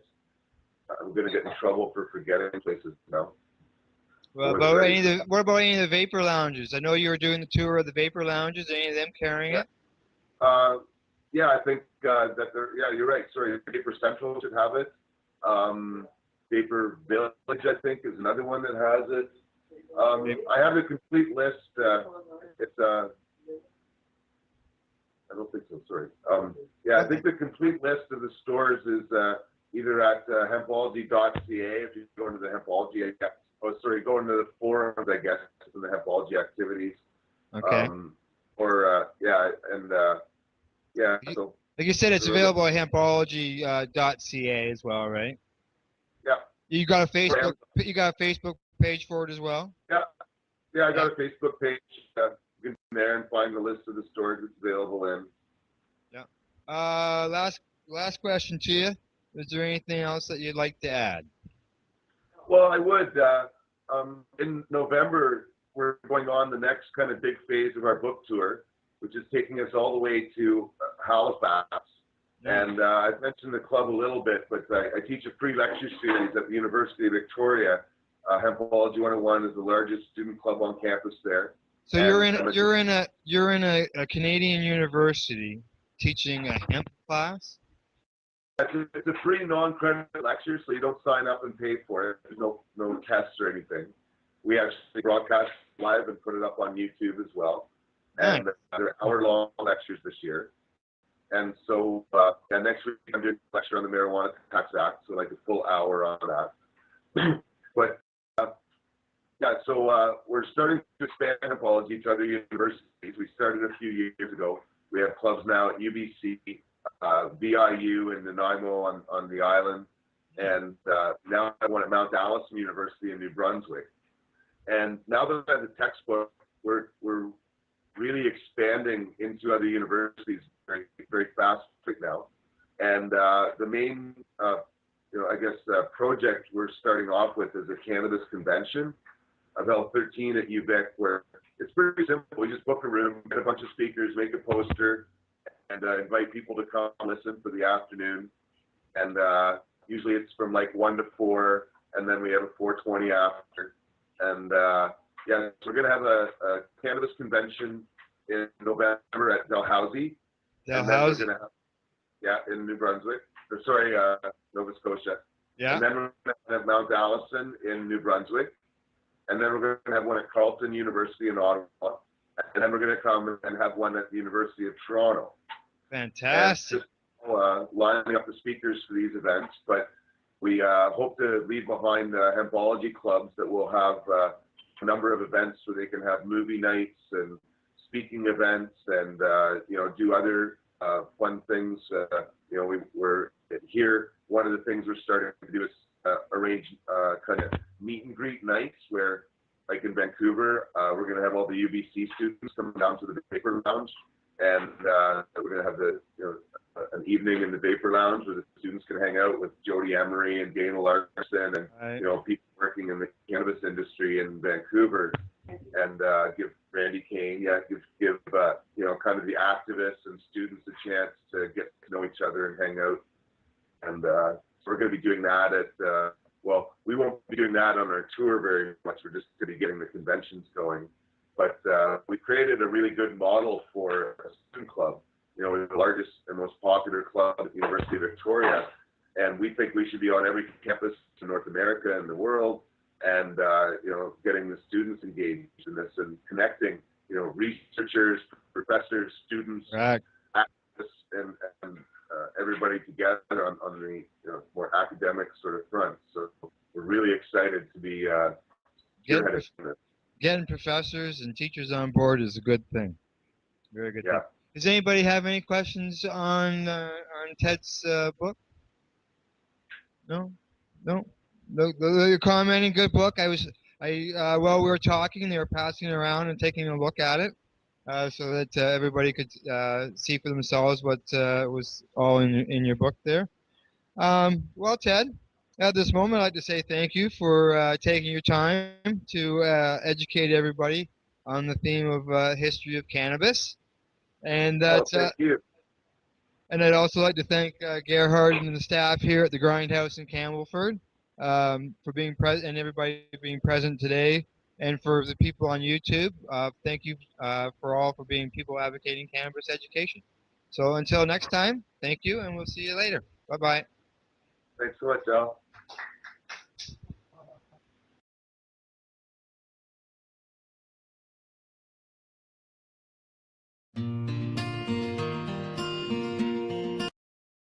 Rerolled Saturdays. Check it out. Nothing but non-stop cannabis and psychedelic programming. Find it at 420pace.ca.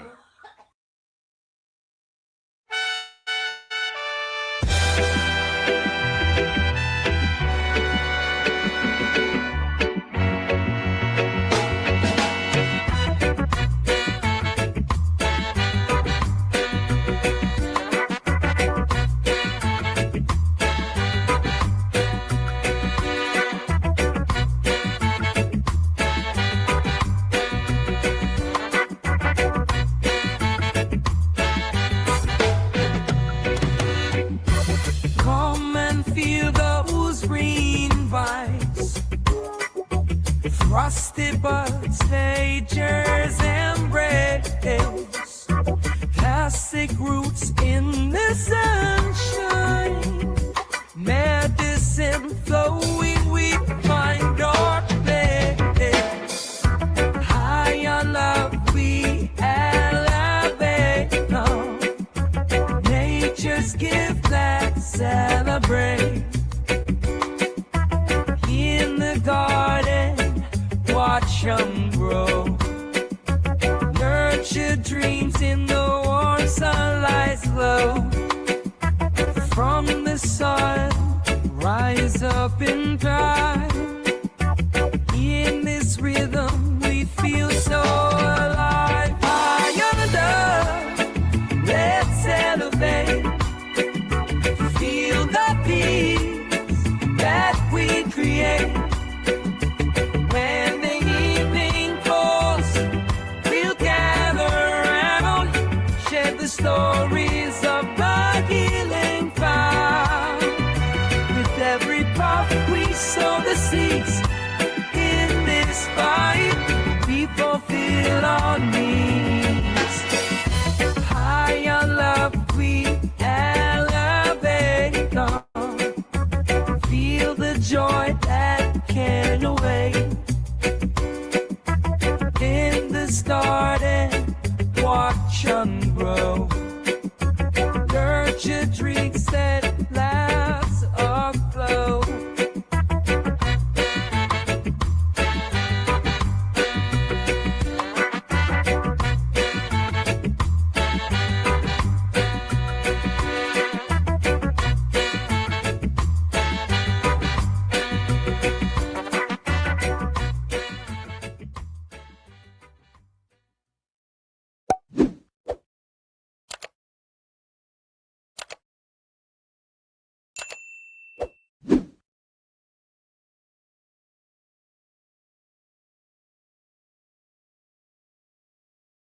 You're listening to the Pace Radio Network here at paceradio.net.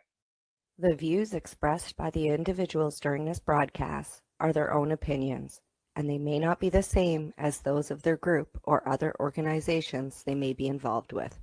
All medical advice during our broadcast is not a medical opinion and should be checked with your medical physician.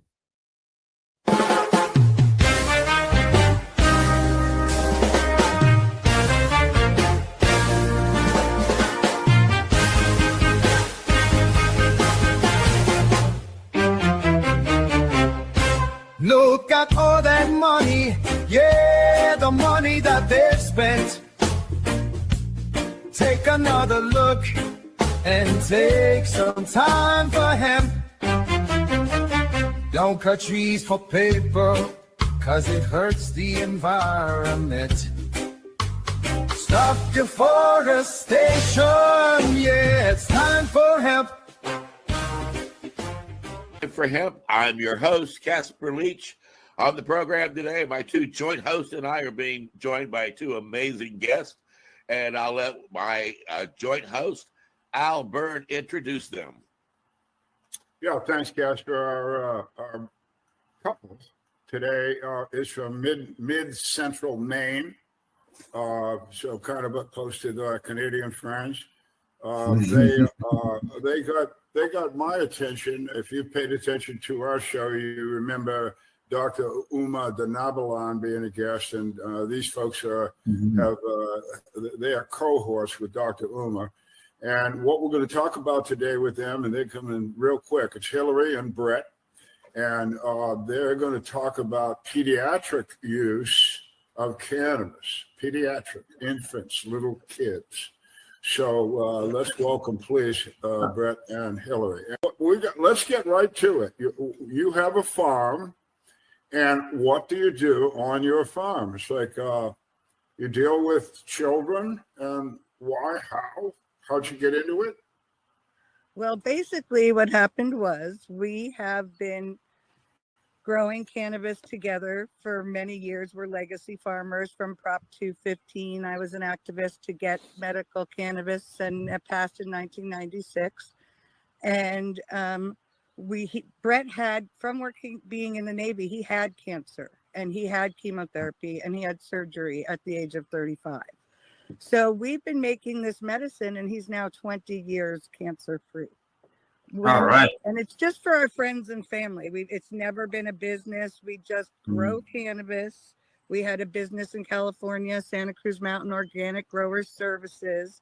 So we just had the ability to get a lot of cannabis. And then when Prop 64 came and destroyed the California cannabis community, we immediately moved to Maine, because at the time we were treating MS and Parkinson's, and we had people that used only our medicine. So we felt very much that we needed to stick with them.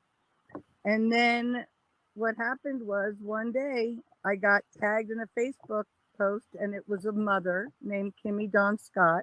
She was at St. Jude. This is 5 years ago, having a manic that she's from Michigan. She had a cannabis caregiver card. Her daughter had a brain tumor and was a patient. It was totally legal. But when she went to St. Jude, they said, take her off the cannabis, and her tumor grew 60% in 8 weeks. And the mom went live, and one of my friends just tagged me. So I told the mom, she'd been battling for years. This is a reoccurrence of cancer. She'd already had it. So I said, I will get you this medicine immediately. It's lab tested. There's 27 strains. I grow it all myself. My husband makes the medicine. I will get this to you. Well, in 6 weeks, we shrunk that tumor 60%. It never stopped shrinking until it was gone. She's now in her 3rd year being cancer free. And that mother, Kimmy Dawn Scott, her company is called Beyond Belief. She had 100,000 followers because she was a singer. So, and an amazing woman and mom. So at that first scan, a little boy named Ben, he's Blessings for Ben on Facebook, his mom contacted us and said, can you please help us? And then it's been great. We have those scans to show you, and he's cancer free now. And then another little girl's mom said, hey, can you help us? And we're like, we just said, you know, Brett, as long as this is working, we should dedicate our life to this. These parents are telling me it's working, and the scans are proving it. So before long, we got a little girl named Serenity. She was diagnosed with LCH cancer, and we were able to cure her with no pharmaceuticals. Now I also have a little girl at Brooklyn at St. Jude. She was diagnosed in September of 2021. She's had 0 pharmaceuticals. So we've just kind of been put in this precarious position where we just ended up dedicating our life to these families, and it's just snowballed.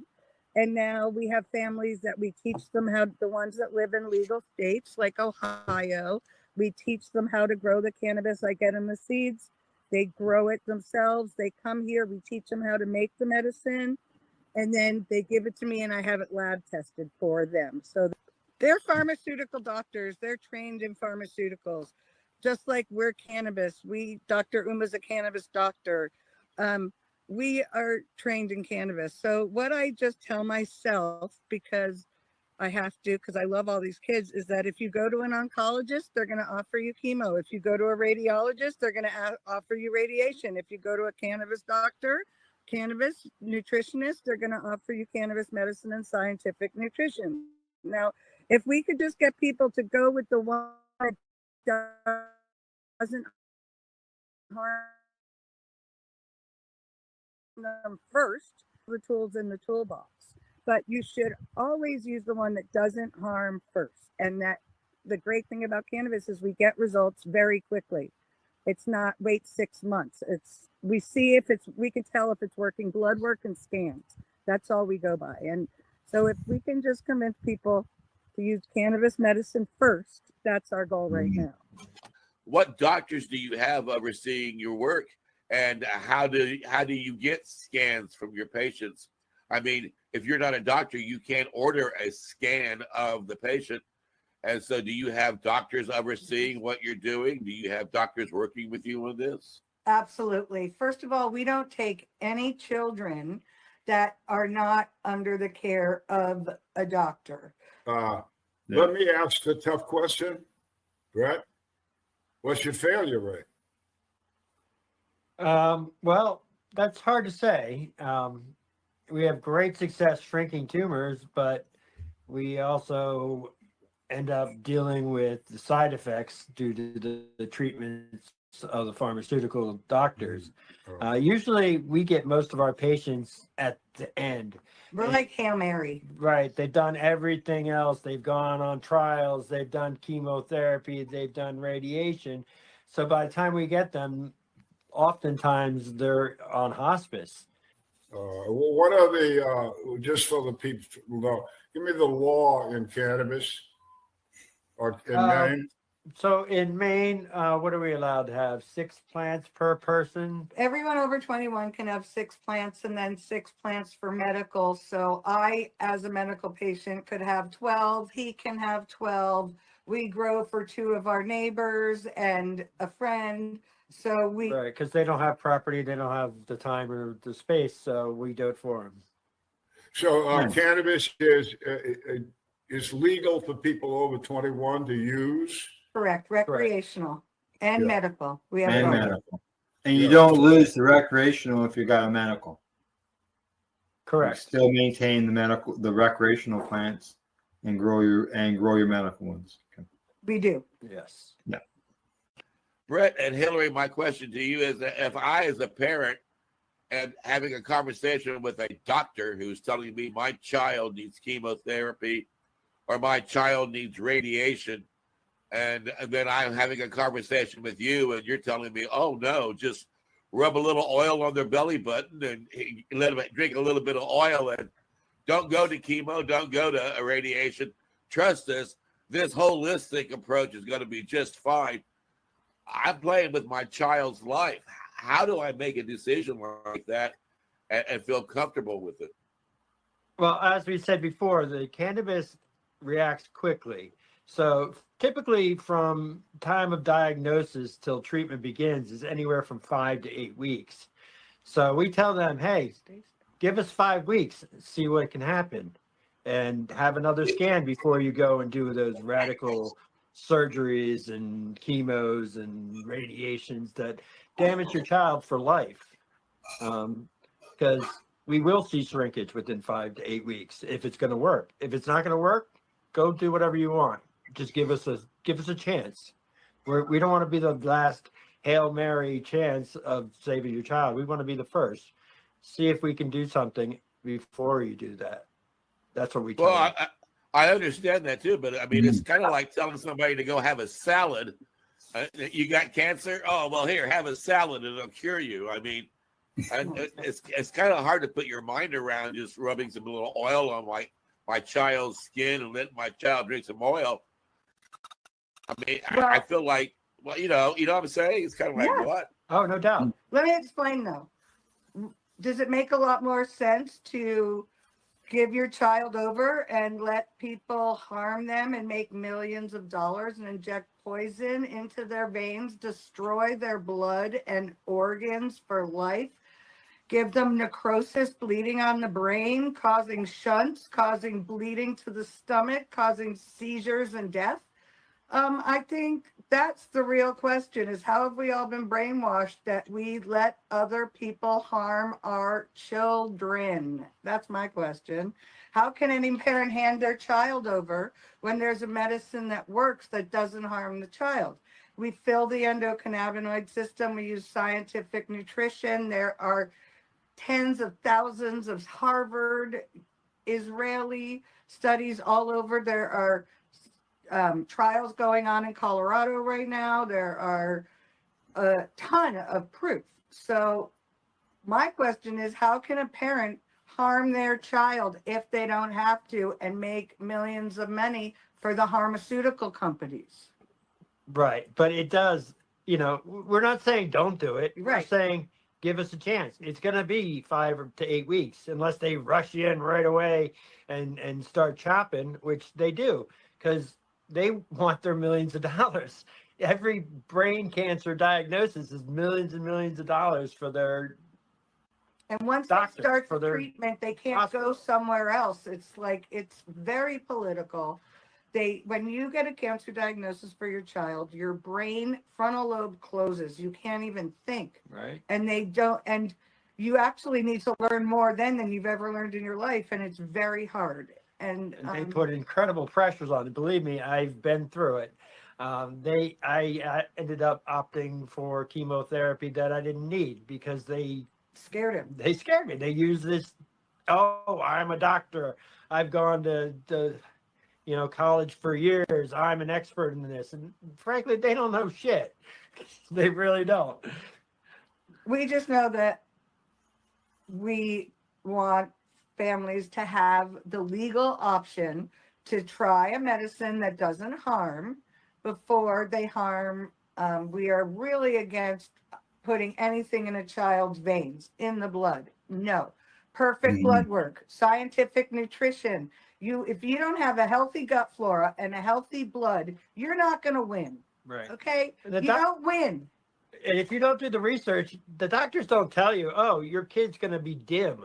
They're going to be dumb now. You're going to shoot radiation into their brain and you think, oh, that's not going to hurt them? No, they're going to be affected for life if they recover at all, if the treatment doesn't kill them. And that's usually what happens, is not the cancer that's killing these kids.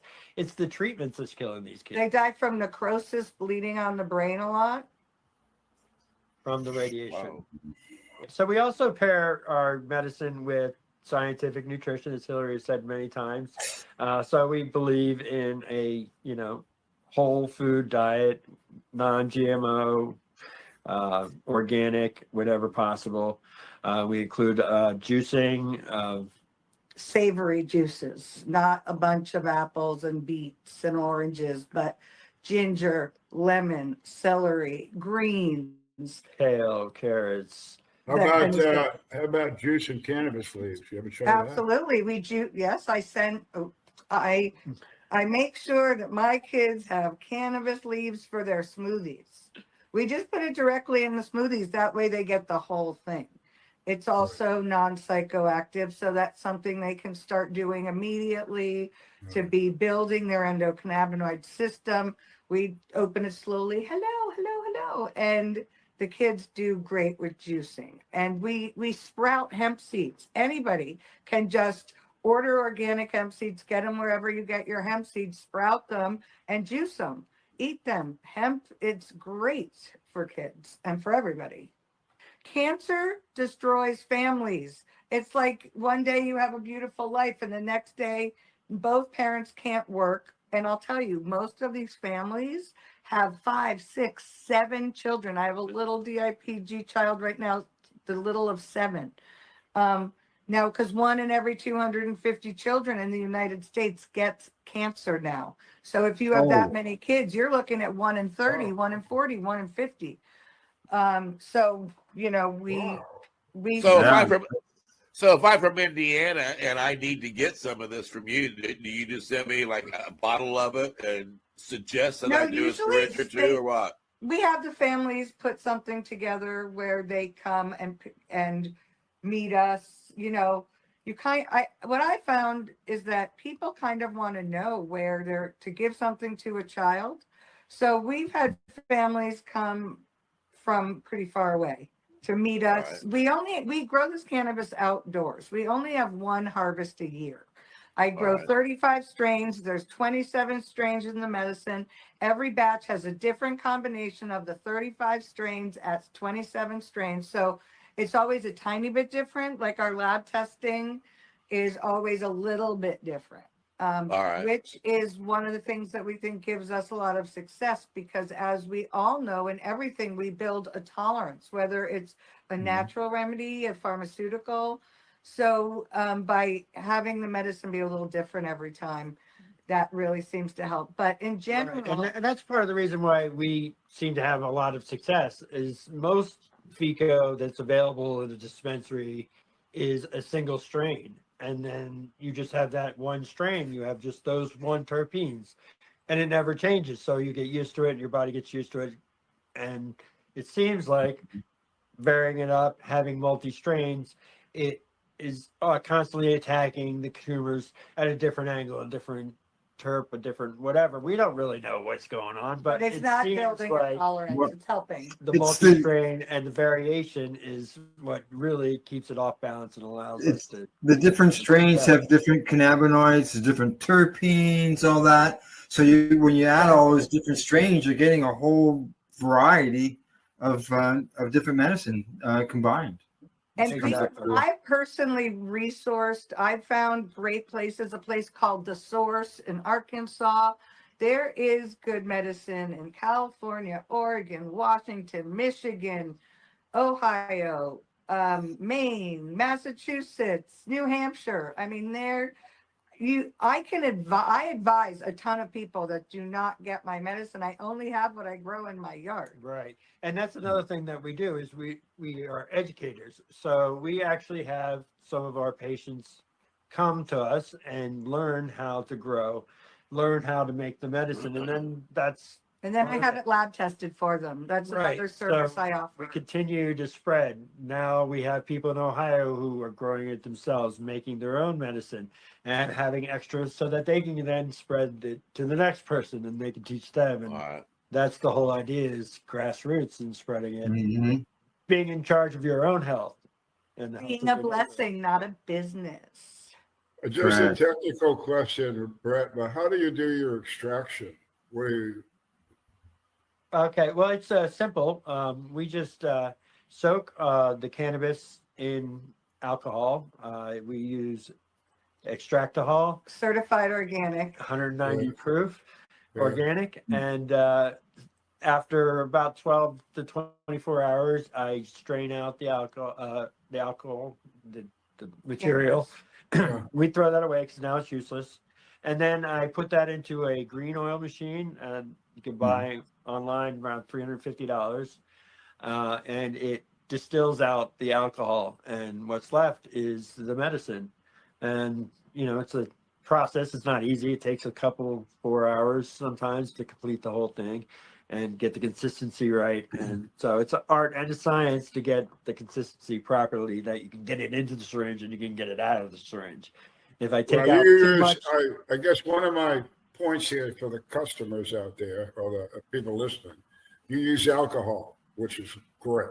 Organic extractahol, it's called EXT. Yeah, well, there's other ways to do it, and we don't like those ways. We want people to know that if they are going to get a fecal oil, if they ask nothing else, find out how it was extracted. And if the answer is not alcohol, you don't want it. We want you to tell us everything you can about how somebody with breast cancer can get through that problem successfully. Well, actually, this is so important. I'm really excited to talk about it. First of all, when you get a breast cancer diagnosis in this country, it takes about 5 to 8 weeks on average before you start their conventional treatment. There are a lot of appointments, a lot of scans, a lot of doctors. You meet with a surgeon, an oncologist, a radiologist, and none of these things happen like all in a week like you'd want to if you were the patient finding out you had breast cancer. So what my goal is with breast cancer is, if you or anyone you know gets diagnosed with breast cancer, immediately that day you go on cannabis medicine. We see results very quickly. You also go to every single appointment that you have with your doctors with the conventional treatment. You fill your endocannabinoid system orally immediately. Also, most importantly, we put the FECO directly on the breasts. We have had a woman come to us who only took the tincture, which is only 500 milligrams in 6 weeks, but she put a full syringe on her breasts every single day. And she literally put saran wrap over it, put her bra on, and went about her life. She was able, in the weeks prior, at diagnosis, she had one major mass that was being measured in centimeters, which is big, okay? Then Now, is it this type of syringe? Is it this type of syringe that was used? Exactly. That is, she would use an entire syringe like that on her breasts every day after her shower, put her saran wrap on, put her bra on, and go off to work. She has two small children. It was Bring it back up again, Casper. There you go. all right, that's full extract cannabis oil that we talked about the last time. Full extract cannabis oil, folks, means that all the compounds in the cannabis plant were utilized. Nothing was taken out to be special. They take the whole plant, they use it to make this oil, full extract, FECO, cannabis oil. And as Dr. Meshulam has told us years ago, that using the whole plant, you get an entourage effect, is what they call it, where your compounds, because they're all mixing together and doing different things, give you a much more profound positive effect than if you just used a few of them. And so what Casper is showing us, or you, is what this stuff looks like. You see the FECO in the syringe, the FECO in the bottle. This is what Hillary is talking about with Brett, that this is the medicine that is being administered. It's not, and notice, no needles. No. Right? It's an oral medication. All right, I'm sorry, Hillary, but we want to give the audience, we want to let you guys know what we're talking about. We know, we assume a lot of people don't. Right. No. And then what is this? Let the audience know what came in this. That is the salve, and actually it's a repurpose. I'm a hippie, so that's a jar from somebody else that I just repurposed because people donate. We have an egg stand, and they also drop off their dispensary jars because I just reuse up to push it hard. I reuse stuff.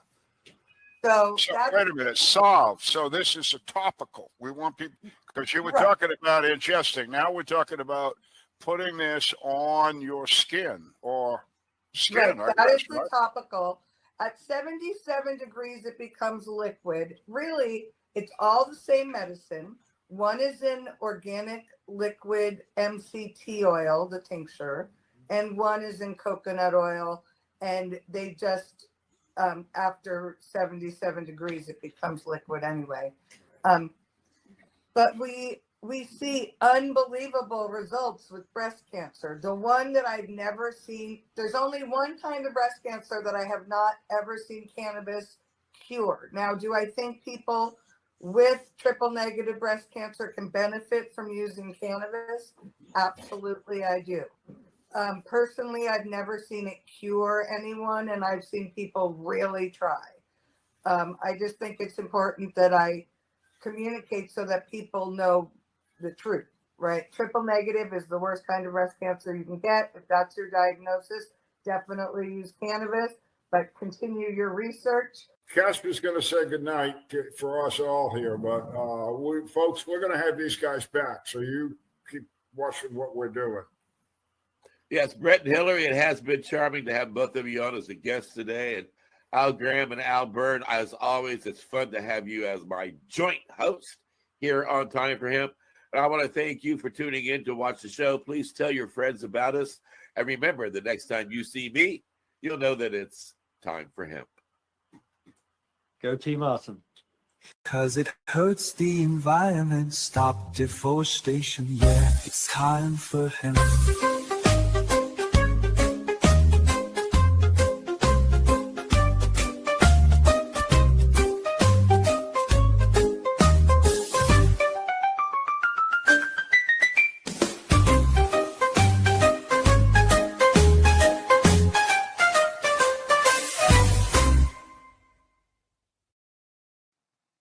Time for Hemp is a Pace Radio Network content provider. You're listening to the Pace Radio Network here at paceradio.net.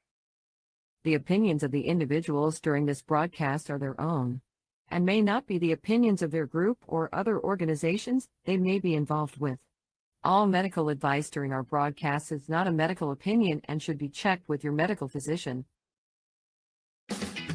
Enjoy the buzz of legalization with Campbellford Lifestyle Shop. From lights to plant nutrients, books, consumption accessories, and more, we've got all your basics to grow or consume cannabis. Visit our info center or take a look at our piercing services and body jewelry, now available in-store through Campbellford Lifestyle Shop, 17 Bridge Street West, Campbellford. Limestone City Hydroponics is Kingston, Ontario's hydroponic shop. Take your growing to the next level and create the optimal environment with a tent kit, or maximize your yield with an ebb and flow flood table kit. Either way, Limestone City Hydroponics has more sizes and options to fit your needs. Are you looking for the power of the sun that adapts to your budget? Then look no further, as they have professional grow lighting. They have indoor grow systems that are easy and cost effective, with many options to fit your living space and lifestyle. Cultivate your growing potential. We have everything you need to succeed. And if you can't make it to the store, they offer local delivery to the greater Kingston area.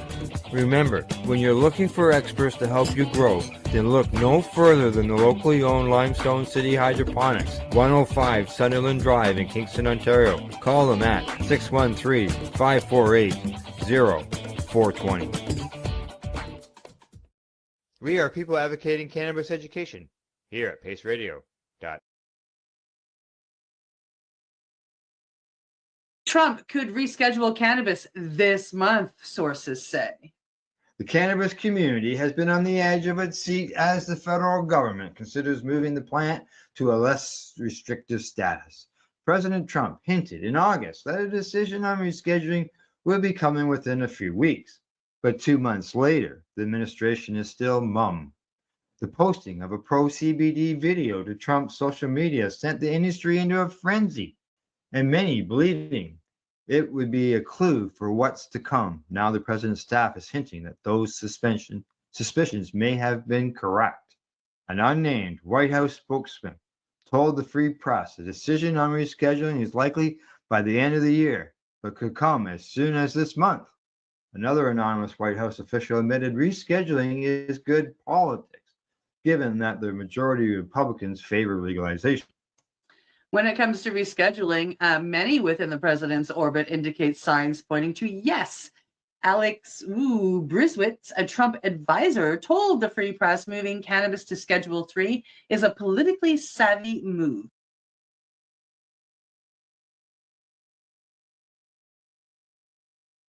You're listening to the Pace Radio Network here at paceradio.net. The views expressed by the individuals during this broadcast are their own opinions, and they may not be the same as those of their group or other organizations they may be involved with. All medical advice during our broadcast is not a medical opinion and should be checked with your medical physician.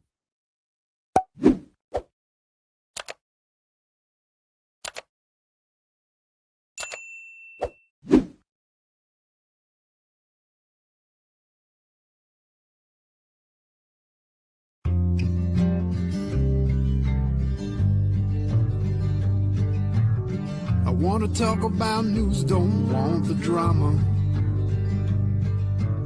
From no pretentious media Madonna. I found me a great ganja mama. Cannabis and coffee with some marijuana. Good morning, folks, and how's everybody doing this morning? It is, me covered in chocolate. I had no idea if my shirt was dirty. Well, we might have to change that here, but it's my meal shirt because it's substitution day, right? So, yeah, that's terrible. Hang on, I'll be right back.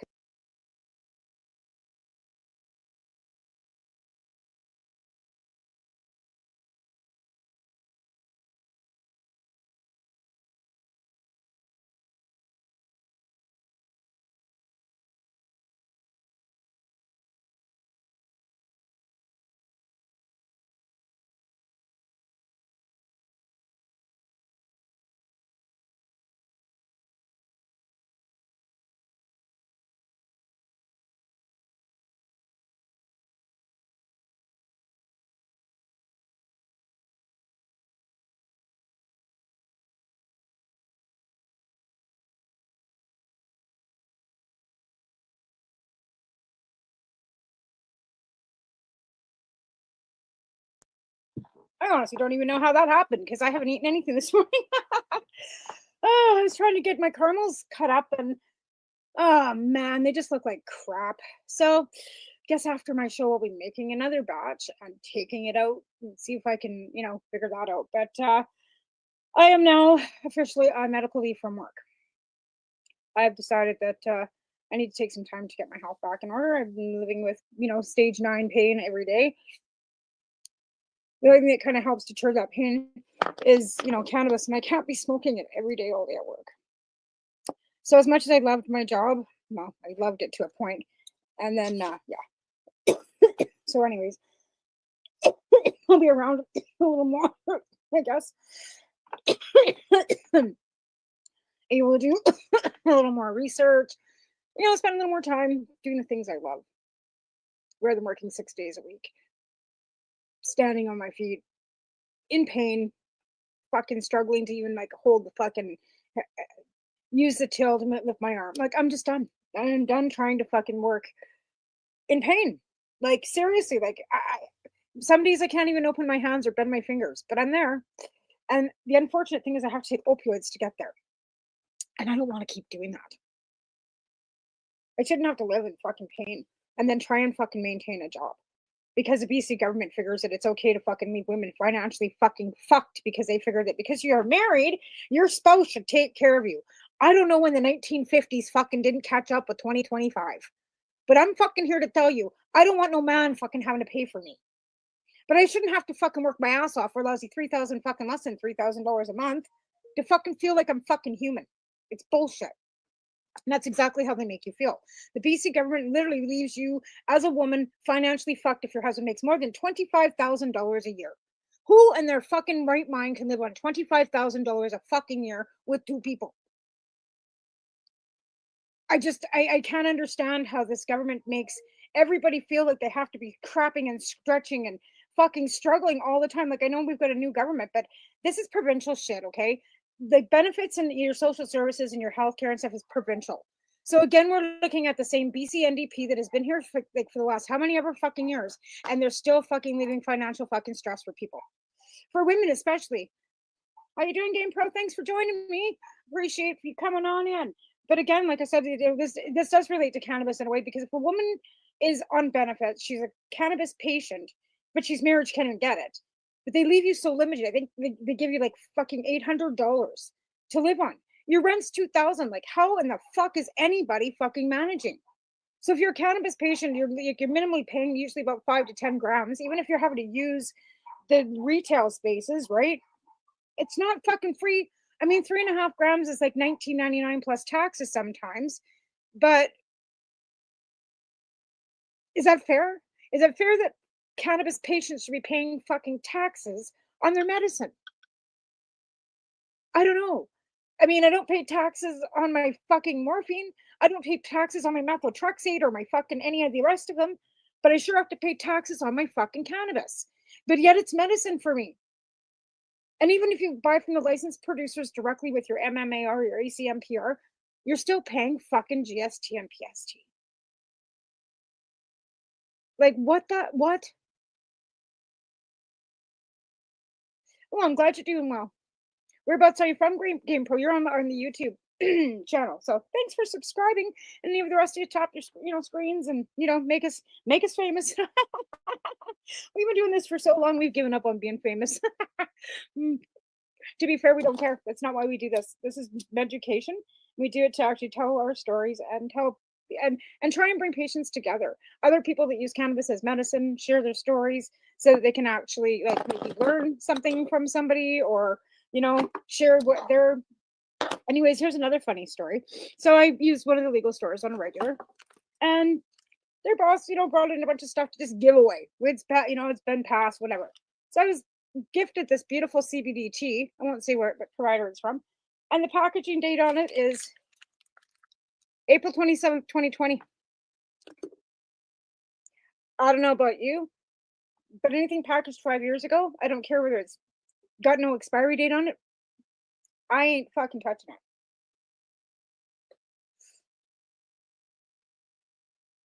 Well, that'd be great. I think this network, I started this show like 12. Actually, me and Al were trying to figure out actually what year we did start this. So I moved here in 2014. I think it was just shortly after that. So I think I started this 2013 or 2014, 2015. I don't think I was, I think I was doing this actually in Coronation before I even moved here. I'd have to actually go back to my Facebook memories and look, because I remember Ross doing my first logo. And that was, I think, before I even moved to Cranbrook. I don't want to be famous. I'm not cute enough to be famous. But again, like I said, we've been doing this for a really long time. And our goal is just to reach out to people that use cannabis as medicine and tell their stories, or have them come on as a guest and tell their stories. Because we all have different experiences. Everything is different for everybody. But I appreciate that. But the numbers would be good. We can't share this kind of information on TikTok because TikTok doesn't like it. And it would be so much better if we actually had a channel on TikTok, because that platform really gets a lot of things out.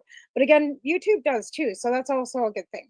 Again, today I'm wearing my medicinal shirt. We've had a couple Pace radio shows in the last few weeks that have done a lot of memorials due to the passing of Marco Renda. In fact, I was honored to be able to sit with Jeff Tech last week, Michelle Rainey's husband. And Michelle's been gone now for, God, almost 17 years, I think it is now, 17, 18 years. But this was the first medicinal shirt that I ever bought. And I bought this shirt when I got off the plane from Ottawa in 2012 after I got my license signed for the first time. So this is my original medicinal shirt. I have several others, but I love Weed Lab, a member of that community and active cast member. If you show up 3 times in the chat. Oh, that would be great. Maybe I can have you on as a guest sometime, Game Pro. Or GAMPRO, because we like to share content with each other too. Because are you in the States? Let me see whereabouts are you located? Are you in the US or are you in Canada? Because I'm in Canada. But yeah, we can share content. That'd be terrific. So maybe we'll have to hook up after. You can follow me on Facebook on my group, or you can follow me, Tamara Cartwright. I don't care. My name's like out there. Oh, Buffalo, New York. Nice. Well, I'm in British Columbia. So, you know, the rumors about the BC bud, they lied. All Canadian weed is actually pretty good. We've come around, right? Southernmost Canadian, as I call southernmost Canada. Yes. Well, you know that 49th parallel. They would have just not used the ruler. But yeah, I'm in the southeast corner of British Columbia. So I'm not on the west coast. I'm in the Rocky Mountains. It runs right along the BC Alberta border. I'm just on the kind of on the other side of the Alberta border. And I grew up in I'm from here, but I grew up in southern Alberta, which is super Bible Belt. And I did the first global marijuana marches and started Southern Alberta Cannabis Club in 2006 in Lethbridge, Alberta. And then I moved to Coronation, so then I had Central Alberta Cannabis Club. But yeah, I did a lot of activism in Alberta before legalization. And then Alberta's like opened right up.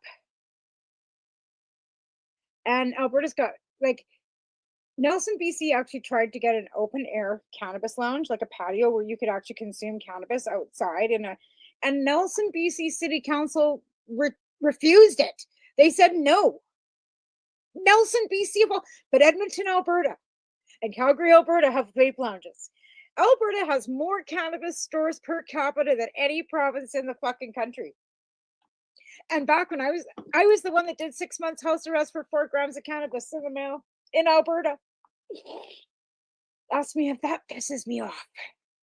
But yeah, so Nelson had actually lobbied or, put a proposal in front of their city council to have an open air cannabis lounge, like not inside, like outside on a patio, where you're not inside, No, they were turned down.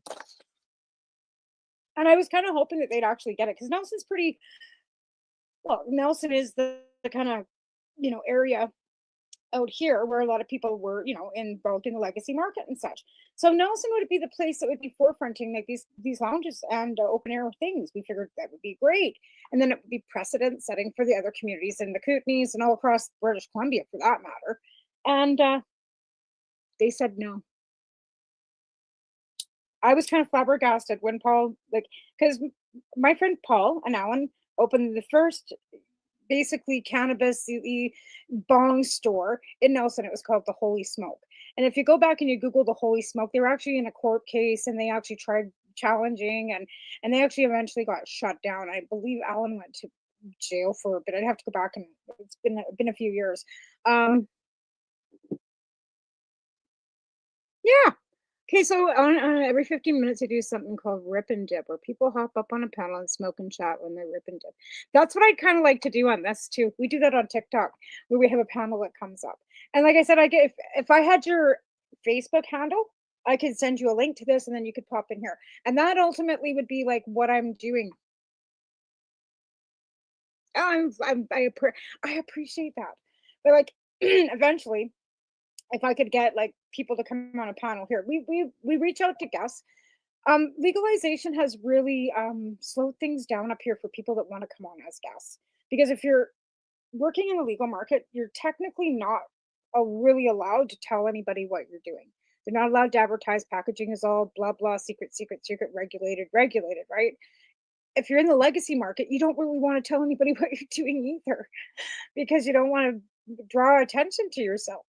Us patients too, like we're sharing amongst ourselves and stuff, but we don't want to draw a lot of attention to ourselves if we're sharing things, not just education, right?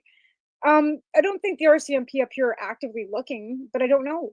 And we still have laws against cannabis in Canada. Like just because it's legal or per se legal, it's regulated. That doesn't necessarily mean that you can just go free for all with it. You can't. Like you can't grow more than 4 plants. You can't. And here's a funny thing, like you can give it away up to 30 grams, but they want you to use the legal market. But if you grow your own, it's kind of like iffy because if you get caught with your own giving away, I don't know how that works. I've never had anybody have it happen to them. It's a matter of proving that you actually grew it yourself, because they want everything barcoded. They want it like from seed to like, barcode, like everything cereal from seed to plant, to track it. I mean, there's so much wrong with the legalized market than there is right. Like, I mean, like I said, I appreciate the fact that nobody's getting busted for joints. I'm on Insta too, but I'm also more on Facebook. But yeah, you can you can, if you're on Facebook, you can just look me up there, or I can actually I don't care. I just put my email address is tamaralee3@gmail.com. And I put that out there because for cannabis substitution, I take fund donations and stuff, and I use that email for that. So if you reach out to me on tamaralee3@gmail.com or whatever it is, yeah, and then send me links and stuff. And then, like I said, I just started medical leave away from my job. So I will have time because normally I would be working till 10 o'clock at night. And now I'm not.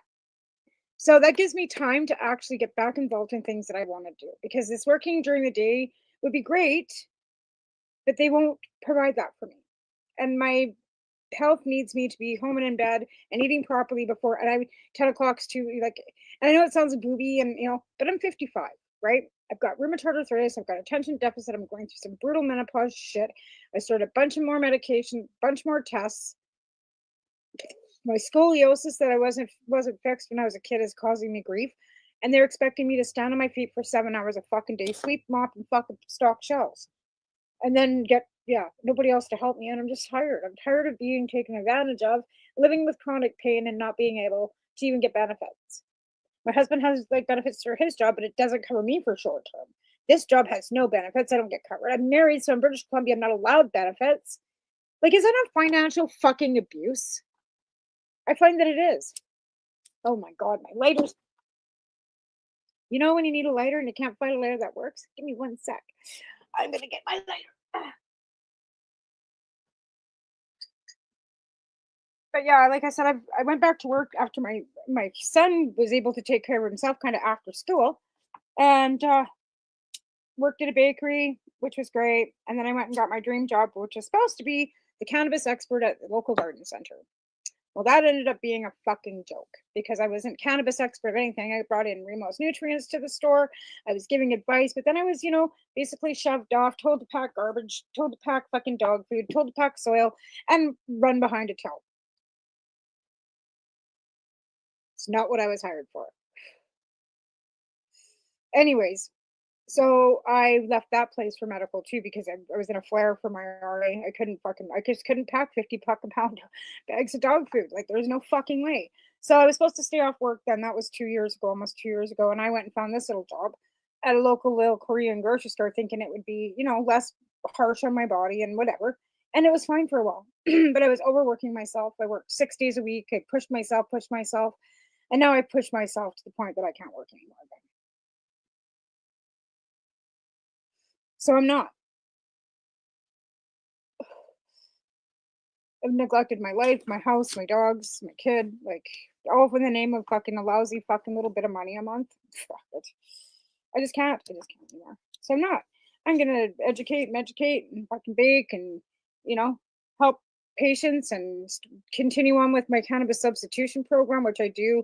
And now I will have more time to bake. In fact, I was going to cut up some caramels and take them out to the res this morning, and I looked at them and went, no, those aren't very good looking. Hang on a second. I'd have to check my phone. Hang on. Oh, you probably check your phone. I don't know. Where's my ashtray? Let me take a look. Looks like I probably did.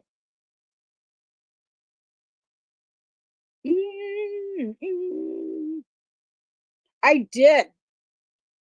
Awesome possum. That's awesome. Yes, I did. So now you've got everything. I just sent you one back. Now you even got my fucking address. But yes, I did. Thank you. I will be there. That is so awesome. Thanks for the invite. I think that's terrific. Like I said, especially with your orange potato. Like, we don't have any problems with you Americans. We got a problem with your orange potato. Don't fucking fuck with us. I mean, you're from New York, right? The orange potato, like, yeah, he's like, no. So I love that. I love that you're in New York and that we can share stories and, cross hands across the border, eh? And share what you know, and then I can share what you know. Maybe we can educate and, together. So next time, now that I've got your email, I don't know if you're on Facebook, but I can always send you a link. Maybe next Monday you want to come up on the show if you're not busy, and we can share some education too. Thanks. That's so awesome. I love that. Yay! See, I was supposed to go to Toronto we were supposed to have a CannaFest or like a cannabis expo kind of thing, and I think it was March. And then it got canceled. And I was so looking forward to that because I love going out to Toronto and networking and meeting new people because, like I said, I've been in the cannabis industry for a long time. It's always this time. It's always noon Mountain Standard Time. Every Monday is when I'm up. And then we also have a show on Wednesday nights too, which is at 6 o'clock Mountain Standard Time. So you're 2 hours ahead probably. So it's probably like, what, just after 2:20 your time right now because you're probably the same as Eastern Standard where the network actually is.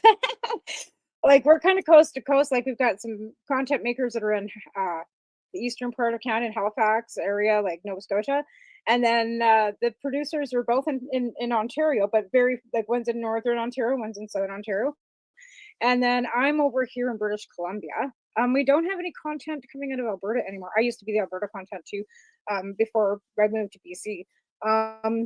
But yeah, like I said, we've got and then we try and bring in guests from across the coasts, like and across the country. And then we've got yeah, a lot of content on psychedelics and everything. But you know this. If you've been following the channel for a while, you know. But I'm excited. I'm excited to meet you. Again, like there's so many differences between like even the medical licensing here for like large production comparably to if you're a patient. So if you're a patient, but I'm hearing some really disturbing stuff that actually the government is making it so difficult in the College of Physicians that you're not able to get a licensing for probably anything more than about 7 to 10 grams anymore. Now we know that there's a lot of people that use extracts, which you need a larger amount to be able to bring down to use that medicine, and you need more than well you get. And this is the funniest. I've been saying this for so long too. So medically in Canada, you're allowed 5 plants per 1 gram, right? So if you get 10 grams per, that's 50 plants, right? It was 49 plants for 7, I think, when I had my first prescription. And then so it's like 15 or 20, yeah, what was it, 5 times 10, so it'd be 50 plants, right? Is that how that works? Anyway, no. Yeah, anyway. But when in the rec market, you're only allowed 4 plants per household, not per adult, per household. So if you've got 3 adults in your house, you can only grow 4 plants. That doesn't even give you 1 gram for anyone in the medical equations, right? So now they're kind of wanting to cut people back on that too, and I'm not sure or any of the understanding, but there's also a consultation. I was going through that last week on my show about CBD becoming more mainstream and how they should regulate it and how they should package it and whether it should be allowed like on the shelf like Tylenol or whether a pharmacist should be handing it out and all these things. And I'm just like, Tylenol is more harmful than CBD is. And you don't have anybody handing out Tylenol or Advil across a counter. I mean, 222s, if you can even get them anymore with codeine. They used to have to hand them out over a T3, I think, or whatever they, with a bit of codeine in it. But again, like in the States, things are different. Now your Orange Potato too has also said that he's going to like lift off and take down some pharmaceutical costs. He's capping them. Oh my fucking Christ, that guy. That's socialism with authoritarianism. Like, what the fuck? Like, anyway. I have no words. And I just don't even know what to think. It's like, does nobody got any critical thinking down there? Maybe y'all smoke some more weed. Open your mind. Don't be too woke. But you're allowed to be woke if you're wanting to smoke cannabis, right? Like, let's face it. If you're on the side of that industry, you're woke. Wokey fucking woke. Goddamn medical started here because of the HIV crisis, for fuck's sakes. Like, anyways, I know. I'm sorry, I'm not supposed to be political, but yeah, fucking Orange Potato fucking really fucks everybody shit up. Tariffs. What are you gonna do? Tariff this, tariff the plant, bastard. And that's the funniest thing. We're not allowed to export from the States. We can export to Germany from Canada. We can export to Australia. We can export our cannabis to in between provinces, but not across the US border. And now at our peace crossing where there was like basically nothing in between our two countries, they got fucking ice set up, checking their people leaving their country coming to ours. Like, the fuck is up with that? Please. But yeah, so you don't dare fucking even you better check your car, make sure you don't even have a fucking roach. And that's the thing. Like I've had people that have gone across the U.S. border like years ago, found a roach in an old fish, tackle box. It was probably like dried up, and they were they were pulled in like it was fucking brutal. Like held, they detained over an old roach that was like it was a paper. They didn't even know it was there. And it was like, holy fuck, could you imagine if that happened now? Like you're leaving Canada. Like, I mean, I know in some countries you're not even allowed, like I think it's Japan, you're not even allowed to consume anything outside their country. And if you come home and they find out that you were consuming cannabis in Canada when you're on vacation, you get charged in your own country.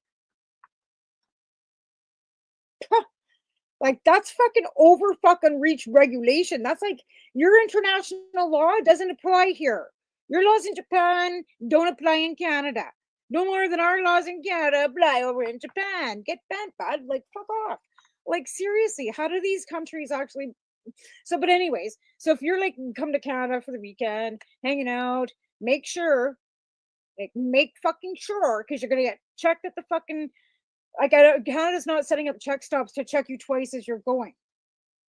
I don't think they even do much at the Canadian border when you leave. I don't know, because I've never fucking left the country, to be fair. I don't have a passport. I could have left the country like before 9/11, because before 9/11 we just had our driver's licenses. We could fly to, I mean, if you wanted to go to Europe or somewhere, you'd have to have a passport for sure. But if you wanted to go to the States or to Mexico, you just needed a driver's license. And then all of a sudden it was passport us up, Scotty. Because I've had a record of sorts since about 1991, because I was kind of a hothead. That doesn't count. That was a peace bud. So I bounced a check when I was 22. NSF check, my first charge. I didn't get my first actual drug charge until I was 35 fucking years old. Not kidding. Anyways, I don't have an extent, but I do. Like I've got an NSF, which is an entering fraud, and so it just looks bad. So since that time, I've never tried crossing the border, because I knew I wasn't going to be allowed to cross the border. Right? Once you get a record, you can't even bother. So to me, it was like, why bother getting a passport? I got a record now. There's fucking no point. I'm not going to be able to go anywhere anyways. And then every year that I've thought about it, because I can travel, it's just in the States that I can't. And I could if I paid them. If I actually went to them and paid them whatever for a US waiver, I could come, right? But it's all about fucking money. It's a cash cow. It's a fucking cash grab. So now, because there's three, like my husband and I and my son, it would cost me almost $1,000 just to get fucking passport applications put through. And I mean, they'd give them to us. And the pictures aren't expensive. You can get them done for around $10. It's not that, but I've never had $1,000 that you could just piss away to get passports. Never mind saving for it. I don't have money to travel. I've never had money to travel either. But again, that's irrelevant. But I don't have a passport. I'm not sure that. I don't know. I'm sure there's other Canadians that don't have passports besides me at 55. They've never left the country. I'm sure of it. But I have no desire. No offense. Before the orange potato, yes. Now, I'm scared. I wouldn't even want to come to the U.S. I wouldn't. I'd have to leave. I'd have to scrub everything. They'd Google my name. I'd be fucking done. The minute I hit that border, poof, I'd be disappeared. Bye. Where'd you go? I don't know. So I'm good. And that's what. And I'm not saying that that's happening per se or what, but that's the information that we're being fed up here. There's a high alert for no travel to the US. We're being told that people are being detained in the US that are Canadian dual citizens or down there going to school. We've heard that when you get to the border, they're going through your phones, they're going through your shit, they're going through everything, they're fingerprinting you, they're making you carry. I'm good. I'm fucking good. If I wanted to go to fucking Russia, I'd go to fucking Russia. And on that note, I better fucking take a commercial break and thank my beautiful sponsors that we have that keep this network going. And we're really appreciative of that, because they help us pay to help for everything. Okay, so I've got to go over here somewhere and find the commercials. I know. I'm actually surprised I even made it here this morning. It took me everything to get out of bed. But I'm here. We'll be right back after we take a quick commercial break. You're listening to the Pace Radio Network here at paceradio.net. Limestone City Hydroponics is Kingston, Ontario's hydroponics shop. Take your growing to the next level and create the optimal environment with a tent kit, or maximize your yield with an ebb and flow flood table kit. Either way, Limestone City Hydroponics has more sizes and options to fit your needs. Are you looking for the power of the sun that adapts to your budget? Then look no further, as they have professional grow lighting. They have indoor grow systems that are easy and cost effective, with many options to fit your living space and lifestyle. Cultivate your growing potential. We have everything you need to succeed. And if you can't make it to the store, they offer local delivery to the greater Kingston area. Remember, when you're looking for experts to help you grow, then look no further than the locally owned Limestone City Hydroponics, 105 Sunderland Drive in Kingston, Ontario. Call them at 613-548-0420. Are you looking to get your medical cannabis grow license? Limestone City Hydroponics can help patients through the process of obtaining their license to grow medical cannabis. What's that? You don't have a doctor? If you meet the medical criteria, Limestone City Hydroponics has a nurse practitioner who can assess and provide medical cannabis prescriptions. What are you waiting for? Contact Limestone City Hydroponics at limestonecityhydroponics.ca or call them at 613-548-0420. What do you find at paceradio.net? People advocating cannabis education. Enjoy the buzz of legalization with Campbellford Lifestyle Shop. From lights to plant nutrients, books, consumption accessories, and more, we've got all your basics to grow or consume cannabis. Visit our info center or take a look at our piercing services and body jewelry, now available in-store through Campbellford Lifestyle Shop, 17 Bridge Street West, Campbellford. Rerolled Saturdays. Check it out. Nothing but non-stop cannabis and psychedelic programming. Find it at 420pace.ca.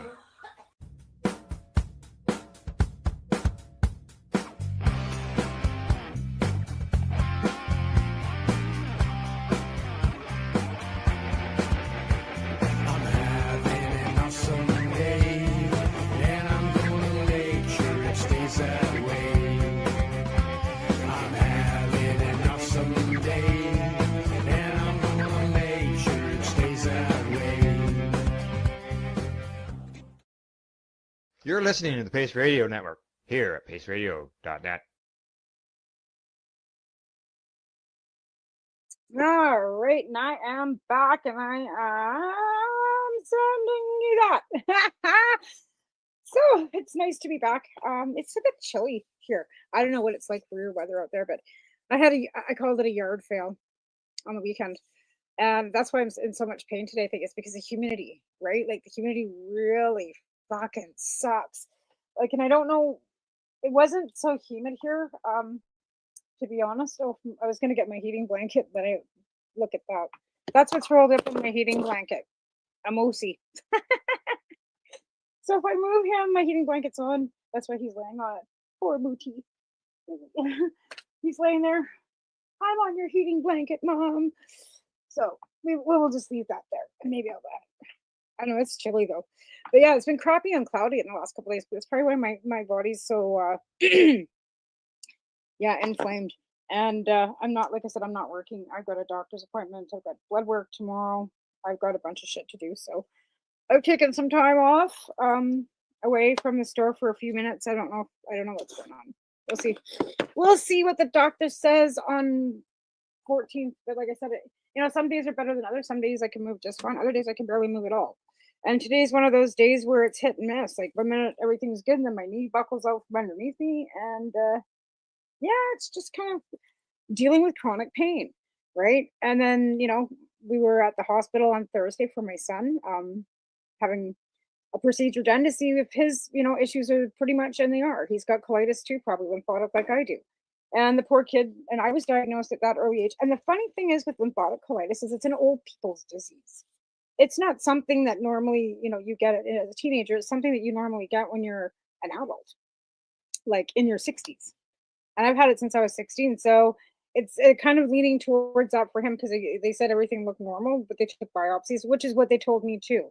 And then lo and behold, like, because the doctor come out when I had my procedure done, he goes, "Oh, everything looks good. You know, you must have done a really great prep." I said, "I didn't do any fucking prep, dude." And he looks at me, he goes, "No prep." I said, "No, I took the one prep, you know, and then and I didn't finish doing it. I couldn't even, the end of it, there was no way you were sticking anything in there." So, and then he was like, "Oh, okay, that makes sense." And then 2 weeks later, you know, my doctor phones me, he says, "Oh, you got," I says, "Oh, imagine that." Like, I was telling them that, but you know, because I hadn't had any procedures done in I don't know how many years, they don't take your word for it. They want you to get retested. So they've got proof that, you know, you aren't a liar. And they found out that I wasn't a liar. And I told them the same thing with him. I said, you know, chances are this is what it is. But yeah, let's give a 15-year-old a colonoscopy. Okay. And they did.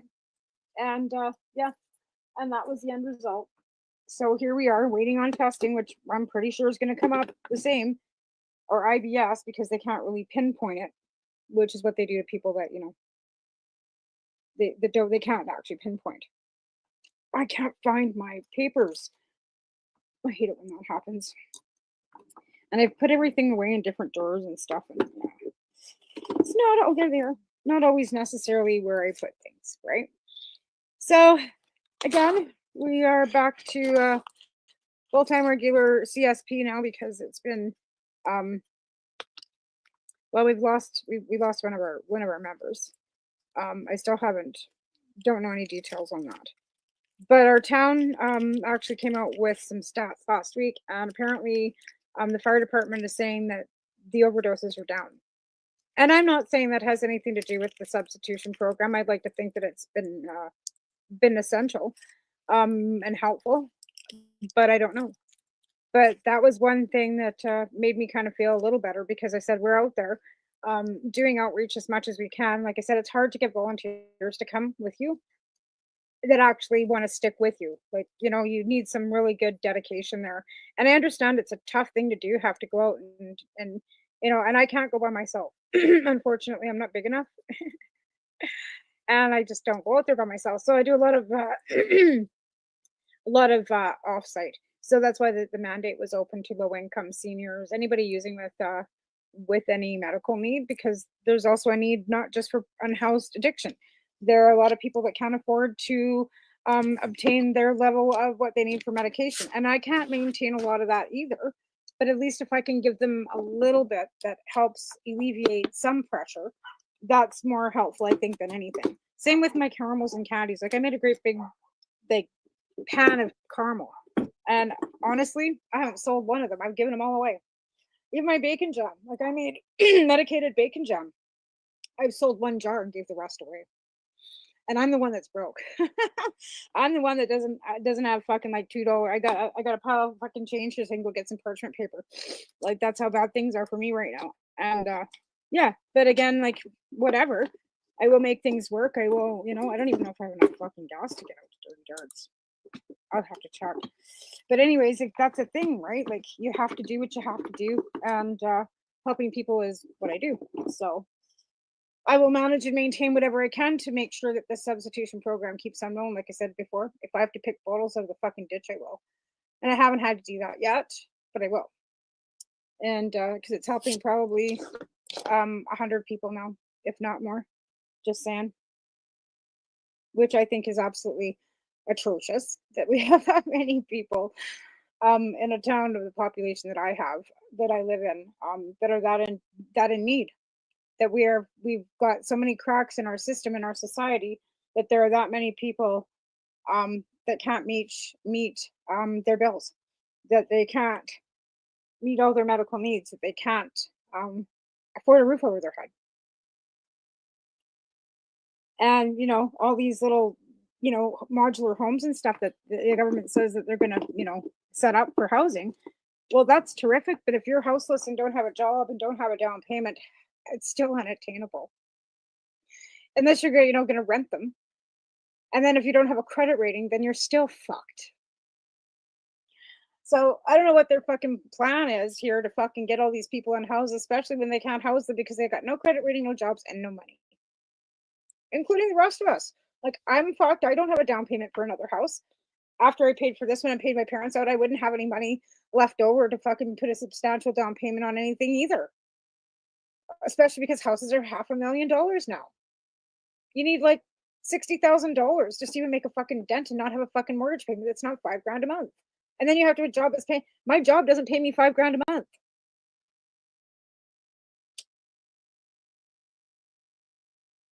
So how is anybody affording a $500,000 house? Because wages don't fucking match up to, like, even making the money that I make, which is not, it's $4 above minimum wage, which isn't that great. Well, $18. So I'm making $21 an hour, $45,000 a year. That's still not enough money to pay for a $5,000 a month mortgage because I don't make $5,000 a month. Right? And if you can't, if you don't have that income level, you can't even fucking do a mead test. I don't make enough money to even afford a fucking $400,000 house. I don't make enough money to afford a $300,000 house. And you can't even buy a $300,000 house anymore. So what does that leave us? Right? It leaves us all fucked. So like I said, all these fucking, little homes and stuff that the Canadian government's going to build, people don't have money for down payments and people don't have money to fucking pay for them. It doesn't make any fucking difference, especially if you've got no credit rating and you're fucking living houseless. You're not going to be able to attain anything.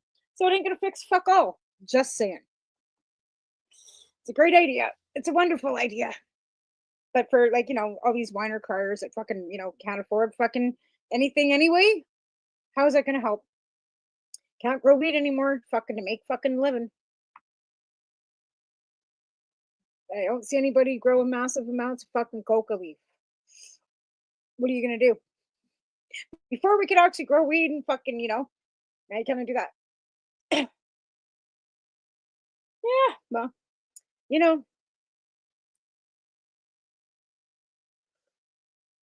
that's life.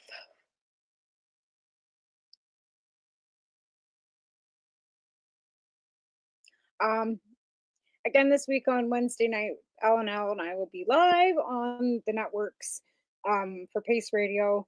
I believe they had the psychedelic news this morning, Al and Cindy, and there's network and content all week long and all day Saturday on this network. Like I said, there's a consultation also going on Health Canada's website for the CBD product, and it's consultation on packaging and on whether that should be able to be sold across, under the counter, over the counter, like Tylenol, whether it should be sold in a pharmacy, whether it should be sold in a gas station type of thing, like what the regulation should be for, that, and the manufacturing levels of it. Now, even if you grow hemp, like there's a difference between hemp CBD and cannabis CBD, just saying. And there are actually cannabis plants that are specifically growing now just for CBD. CBD also comes in white powder form. If you get it from the University of Victoria, it will come in white powder, like crystal. And that's actually how it should come, if they're using it in any product. Even this tea that I got here was, has CBD powder in it. You can see it. Oh my God, these dogs are outside because I was a dummy and left the door open. That fire behind me almost feels like it should be on too because it's fucking cold. Like, when did it? It's May. I get that. It's only like, Mother's Day's just passed. It's just the 13th or 12th. But apparently there was frost out in Wycliffe last night. So again, growing your cannabis plants in the zones that you're in, don't put them out yet. Don't put anything out till after the 20th of May. After the May long weekend, but don't. And in Cranbrook, we always say if there's still snow on Baker, don't put anything in the ground because it's going to snow again. It inevitably will. It always seems to be that way. I don't know why, but it does. All right. So,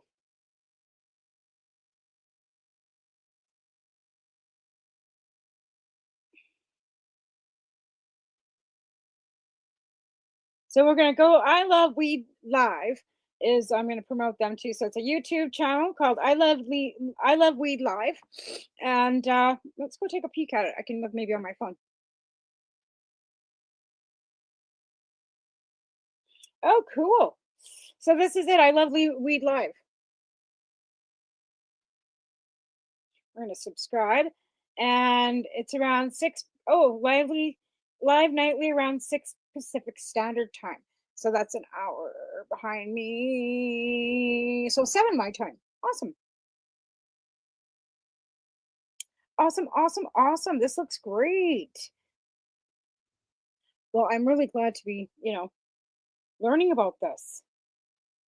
So that's I Love Weed, everybody, on YouTube.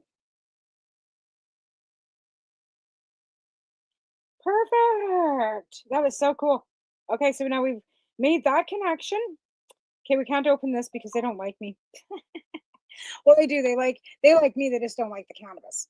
That's it. I guess again, like the Philippines is having another election. I guess the two families are fighting big time, and the former Philippine president, prime minister, whatever he is actually in The Hague right now, being tried for war crimes because he killed so many people that were apparently either they were drug users, maybe they weren't drug users. He wasn't. He was. They might have been assumed to be drug users, and he killed thousands of people to try and eradicate drug use. Well, prohibitions never work. Never mind this. Like that's what I mean. Like why I have a firm belief that all drugs should be regulated. As much as I hate the regulation of cannabis too, but at least I know it's safe. Like it's not full of mold and shit anymore, and full of fucking bags of seeds, and you know what I mean. Like I bought pounds that had 90 grams of seeds in them. I was just like, are you fucking kidding me? I'm paying for this shit. That's another fucking lifetime ago. But if it's regulated, manufactured, regulated, well, manufactured, tested, regulated, put behind the amounts, even if you have to have security guards fucking hanging out front. I don't know what the answer is because people are going to use drugs. And I also want to say that, the thing of it is, everybody makes a big point about, East Hastings, downtown Vancouver. When I was a kid in the 70s, we were always threatened. Don't do drugs or you'll end up downtown East Side. It's always been like that. It's just that now we've got social media and people fucking taking pictures. And now that the drugs aren't the drugs anymore, the drugs are toxic and they're fucking killing people like flies. That's why there's a great big push for it. And it was because one group of women that lost their daughters down to the east side to start to make, a fuss. And it's called Mom Stop the Harms. It's kind of like mad. They got all fucking huffy and puffy and started making a bunch of fucking, yeah.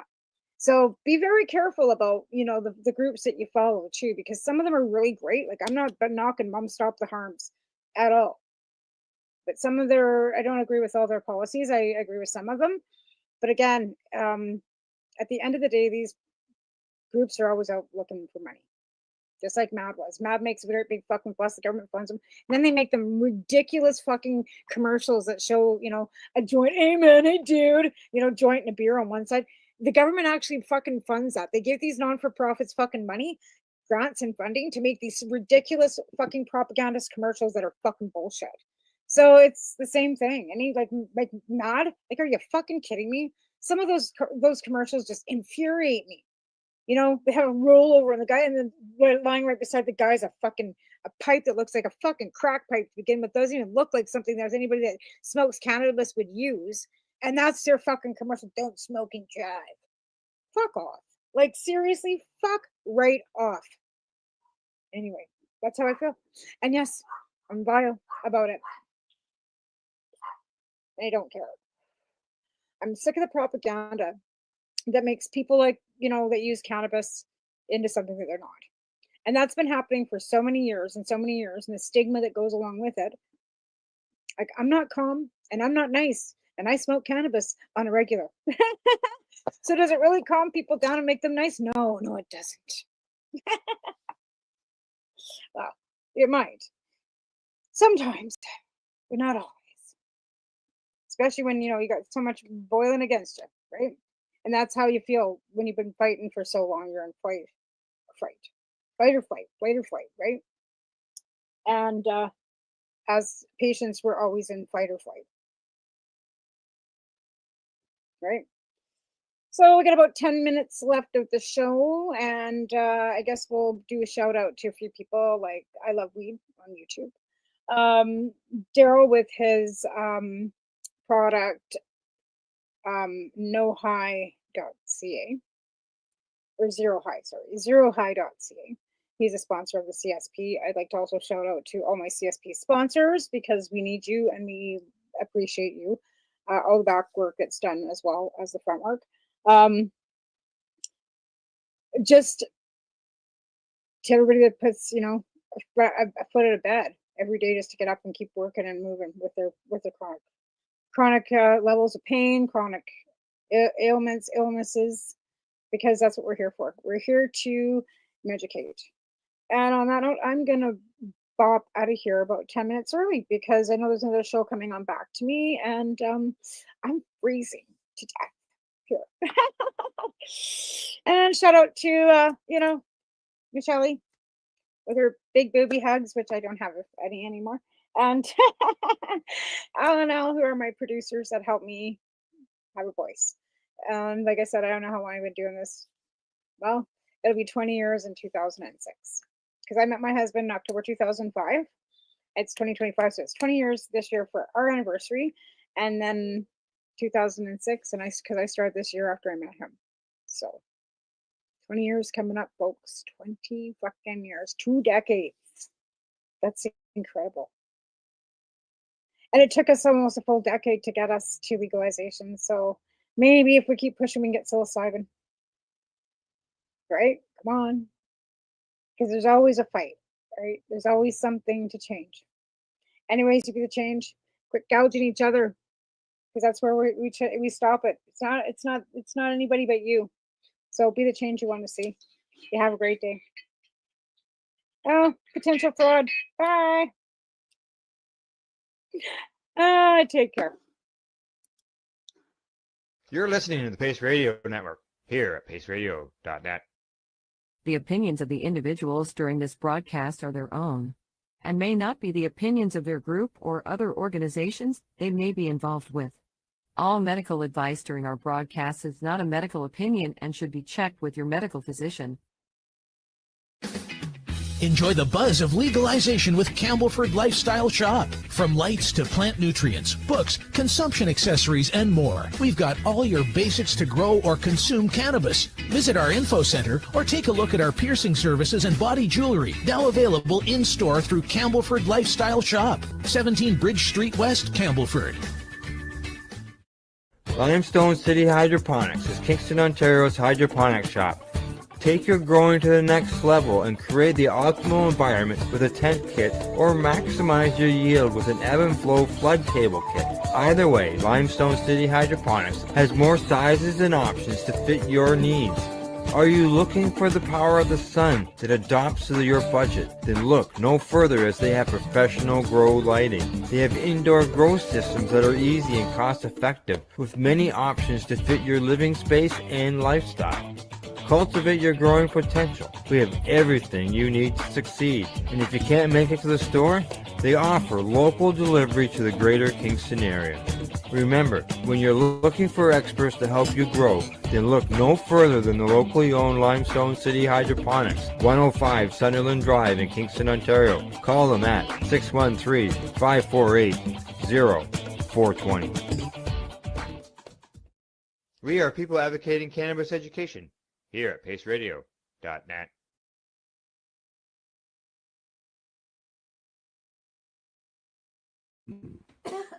You're watching the 420 Pace Reroll Saturday.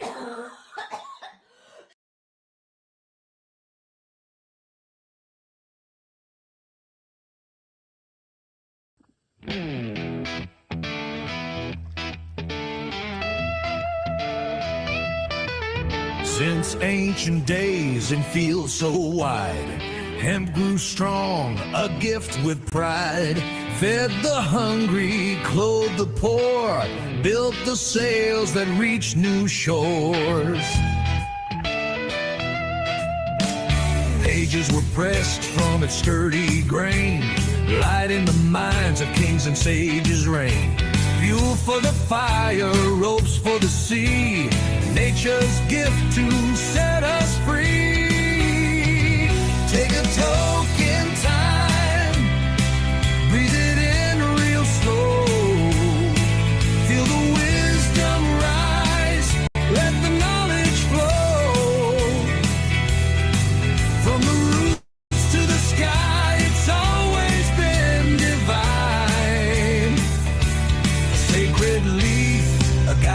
time.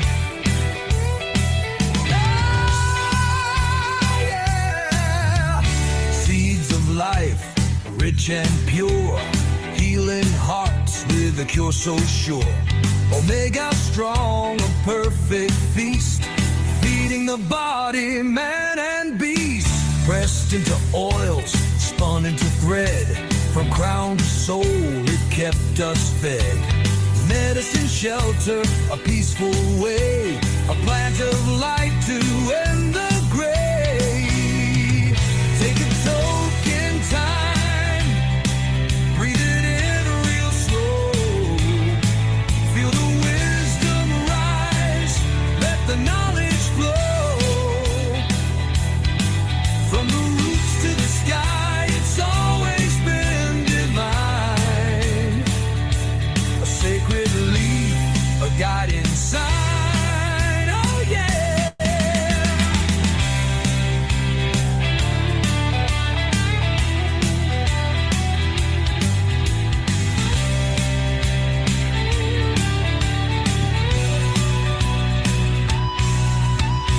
Lifted souls through smoke and song, a gentle whisper, a love so strong. Open minds and soothe the pain, kept the spirit whole again. Though time may change, the truth remains. Nature's gift flows through our veins. From past to future, leaf in hand, a token time across the land.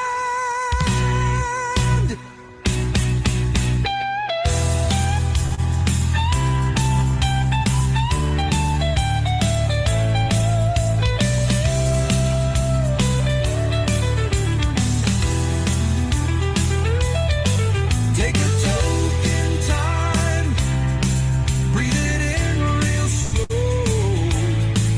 Feel the wisdom rise, let the knowledge flow. From the roots to the sky, it's always been divine. A sacred leaf, a guiding sign.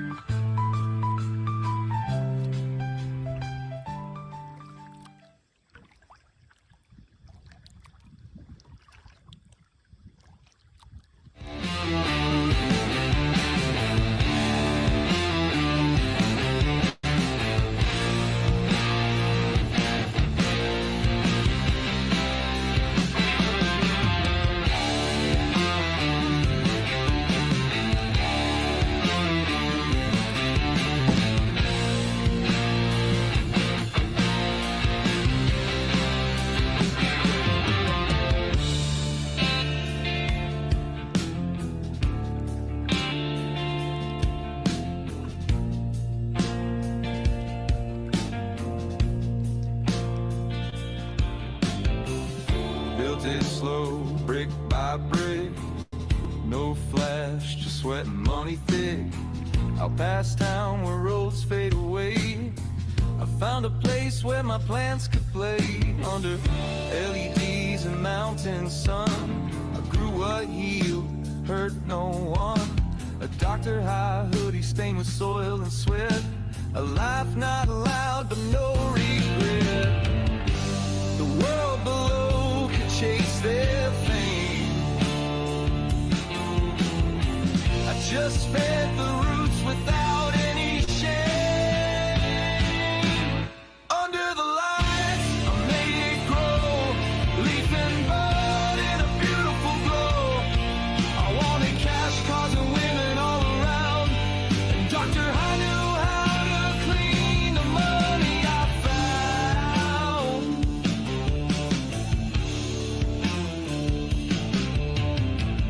Word got out, demand got bold. Strangers came with fists of gold. I said no, but money talks, and soon my doors had heavier knocks. My name was whispered in smoke. smoked out bars. They drove from cities, lit cigars. I lost the hush, I lost the hill, but I kept on growing, I kept the will. You can't find peace when greed walks in. Beautiful green plants turn to spose who sin. Under the lights, I made it grow, leaf and bud in a beautiful glow. I wanted cash, cars, and women all around. And Doctor, I knew how to clean the money I found.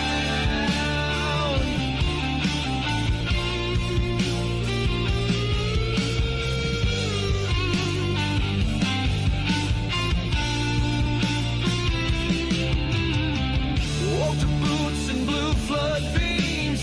Saw my dream ripped apart at the seams. They took the plants, they took the distillate jars. They can't reach the cash hidden under the stars. I lit one right there on the hill as they rid me rights against my will. A few seeds fell from my sleeve. I grinned and turned to leave.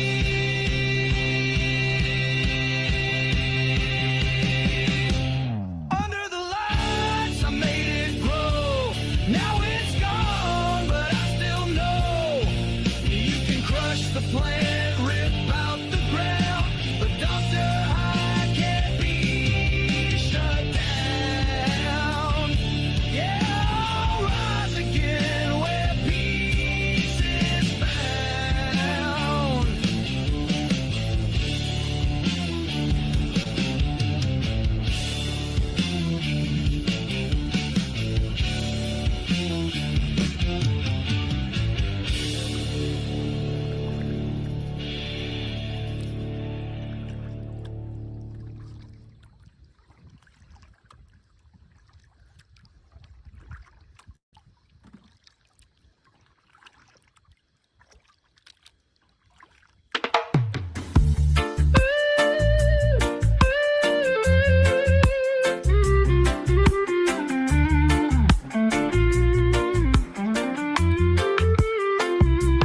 In the fields where the green highways lie,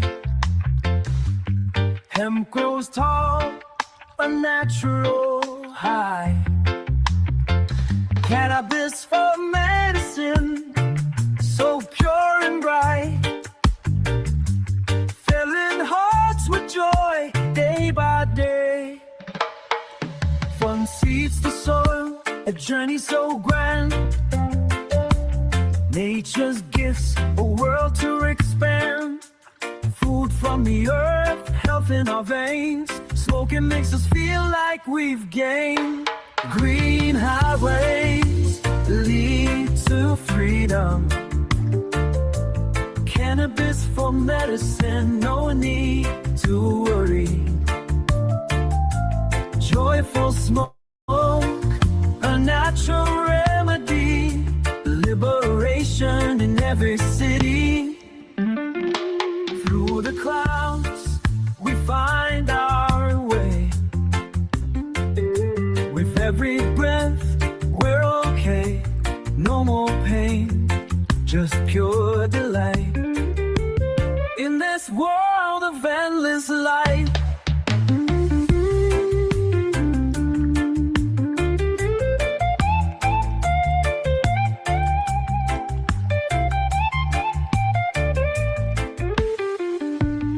Heart of the green highway lane, we find peace, a brand new stance. Cannabis for health, a new dawn, making dreams come true. One puff at a time, from the fields where the hemp grows to the skies where we soar. With every high, we let go of worries, of sorrow. Green highways lead to freedom. Cannabis for medicine, no need to worry. Joyful smoke, a natural remedy. Liberation in every city.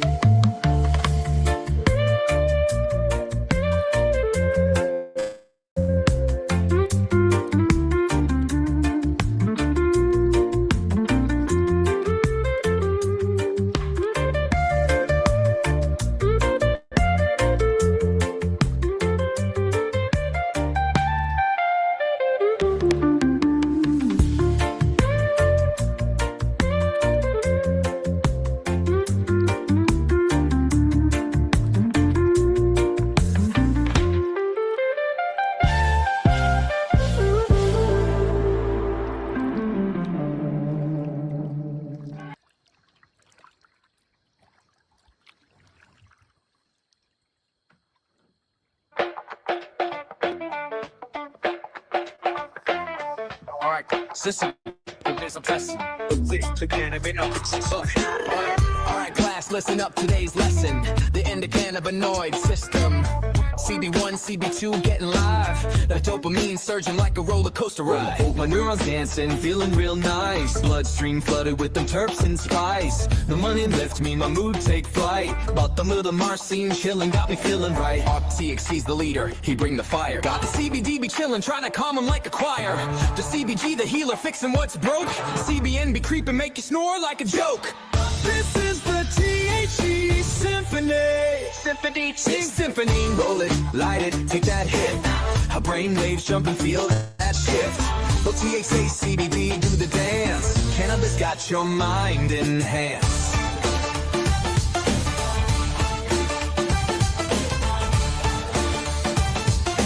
Cannabis got your mind enhanced. Feeling chill? That's the line, a little touch. New and feeling bright, that's that citrus punch. Terpenes be working, flavors unlocked like a symphony, but inside my thoughts. Lipids hype me, beta cardio feeling, bite me, pine and keep my focus tight. Eucalyptal feeling right, that all these compounds working as one. This ain't just a plan, it's a loaded gun. Oh, THC say yo, let's elevate. CBD like chill, meditate. CBG like bro, I heal the pain. No CBN say y'all, go ahead, I'll take the strain. This is the THC Symphony. It's your THC Symphony. Come roll it, light it, take that hit. A brain waves jump and feel that shit. With THC, CBD, do the dance. Cannabis got your mind enhanced.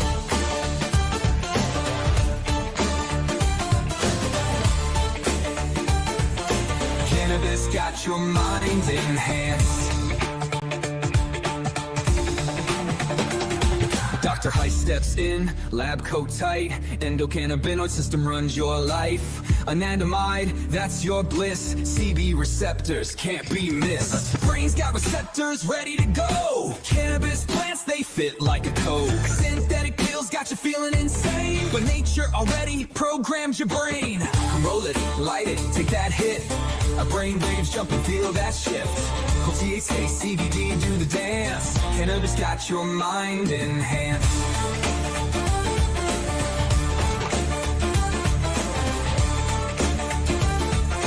Cannabis got your mind enhanced.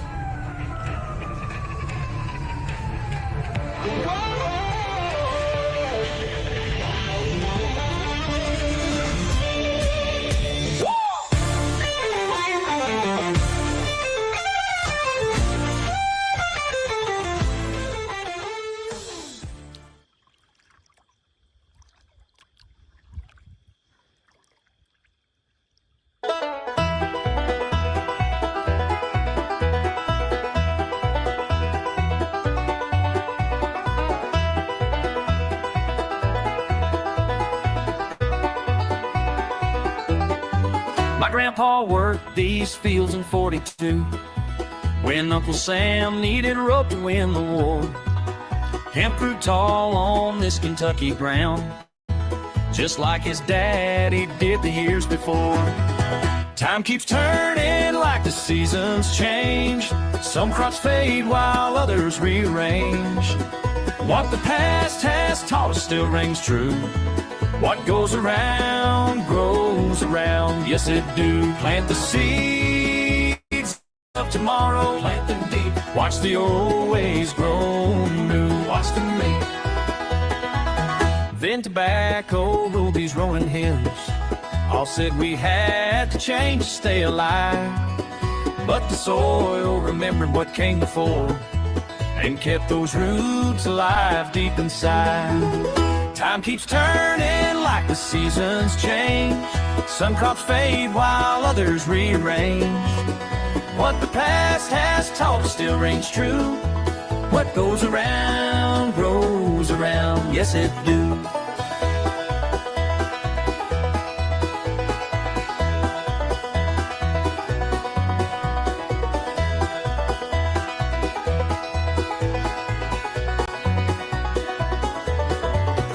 Ancient wisdom in the ground.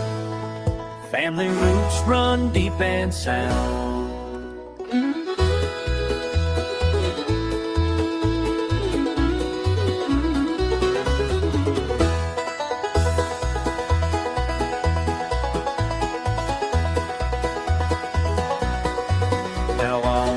can they be still be playing around? Growing hemp just like my grandpa knew, boy. One smiles as history turns, bringing back what always rang true.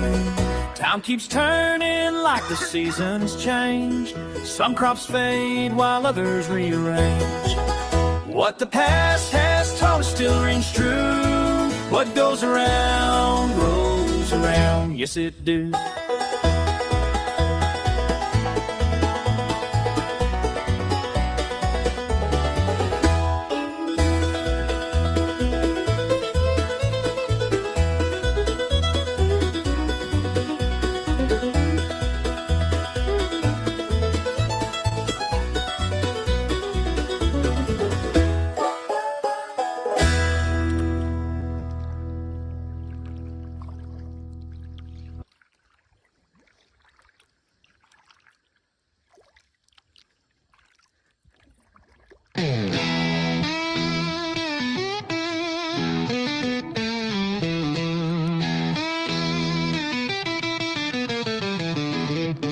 He sat in the corner, eyes half closed, wrapped in smoke like a worn out road. They say he's seen the past, the present, the end, through the bottom of a bong that ain't never been cleaned. I dropped a 20, said tell me my fate. He took one hit, then made me wait. Stared real deep like a wise old sage, then coughed up a lung and said, bro, you blazed. Bong water, vision, secrets untold.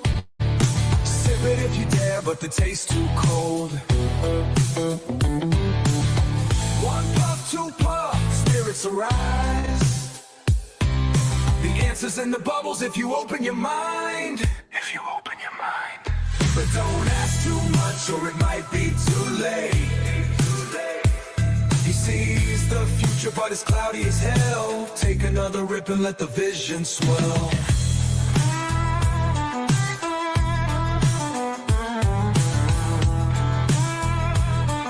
He still took a hit, now the truth feels near. He looked at the ripples, let out a sigh. Said, son, I see tacos falling from the sky. I said, that ain't prophecy, man, that's a dream. He just grinned and said, trust the green. He whispered, aliens, they've been here a while. Built the pyramids, then dipped with a smile. I said, that's insane, he just shook his head. It's all in the bong, man, reality's dead. Bong water, visions, truth dripping slow. Sip it if you dare, but you may not know. One puff, two puff, the answers arrive. But the more you see, the less you survive. The less you survive.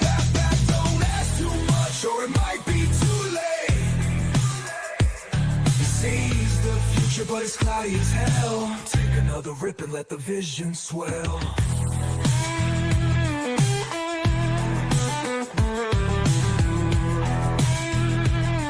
But he still took a hit, now the truth feels near.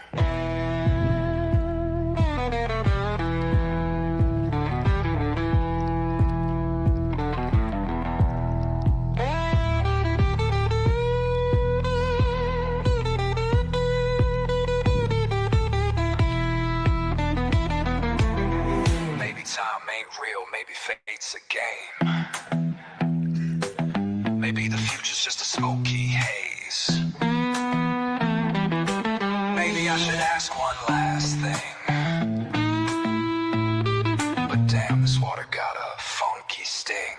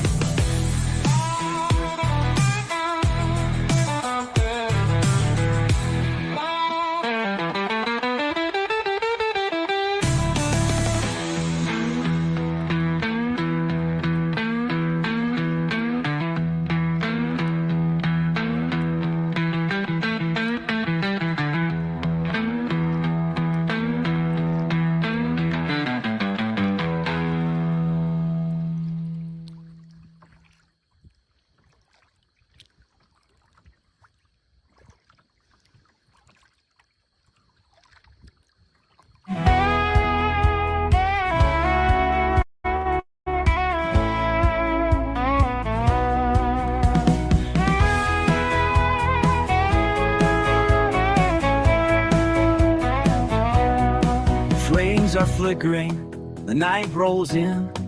Pass the bottle, let the tales begin.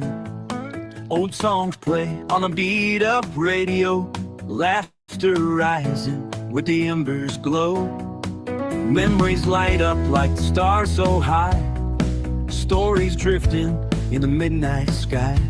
One more spark, let the circle stay tight. Ain't no worries in the firelight. We're smoking buddies, side by side, blowing clouds where the good times ride. No need to rush, just let it be. Here with my friends, feeling wild and free.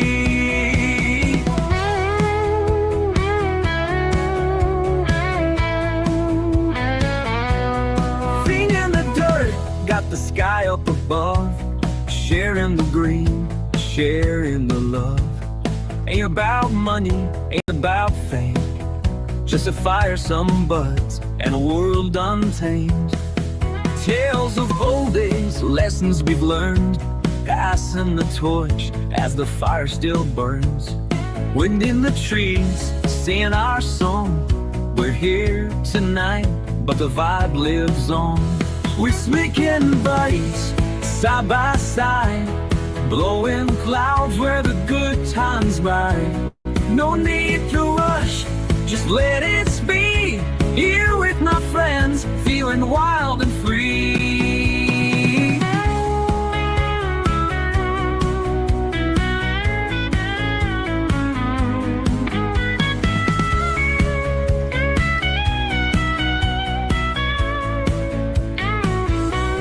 Ash in the tray, but the night's still young. Another round, let's keep it strong. No place to be, no time to keep. Just rolling slow where the memories meet. Soon the sun's gonna break the spell, but we'll be back, yeah, time will tell. Till then, my brothers, we'll keep the fire alive. Light it up, let the good times thrive. We're smoking buddies, side by side, blowing clouds where the good times ride. No need to rush, just let it be. Here with my friends, feeling wild and free.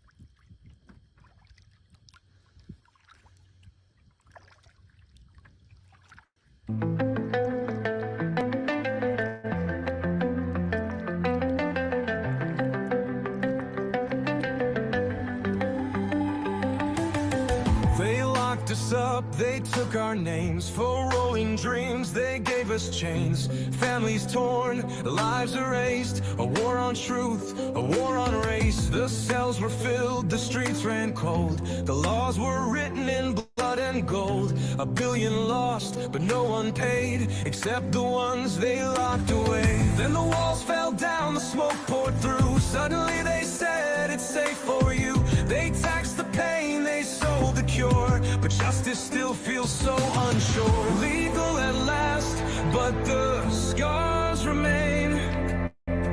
Time moves fast, but who takes the blame? Gift of the gods, let the future rise. Dr. High, stand where the lost ones lie. Legal at last, but the scars remain. Time moves fast, but who takes the blame? Gift of the gods, let the future rise. Dr. High, stand where the lost ones lie. North of the border, the tide has turned. 5 years free and the people learned. Crime went down, streets stayed clean. Cannabis healed, it changed the scene. No smoke and fear, no wasted lives. No broken homes, no goodbye cries. The world took note, they saw it clear. The green rush rose, the truth is near. Oh, smoke rise high, echoes whisper through the sky. For every name, for every fight, one green leaf still shining bright.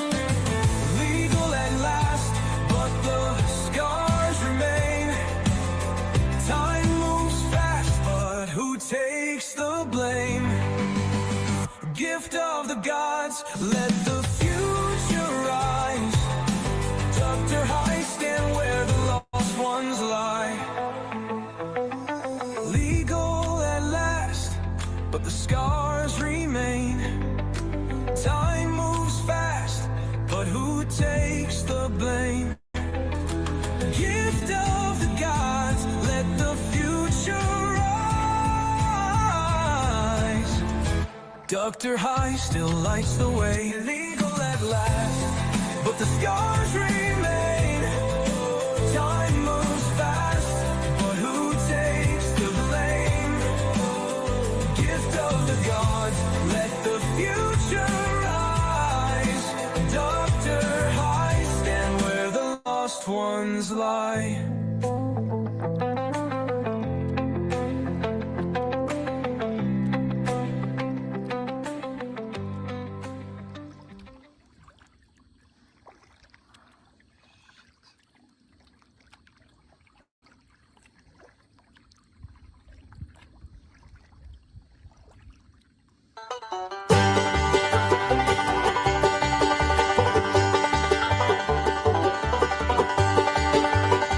Old man Thompson worked his land all day, same as his daddy did, the old-fashioned way.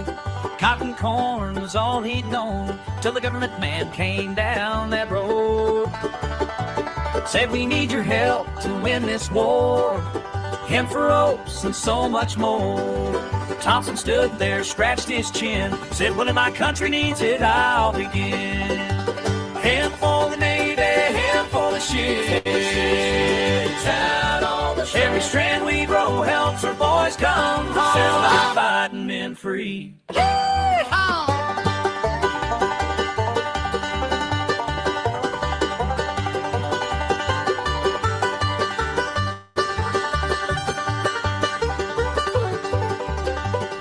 Down in the fields when summer came, Thompson learned a whole new farming game. Breaking ground and planting seed, learning skills his country'd need. Neighbors shared their knowledge round, how to work that crop into the ground.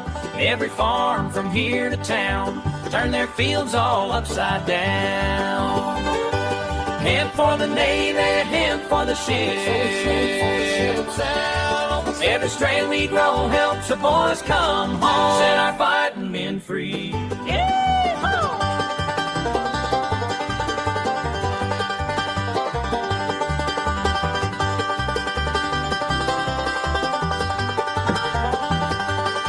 When evening falls, he stands alone, reading letters from his son back home, fighting somewhere across the foam, on ships held strong by Kentucky grown. Harvest time brought calloused hands, working with the local farming bands, breaking stalks in all the sun. Everyone pitched in till work was done. Thompson smiled with honest pride as wagons rolled out packed inside, and fiber strong and straight and true, doing what Kentucky folks could do. Hemp for the Navy, hemp for the ships. Out on the sea, every strand we grow helps the boys come home. Let our fighting men free. Yeah!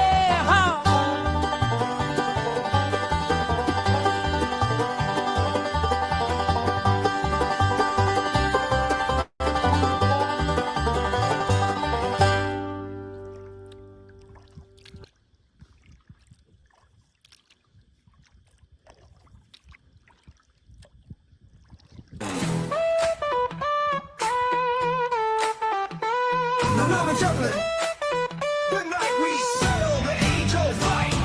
In the left corner, the king of chill, Indica. And in the right, the high-flying hustler. Let's putt out, let's go. Let's putt out, let's go. I'm Indica, baby, I'll slow you down. Put your ass on the couch, melt tune the sound. I'm the king of chill, the master of ease. One hit of me and you'll be counting Z's. Heavy limbs, body locked. Yeah, I'm top notch. Stress relief, deep sleep. I'm the strain that makes your problems retreat. Can you keep up? Can you hold that flame? Sativa steps in, now let's play the game. Who's got the crown? Let's find out now. Roll it up, light it up, tell me what you need. Fast and loose or locked and deep. Sativa got you flying in to keep it slow. Let the strain wars rage and let the people know that the battle continues. Who runs the game? I'm sativa, son, I bring the light. Wake you up, make your brain take flight. Energize, I'm the go-getter's friend. Call me motivation, now get up again. Creativity, I got that, man. Write a song, paint a world, start a brand. I don't knock you out, I put you in gear. Hit me twice and you'll see it all clear. You talk too much, man, take a seat. That fast-paced life ain't for me. Round two, who you riding with? Roll it up, light it up, tell me what you need. Fast and loose or locked and deep. Sativa got you flying in to keep it slow. The strain wars rage and let the people know. But the battle continues, who runs the game? One for the couch.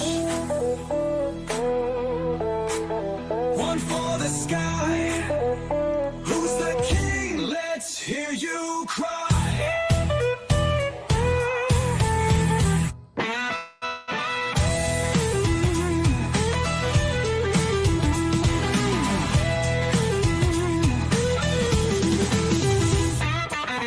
Fast and loose or locked and deep. Sativa got you flying in to keep it slow. The flame wars rage and let the people know that the battle continues. Who runs the game? So who wins, folks? Let me hear you loud. Guess we'll have to hit another bowl and find out tomorrow.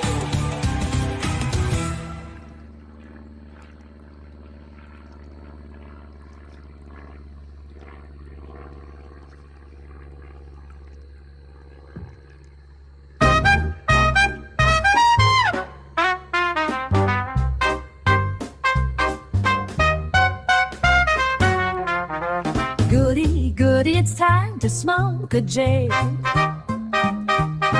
Goody, goody, it's time to end the workday. We're gonna go inside, spark a joint with friends and smoke and play. You gotta puff, puff, and then you pass. It's just a habit that ass. You gotta puff, puff, and then you pass. You gotta puff, puff, and then you pass. You gotta puff, puff, and then you pass. You gotta puff, puff, and then you pass. You gotta puff, puff, and then you pass it this way. Open up the stash box and grab us a real fat J. Open up the stash box and let's smoke the day away. Have a smoke out in the backyard after working hard all day.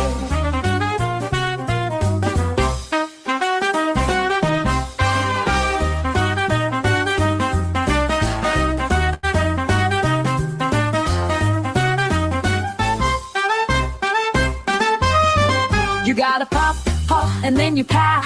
You gotta puff, puff, and then you pass. You gotta puff, puff, and then you pass. You gotta puff, puff, and then you pass it this way.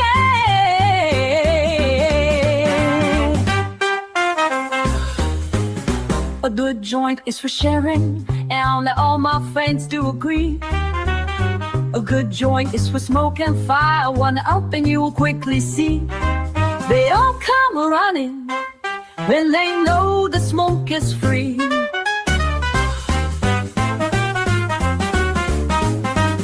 Jack and Jill went up the hill to smoke a J. Jack and Jill went up the hill to smoke all day. Jill got high and last we heard Jack floated away. You gotta puff, puff, and then you pass. You gotta puff, puff, and then you pass. You gotta puff, puff, and then you pass. You gotta puff, puff, and then you pass it this way.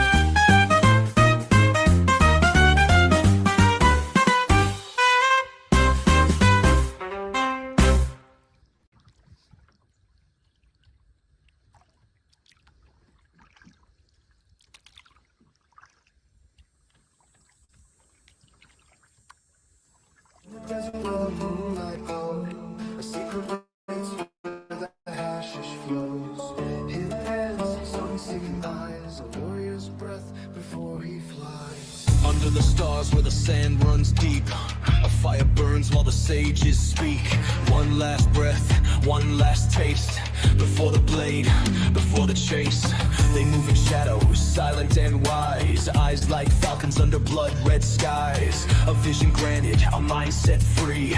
Through desert smoke, they come to see. Whispered words in the palace halls, one deep hit and the empire falls. Dreams ignite, fear dissolves, smoke in the wind, the fate evolves. Through desert smoke, rise so high, visions burn the assassin's eye. Gift of the gods from dusk to sky, Dr. High watch with a knowing sight.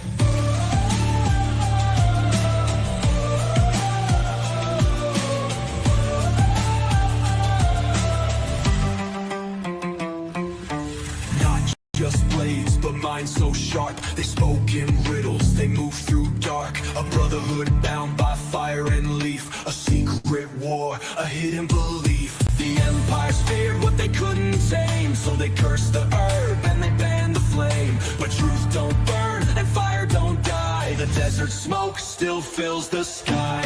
Ooh, smoke rise high, silent footsteps in the night. Through the dunes, through the fight, one green leaf, it fuels the light. Food, desert smoke, rise so high, visions burn in the assassin's eye. Gift of the gods from dust to sky, Dr. High watch with a knowing sight. Desert smoke, rise so high, visions burn in the assassin's eye. Gift of the gods from dust to sky, Dr. High watch with a knowing sight.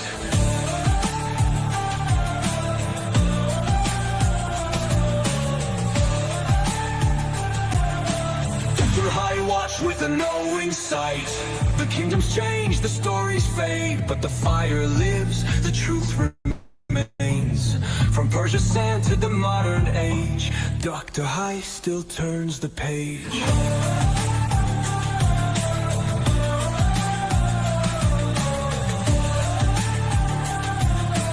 Dr. High watch with a knowing sight.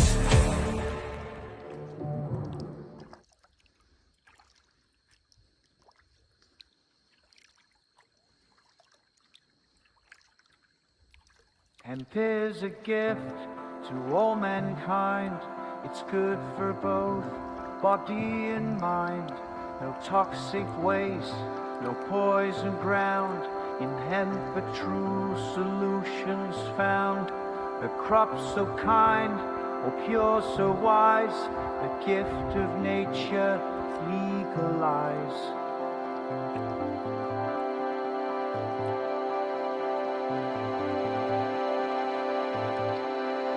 Every way on you we depend. Because of you our lives extend. From textiles soft to biofuels, you lead the way, you break the rules. With every fiber you help us soar, creating futures we can't ignore. You're not just green, you're gold, it's true. In a world of chaos, we lean on you. Almighty and so strong and true, with endless gifts in all you do.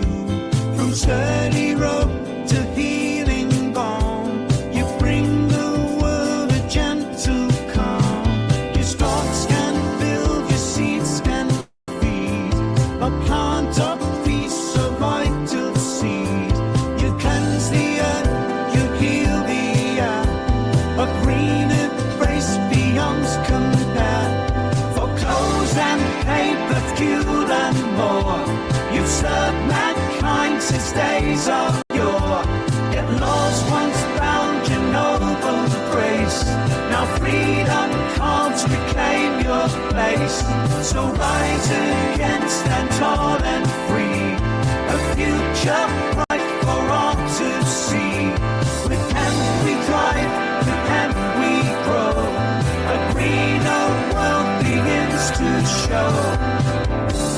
In every way on hemp we depend. When we use hemp, Our lives extend from textile soft to biofuels. Hemp leads the way, hemp break the rules. Your healing touch soothes pain and strife, restoring hope, renewing life. From anxious minds to weary souls, you mend the cracks, you make us whole. The farmers cheer, the makers craft a brighter path, a greener draft.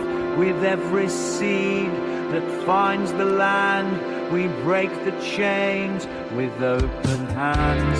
Almighty hemp, your time is near. The winds of change are strong and clear. No more shall greed suppress your worth, for hemp shall heal and bless the earth. No toxic waste or poison brown, in hemp that true solutions found.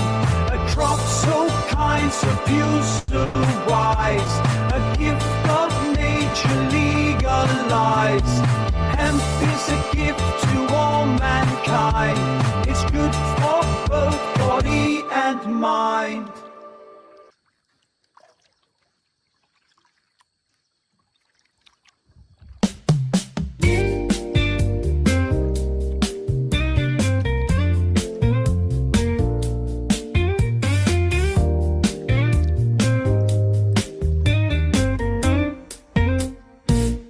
On a happy Friday night, we light up the sky. Friends gather around, no need for disguise. Smoking under the stars, feeling so free. Laughter and joy in this backyard spree. Jazzy piano plays, setting the tone. Sultry vocals flow like a cool summer breeze. We share stories, we share laughs in this backyard paradise where worries just cease. Oh, let's get high under the moon's glow. With friends by my side, we'll dance and we'll show backyard bliss on this happy Friday night. In this moment, we're just right. Grilling burgers, roasting sweet corn. The aroma fills the air like a warm, sweet storm. We sip on drinks past the bowl, feeling alive in this backyard soul. Oh, let's get high under the moon's glow. With friends by my side, we'll dance and we'll show backyard bliss on this happy Friday night. In this moment, we're just right.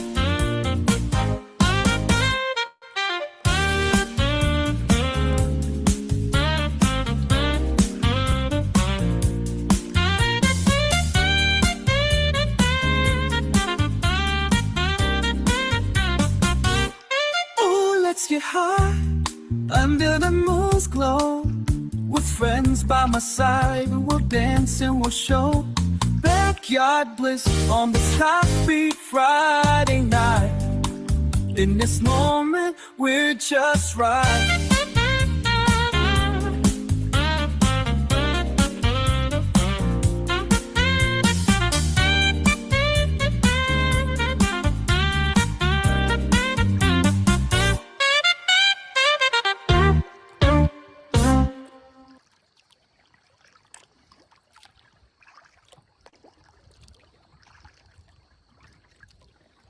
Let the fire glow, drum beat soft, moonlight high. Herb starts to burn, reaching for the sky. Hands held tight, words unspoken.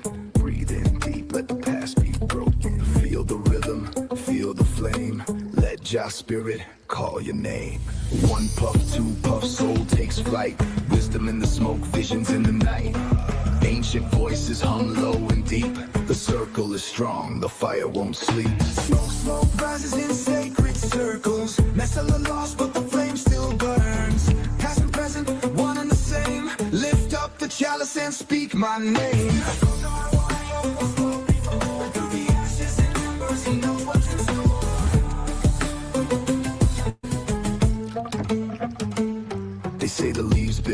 used by the olden ones, passed through hands of kings and shaman sons. Used for healing, used for light, to see through the dark and make wrongs right. From Africa's fields to the Himalayas tall, the herb been growing before men could crawl. Passed from the ancients, given in trust. Now it's in your hands, breathe deep, adjust. One puff, two puff, soul takes flight. Wisdom in the smoke, visions in the night. Ancient voices hum low and deep. The circle is strong, the fire won't sleep. Smoke rises in sacred circles. Messing you lost, but the flame still burns. Glad of past and present, one and the same. Lift up the chalice and speak my name. Before the ashes and embers, he knows what's in store.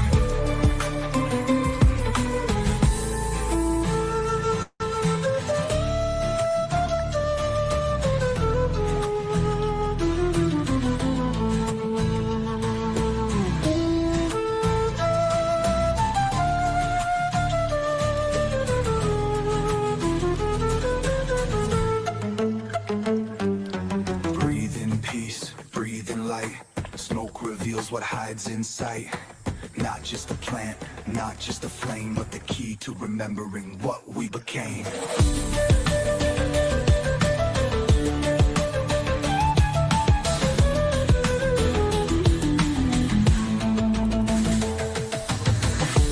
Rises in sacred circles, distant and lost, but the flame still burns. Past and present, one and the same. Lift up the chalice and speak my name. Through the ashes and embers, he knows what's in store.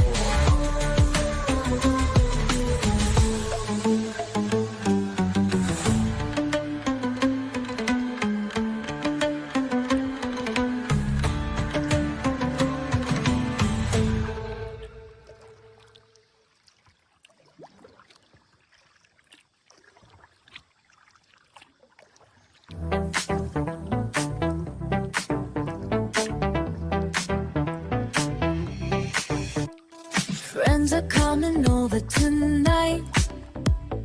Got the music playing right. Something special in the air. Making sure that we prepare. The night is young, we're feeling right. Turn the music up so bright. Moving closer side by side. Let the rhythm be our guide. Dancing through the haze tonight. Through the haze tonight. Everything is feeling right. Feeling so right. Dancing through the haze tonight. Through the haze tonight. With my friends until the light. Until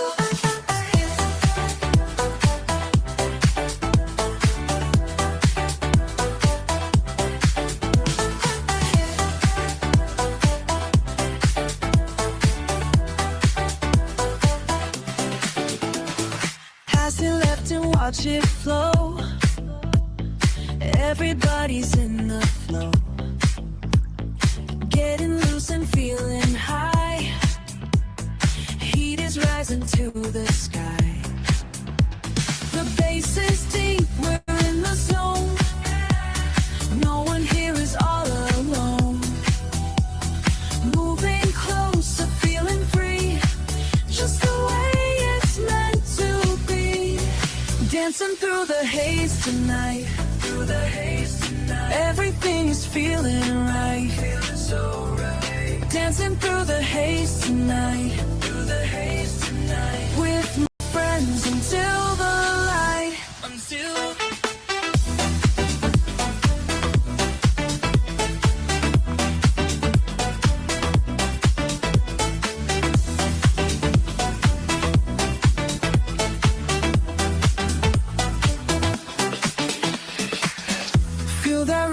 in your soul. Let it take complete control. Higher and higher we go. This feeling we all know. Dancing through the haze tonight. Through the haze tonight. Everything is feeling right. Feeling so right. Dancing through the haze tonight. Through the haze tonight. With my friends until the light. Until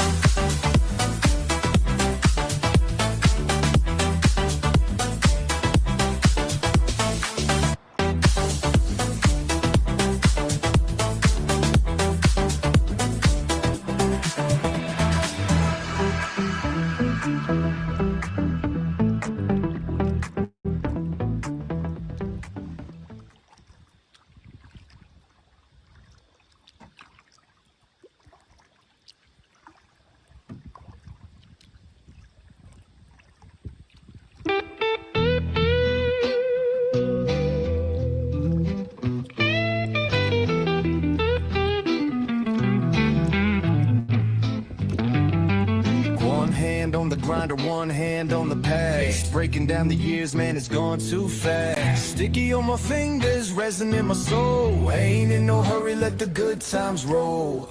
Tear the paper, fold it tight. Twist up the past, make the wrong things right. Match hit the tip, slow inhale. Took a deep pull, let the memories sail. Rolling paper and red eyes, long nights, slow rise. Thinking about the things I can't rewind. Let the smoke curl, let the time fade. One more hit for the ones who stray. One more hit for the ones who stray. Rolling papers and red eyes, lost in the past. Every drag takes me back too fast. Moonlight, street lights fading away. Smoke in the air like ghosts wanna stay. Don't happen here a time or two. Ain't nothing new about getting lost in the blue. 2 a.m. ain't got nowhere to be. Just me and the road, just me and this weed. Radio humming static in the night. Trying to find a song that's gonna set me right. Long drive, no destination. Smoking on wisdom, chasing revelation. They say don't look back, but I take one glance. Roll another one, leave it all to chance. Rolling paper in the red eyes, long nights, slow rise. Thinking about the things I can't rewind. Let the smoke curl, let the time fade. One more hit for the ones who stray. One more hit for the ones who stray. Rolling papers and red eyes, lost in the past. Every drag takes me back too fast. Moonlight, street lights fading away. Smoke in the air like ghosts wanna stay. Dog cry, been here a time or two. Ain't nothing new about getting lost in the blue.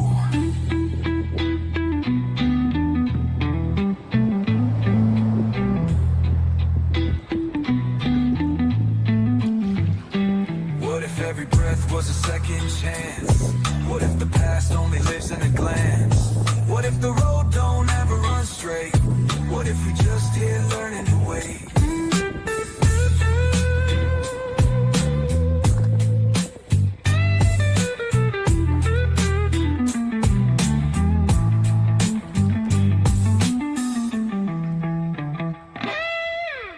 Rolling papers and red eyes, lost in the past.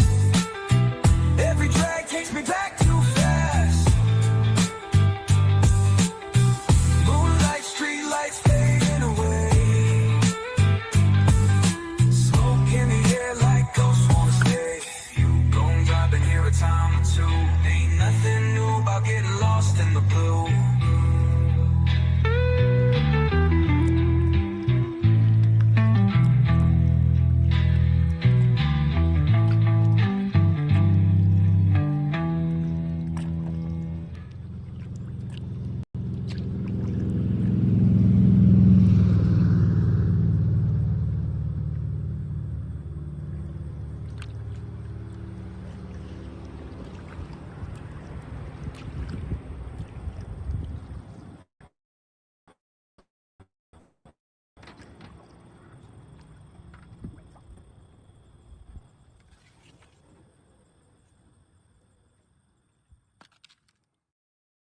Rerolled Saturdays. Check it out. Nothing but non-stop cannabis. You're watching the 420 Pace, found at 420pace.ca.